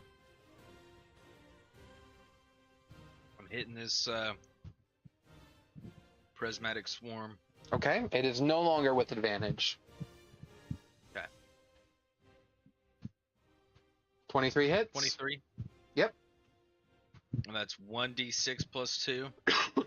That is correct. 6, 7, 8. I'm going to imbue a hemocrap spike into it this time. Okay, go ahead. Roll that damage. Ooh, does an 11 hit? Well, you already hit, so you just roll the damage. Oh, you just roll the damage. Yeah, you already hit. You hit with your claw first. 8. Okay, And then 6 more. go ahead. That's my modifier. Yep. So that is...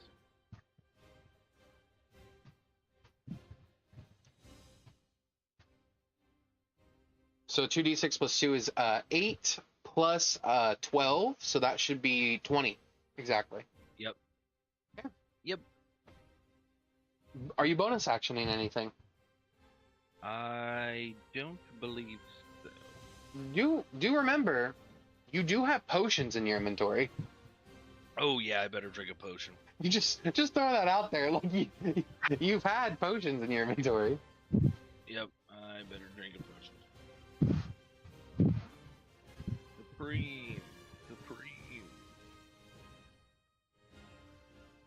When you go to pull a potion out of your inventory, Elben, you do notice there's something in your inventory that you did not put in there. What is it? It's another potion bottle. It's blue on the outside.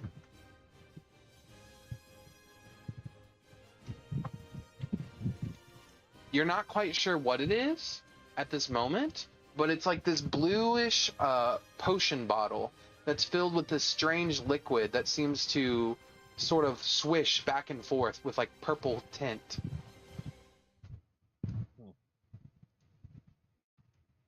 Okay. Okay.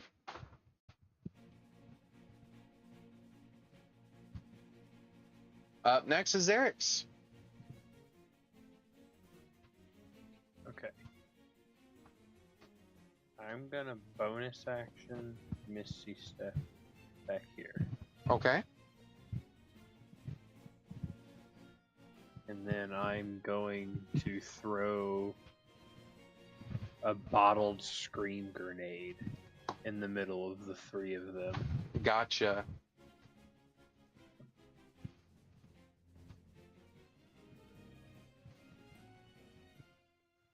All right. And what saving throw do I have to make? Wisdom. Gotcha.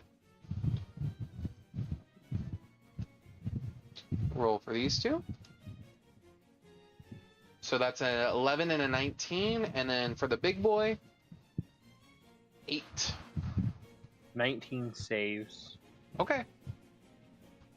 They will take 12 thunder damage if they didn't save. Gotcha.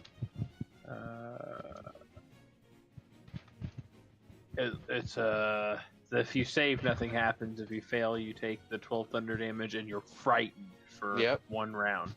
Okay. Yeah, the carrion beetle is frightened. And so is this beetle. Okay.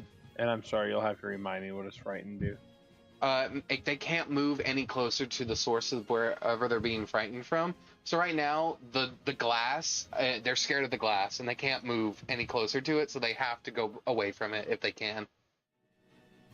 And then I will move my movement as well, 30 feet back. Okay. And that's what I got. This guy's going to move back. This guy is going to move toward Elben. and is going to attack him. Sorry, fam. I needed a recovery turn. 22 to hit Elben. Yep. That is 15 points of thunder damage as it absorbs some of the energy since it made the save. Ooh. Yeah, we definitely want these things, though, bro. These things are cool as hell. Up next is going to be this one. It's going to make an attack roll against Elben. Dirty 20. Yep. 16 piercing. This thing's going to run away. Elben, it is your turn.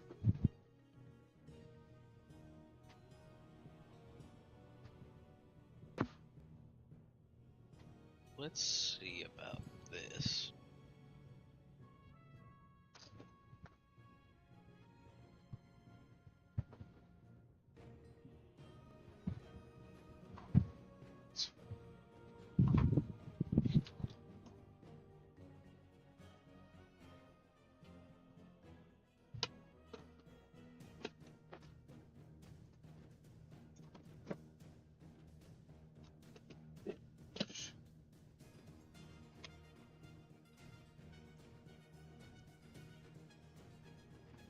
Doing it. Mm-hmm. Bubba Booey. Dex save. He's gone. No, I'm here. I'm here. I got a 13. No, sir. Was it just the one, or is it multiples? It is the swarm and the carrion beetle. All right, the carrying beetle got a 14. No, sir. Alrighty.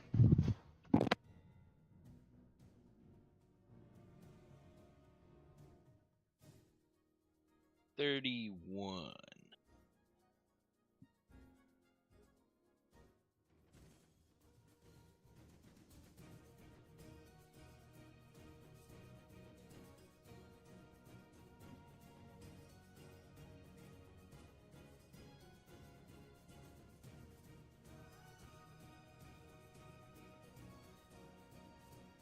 How's everybody looking after that? All right. Probably not too hot, I would hope. Jesus. Yeah. Okay. Go here. 31. So, yeah, that one is nearly, the swarm is basically on its last legs. The carrying beetle, it took it in stride. Like, it's okay. But it dealt damage. The platform? Yeah, you dealt damage to the platform. You see, those are gone. Those are gone. Gone. Gone.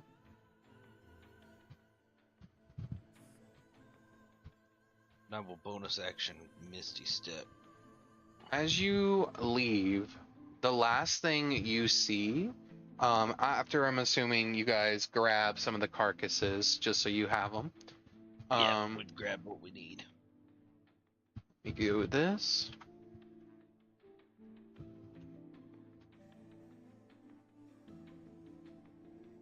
You see a sleepwalker walk around.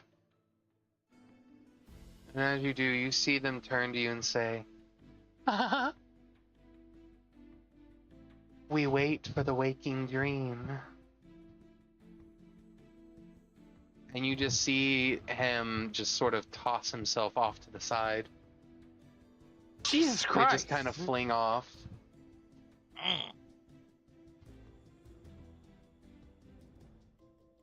Okay. But for all intents and purposes, as you make it to here, the beetles aren't going to follow you out. So combat is over. And you guys are free to make it back to the city if that's what you want to do. I think so, right? Yeah. Okay. Good job. Heck That's yeah. scary. That was more difficult than I thought it was going to be, really. So. We handled that like champs, though, dude. Yeah, congratulations on successfully completing a rank F mission. Hey, there's only 2 of us. Come on, man. Yeah. It's a 2.5. I'm just saying, good job. Stupid fucking bitch. Anyway, That's how the anyway. fucking Palico talks to you, bro. Yeah. But anyway, as you guys make it back, you guys, are you wanting to return to the Beast and Fang shop?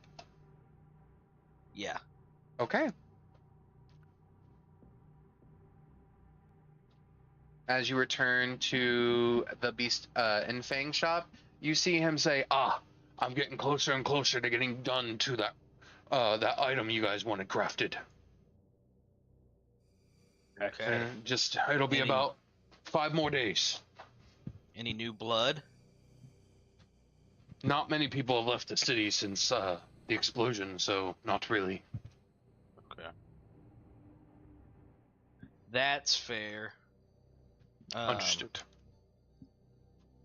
We've got some of these bug pieces. Are they worth anything? Let me look at them. I'll get him out so he can see them. I could make something with them if you want. Individually, they're probably worth about maybe 10 gold a piece. What could you make with them? It's possible I could make some temporary armor. Elben? Some armor that absorbs magic? Because that's what these guys were doing. Yeah, I could definitely do something like that. It would be you would sort of throw it out in front of you, and it would become a shield, and it would take the impact, and then it would be done. So more a magic item than armor. Yeah. Like a deployable almost. It's essentially a reactionary shield and absorb elements at the same time. That's cool as fuck. That's pretty sweet. Yeah, I mean, for sure. I've got to go show them so we can get paid for this before I give you the parts, but Not a problem. we'll go and do that and then come back. And how much would he want for the shield? For crafting this, it'd be, since it's a consumable, I'd charge about 500 gold. How much did we get from that quest? Per carcass, you got, per swarm is 50 gold. And you guys got 5 swarms, so 50 times 5. Okay. 250. You can have all that towards what you're doing here. That's fine with me. Okay.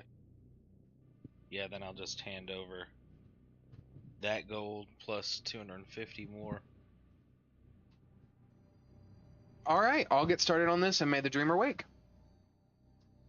Oh, fuck me.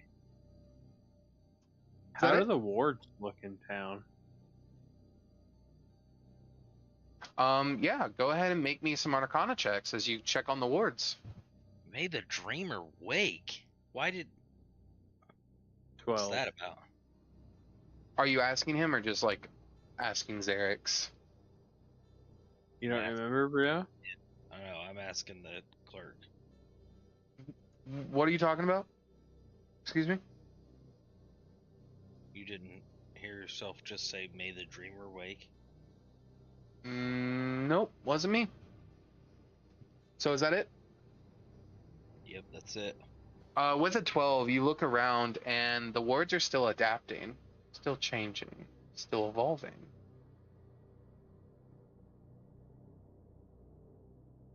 I wonder if that's a bad thing at this point. Something's not right. Something's not working like it should. Can I attempt to remove that little piece and replace it with something else? You can attempt. I will not say if it'll be successful, but go ahead and try. How would you like to do it? Do you want to walk up to one of Reckonar's statues and, like, sort of like focus in on the magic, or what do you want to do? Yeah, I think that would probably be the best way to do it. Okay. I'll ask Xerix too before I do it. Do Do you think I should try to change it? I don't know. I mean, I could be wrong. It might be unrelated. It might just be that nobody is strong enough to combat the Dreamer besides Rekinar herself, you know? It might not be anything that you've done quote unquote wrong or whatever. Yeah. I will also point out there are still the broken statues that have not been repaired. We have a heart. You do have a one more heart. heart. You do have a heart. It is try and in pick one. Rekinar's office, which she has given Elben, which I'm sure has distributed out, the amulets that will teleport you guys to her office. So it's like the one-time guaranteed teleportation to her office once per day, regardless of wherever you are in the far realm. The biggest statue is broken, right? There are, there's the three biggest statues are broken. This one, this one, and this one. Don't we still have the heart that's pure delirium too that we're holding on to? Mm-hmm. Mm-hmm. So we have access to 2 hearts right now, technically.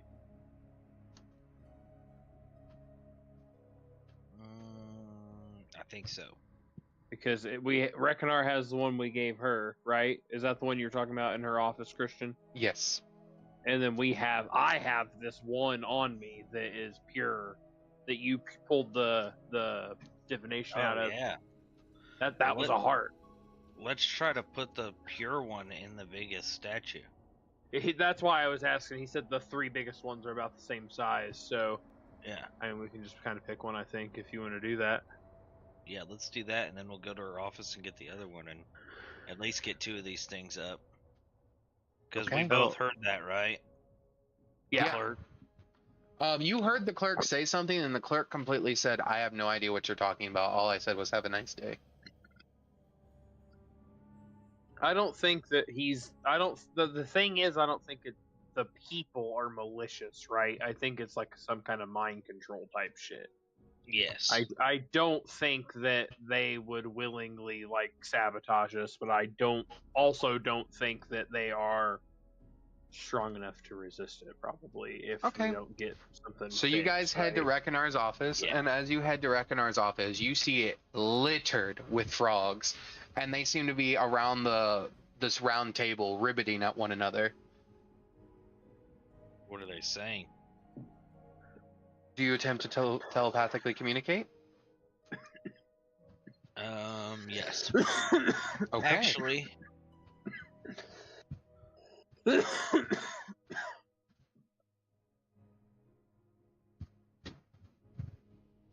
I comprehend languages. Okay. Ribbiting is not a language. They are still telepathically communicating with each other. Oh, okay. Well, then, I will not. You I will not cast comprehend you cast comprehend languages, and you find out that they are just ribbiting because that's their biology, but they are telepathically communicating with one another. Okay.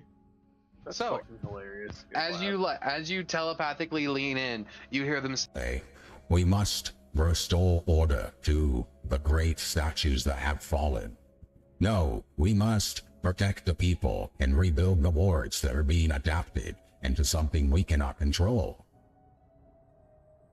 You called it, brother. We got to get that shit out of there if you can. It is evolving. We do not know when it will stop. But the statues must be rebuilt for us to have a fighting chance. You two, that wish to enter the Frog Dominium, what do you say, you? We're here to help rebuild the statues and to possibly pull that adaptability out of the wards. I've put a lot into abjuration. I might be able to patch any holes that are left if you can pull the adaptation out. I can't guarantee that, but The sworn of us frogs, you are now Frogadians. ribbit. They give you each a badge that has the symbol of a frog on it. I am absolutely putting that shit straight on. Yep, I will pin it. It matches my They ward, grab bro. They grab the heart. You see like 12 of them have to walk over to like the massive calcified heart, and they put it on their backs, and then 12 more come underneath, and they begin to lift it up and carry it to you all. And this is What like a was this heart? one-hand situation. This is the right? calcified, like the black, the one that came out of the Reaver. It was black? Yeah. Okay. Can we purify this one too, Q? Try it. I mean, I feel like the pure has either pure or abjuration have to be the best for the ward, right? Like you don't want to. They're mad that it's adapting. We probably don't want to feed. Yeah. Black, purple. We are not mad at it adapting. We just do not know what it will become. What do you have any theories on what it could become? No, we have never seen anything like this in our past 3 months of life. Ooh. I'm putting the rebreather on and seeing if I can extract the juice from this. Okay. Go ahead and make me an Arcana check, like I had you do on the other one. High DC. This one's a scarier magic, in my opinion, too.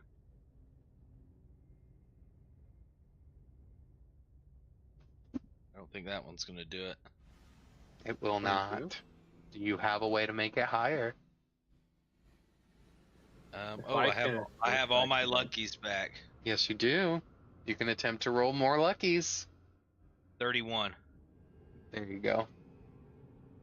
Good With a shit, 31, you reach into it and you slowly see as like liquid begins to drain up into the sky around Elben, similar to how the divination did before. Elben, as this comes to you, it's not as clean, not as easy to mold as divination was.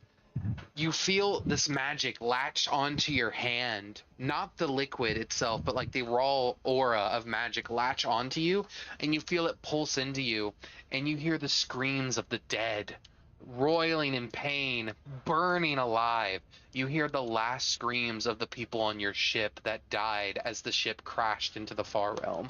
You hear the screams of people that died by being devoured by the creatures among the far realm. You see, reaching out to you, people, when they gain a momentary ounce of clarity right before the dreamer tells them to kill themselves and throw themselves off a bridge, you feel that momentary lapse of clarity come over them as they realize what they did. And the blood-curdling fear of death consumes them as they smash into the floor beneath them. This wrecks you and pulls you in every direction. Make me an intelligence save.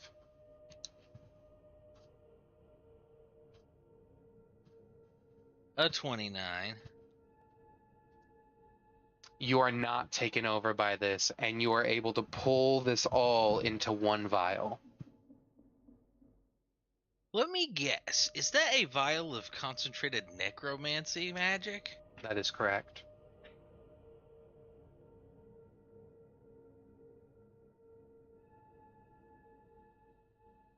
What would happen if divination and necromancy mixed? I'm gonna get a big bowl when I get them all. Mm-hmm. Just pour them Dump 'em all all into the in. big. Just makes residual. Speaking of this, now that I have another weird potion bottle, what is that blue one that's floating around in my bag that I didn't put in there? You pull it out, and as you do, it is beautifully crafted, and you sort of like pop the top of it, and you smell it, and it has a sweet sickly smell and a purple glow to it on the inside with octurne light. As you smell it, this descriptor before. smells very much reminiscent of delirium juice, but slightly subtly different. Identify.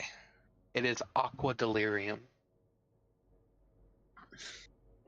I'll ask Xerix if he knows what aqua delirium is.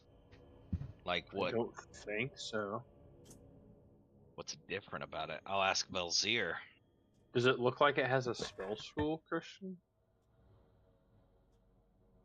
No. Okay. Aqua delirium was used by wizards and magic casters across the realm. It is a way for us to replenish our own internal magic without the need of resting. It's a fucking mana potion, dog! Yeah, baby. Oh, shit! You can So- refresh your character sheet and read all about it. Yeah, we need some of that. Holy shit. Dude, that's Bro. wild. You might want to read what happens after you drink it for an hour. Oh, okay. Fair. For 1 hour And after this goes drinking from the your main aqua... Yeah. slot. For 1 hour after 1d6. drinking the aqua delirium, you roll 1d20. Each time you cast a spell first level or higher. On a 1, you trigger a random arcane anomaly. If you consume more than 1 dose of aqua delirium before your next long rest, you take 1d12 necrotic damage for each spell level regained, and your hit point maximum is reduced by that amount equal to the damage taken. Holy shit.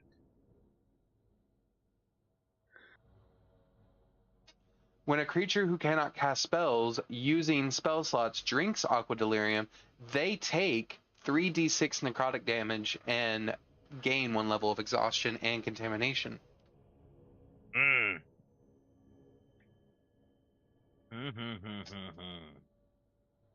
It's pretty sick.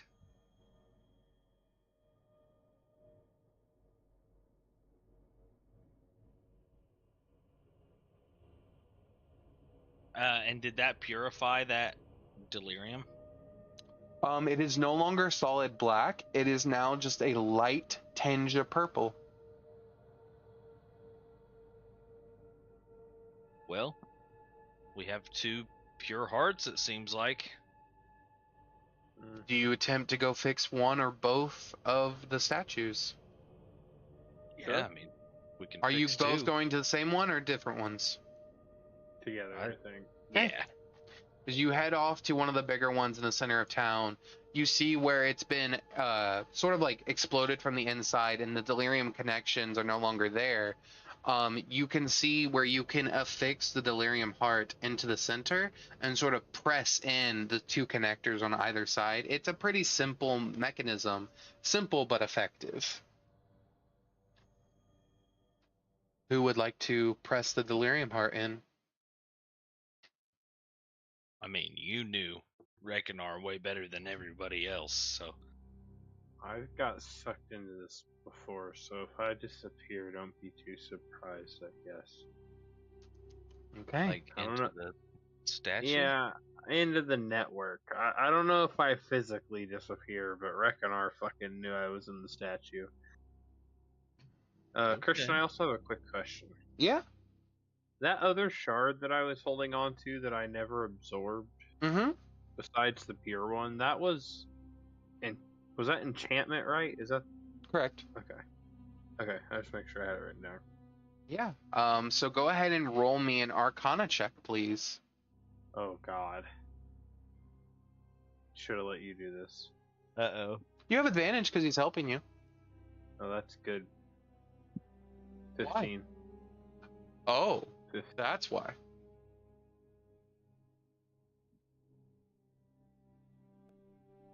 As you press it in and begin to activate the connectors, you feel magic surge from it, and it begins to pulse, almost like it's waiting. What do you want it to do? I want it... I want to do my best to recall what it felt like to be in Rekinar's weave and try and start putting it back together. Go ahead and make me a charisma saving throw. We're gonna lucky that. Okay. It wasn't that bad, but a 27's better. So as you do this and you begin to rebuild it scrap by scrap, feel by feel, and you layer it on itself, you hear a voice. Could have been the wind, could have been nothing, but you hear something say, "Thank you."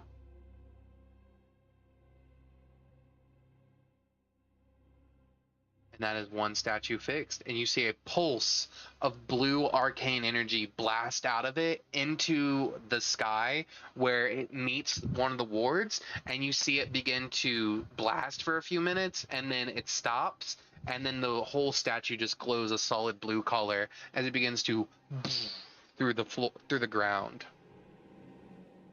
Sweet. All right, you go into the next one.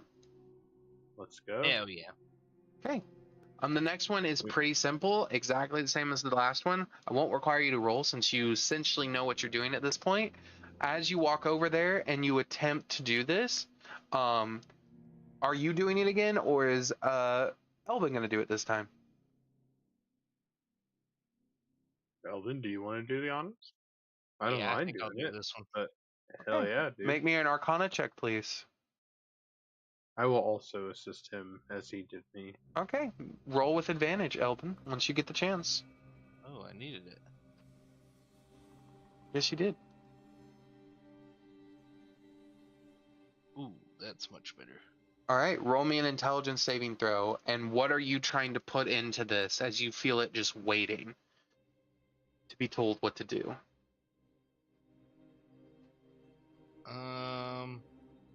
Like a command? Yes. Is what it's waiting on? Fix the wards and keep everybody safe. You see a blast of energy scorch into the wards as it begins to solidify more blue across the sky and the floor, and it just begins to pulsate through the ground. Good shit, dude.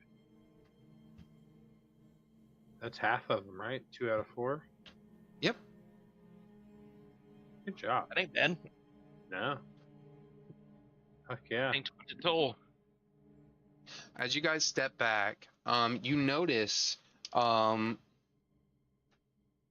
your guys' hand, one for each of you, it sort of comes out of the badge, like sort of like a scroll flights out of the badge. And you see on it's bound and sealed. The seal is this strange symbol of what looks like a mouth with a key on top of it, pressing in on the lips, like it's sealing the lips with a key. But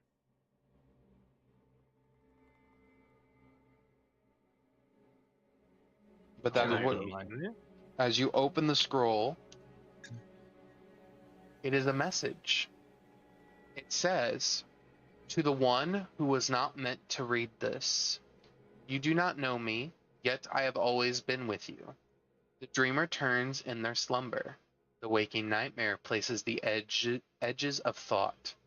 When they open their eyes, what they dreamed becomes what they dreamed becomes what always was. There will be no past without them, no truth beyond their will. This is how to stop them. You must do what you cannot know. You must remember what you never learned. You must act on truth no one may speak. The steps are written, and you know you will take them because you always have.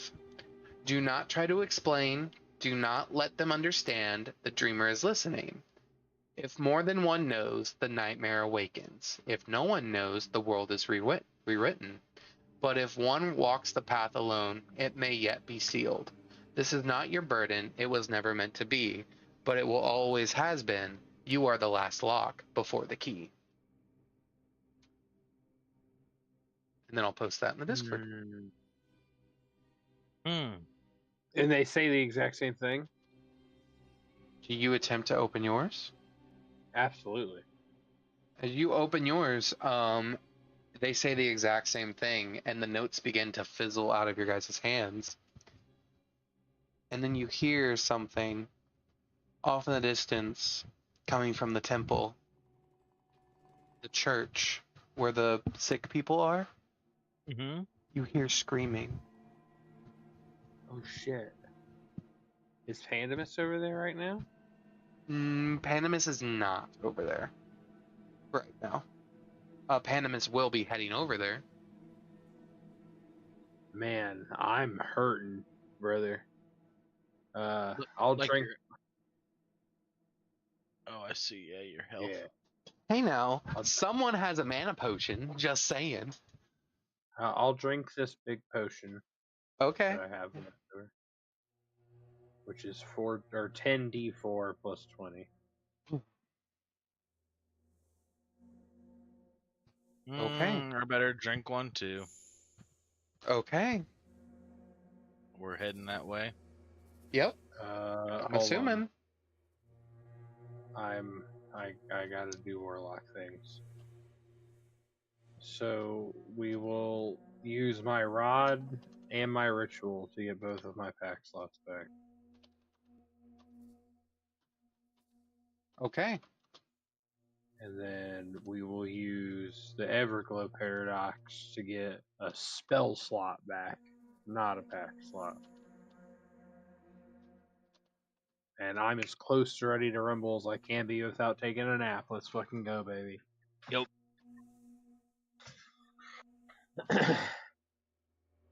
Call that fucking short rest on demand, you know what I'm saying? All right. You guys head down to the temple where Pandemus is. So right here, if you guys want to move down there.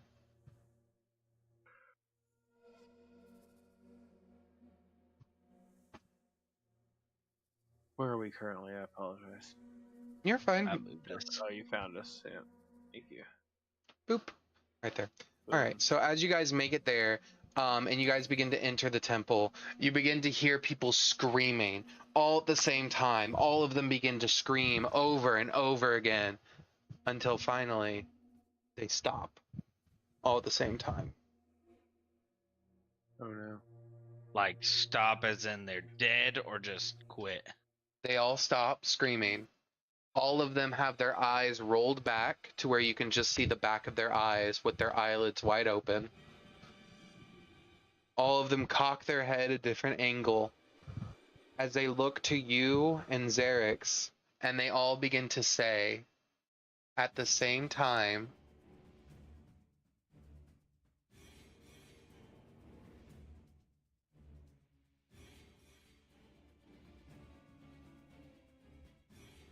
He dreams us. He dreams us.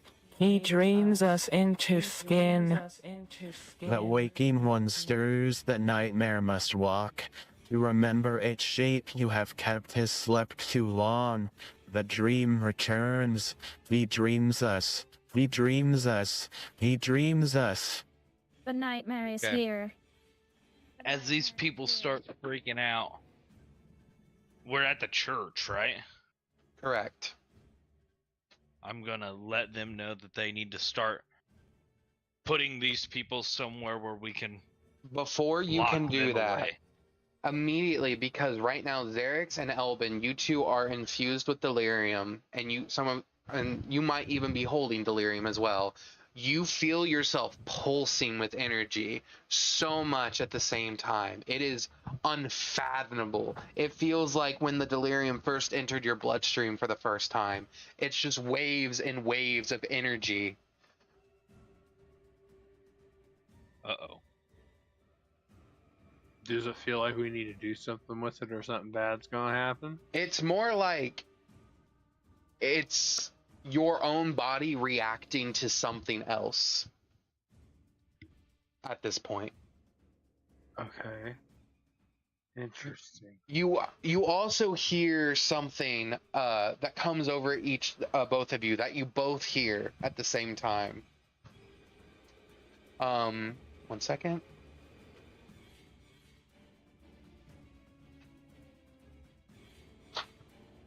You both hear what sounds like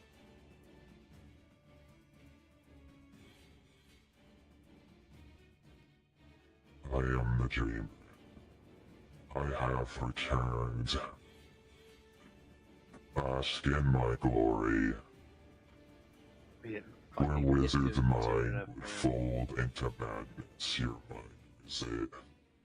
Unclouded by calculation, the pattern screams at you. No, seal, blood, star. It's there, waiting to be spoken.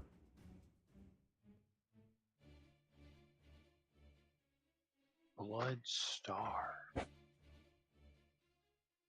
Yeah, what was that little bit of? Yeah, what was that middle part there about Blood Star something?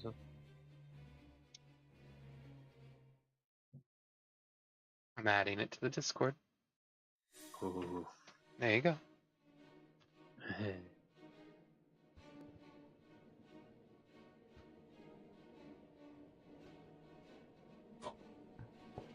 Children, let us dream a better world, where we can make a reality from our thoughts and prayers and wishes. Come, all come one. I give you the air to breathe and ability to move. I, the dreamer, make it so. I dreamt it, so it must be true. You begin to see people that have like literal like pustules and like broken bones and legs and like other sort of like diseases or afflictions begin to stand up out of their bed. You hear cracking of bones and the splitting of muscle as they begin to walk, their eyes clouded as they continue to walk out of the temple. Not fighting or resisting really anyone. They just keep walking, and you can just see some of them with like broken legs. As their leg walks in abnormal ways, you can see the internal bleeding begin to happen in their legs as they walk. So it's not like fixing them; they're just willing themselves to walk. It's willing them to walk, correct? Because it dreamed that they would, so they are. I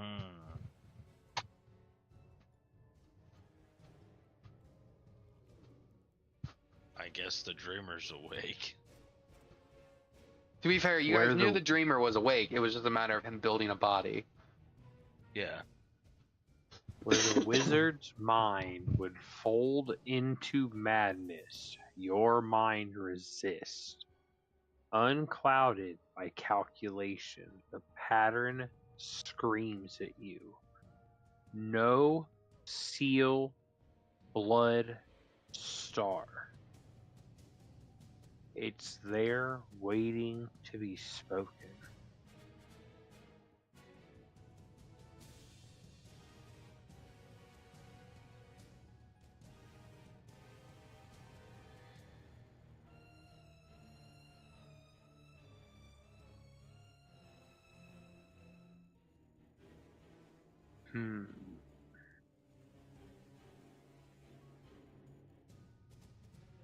I don't know on that one. I'm gonna have to think about it. Do on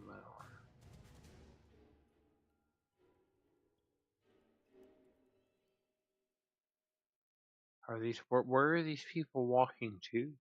Right now, they're just walking out of the temple, and they begin to like conjugate around one of the statues of Rekinar, and they just all begin to sway back and forth.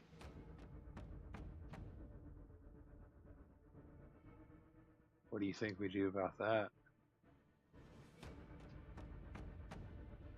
I think that the church has now opened up for more sick people, realistically. Yeah. I mean, it's a good thing. True. I know that that's not the best way of looking at it, but... No, I'm with you.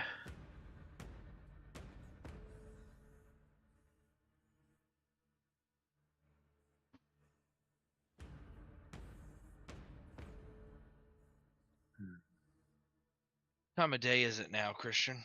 It is getting late. It is about 4 o'clock in the afternoon. Okay. Well, You guys are able to sleep if you'd like. I'd like to go check on Clot, and then that will probably lead to me going to sleep. Before I go to sleep, I want to stop back by the shop where they're working on the weapons and shit for us. Okay. Stop by the shop. You go to the tavern.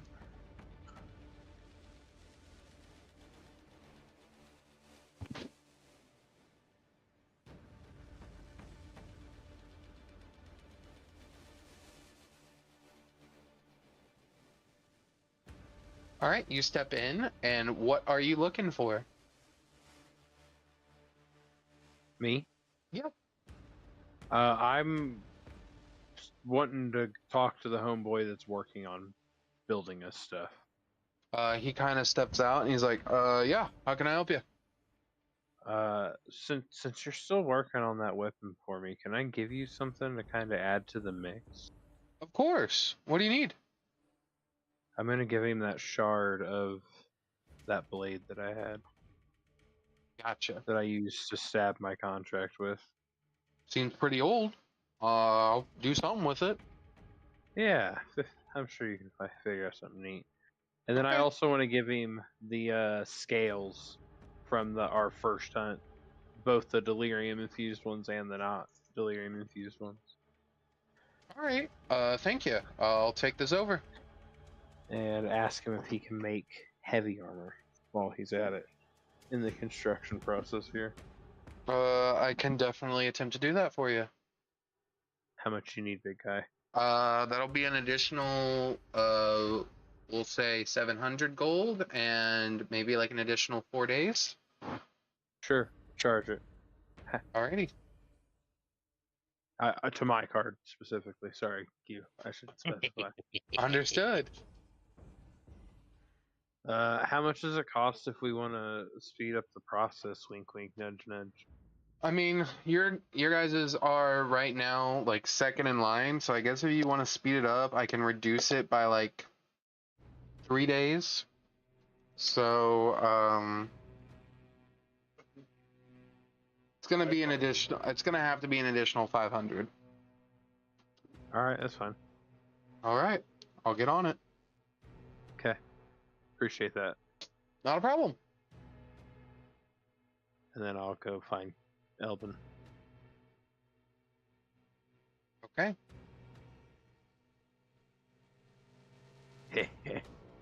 I'm checking on Bribery. Clot. Bribery always works, bro. Yep.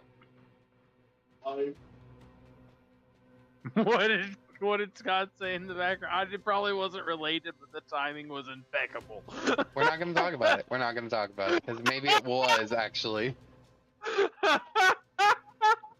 But as you step out, Elben, and as you go to the tavern to go rest and sleep, you see something laying on your bed. It's another scroll, but this one does not have the same seal. You see the seal on it is crimson red, and it looks as if it was dripped onto it like blood. Okay. How does Clot's cocoon look? Untouched.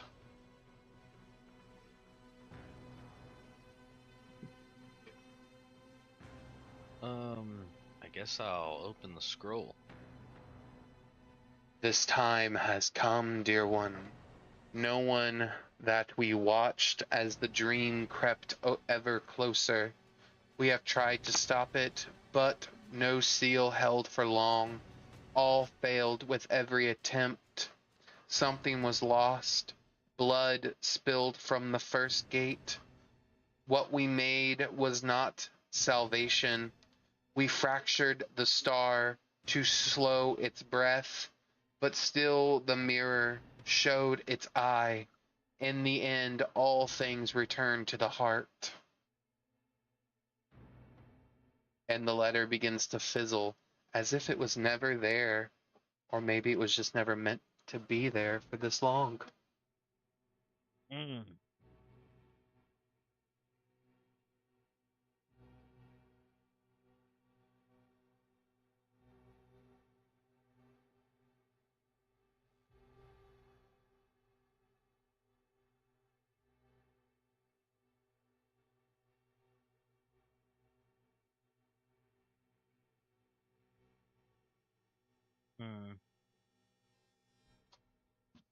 Yeah, I think Elben's gonna lay down after a day like that. The last thing I will give you on that, and I apologize I hadn't given it to you before, is this the one you just read says signed by the Vice of Truth before forgetting.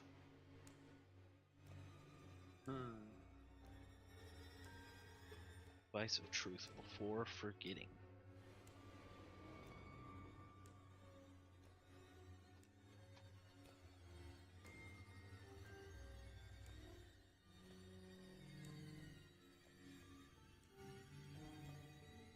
This fucking mind.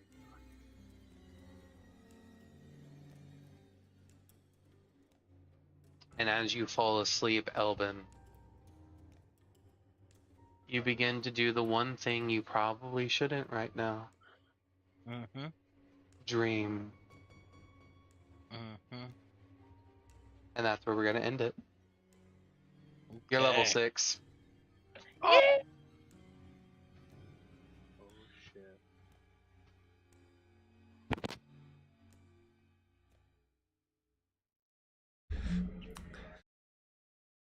Thank you all for watching. This is it for tonight, and we will catch you all next time when we do more Dungeons and Dragons, The Last Survivors as the Dreamer Awakens. See you all next time.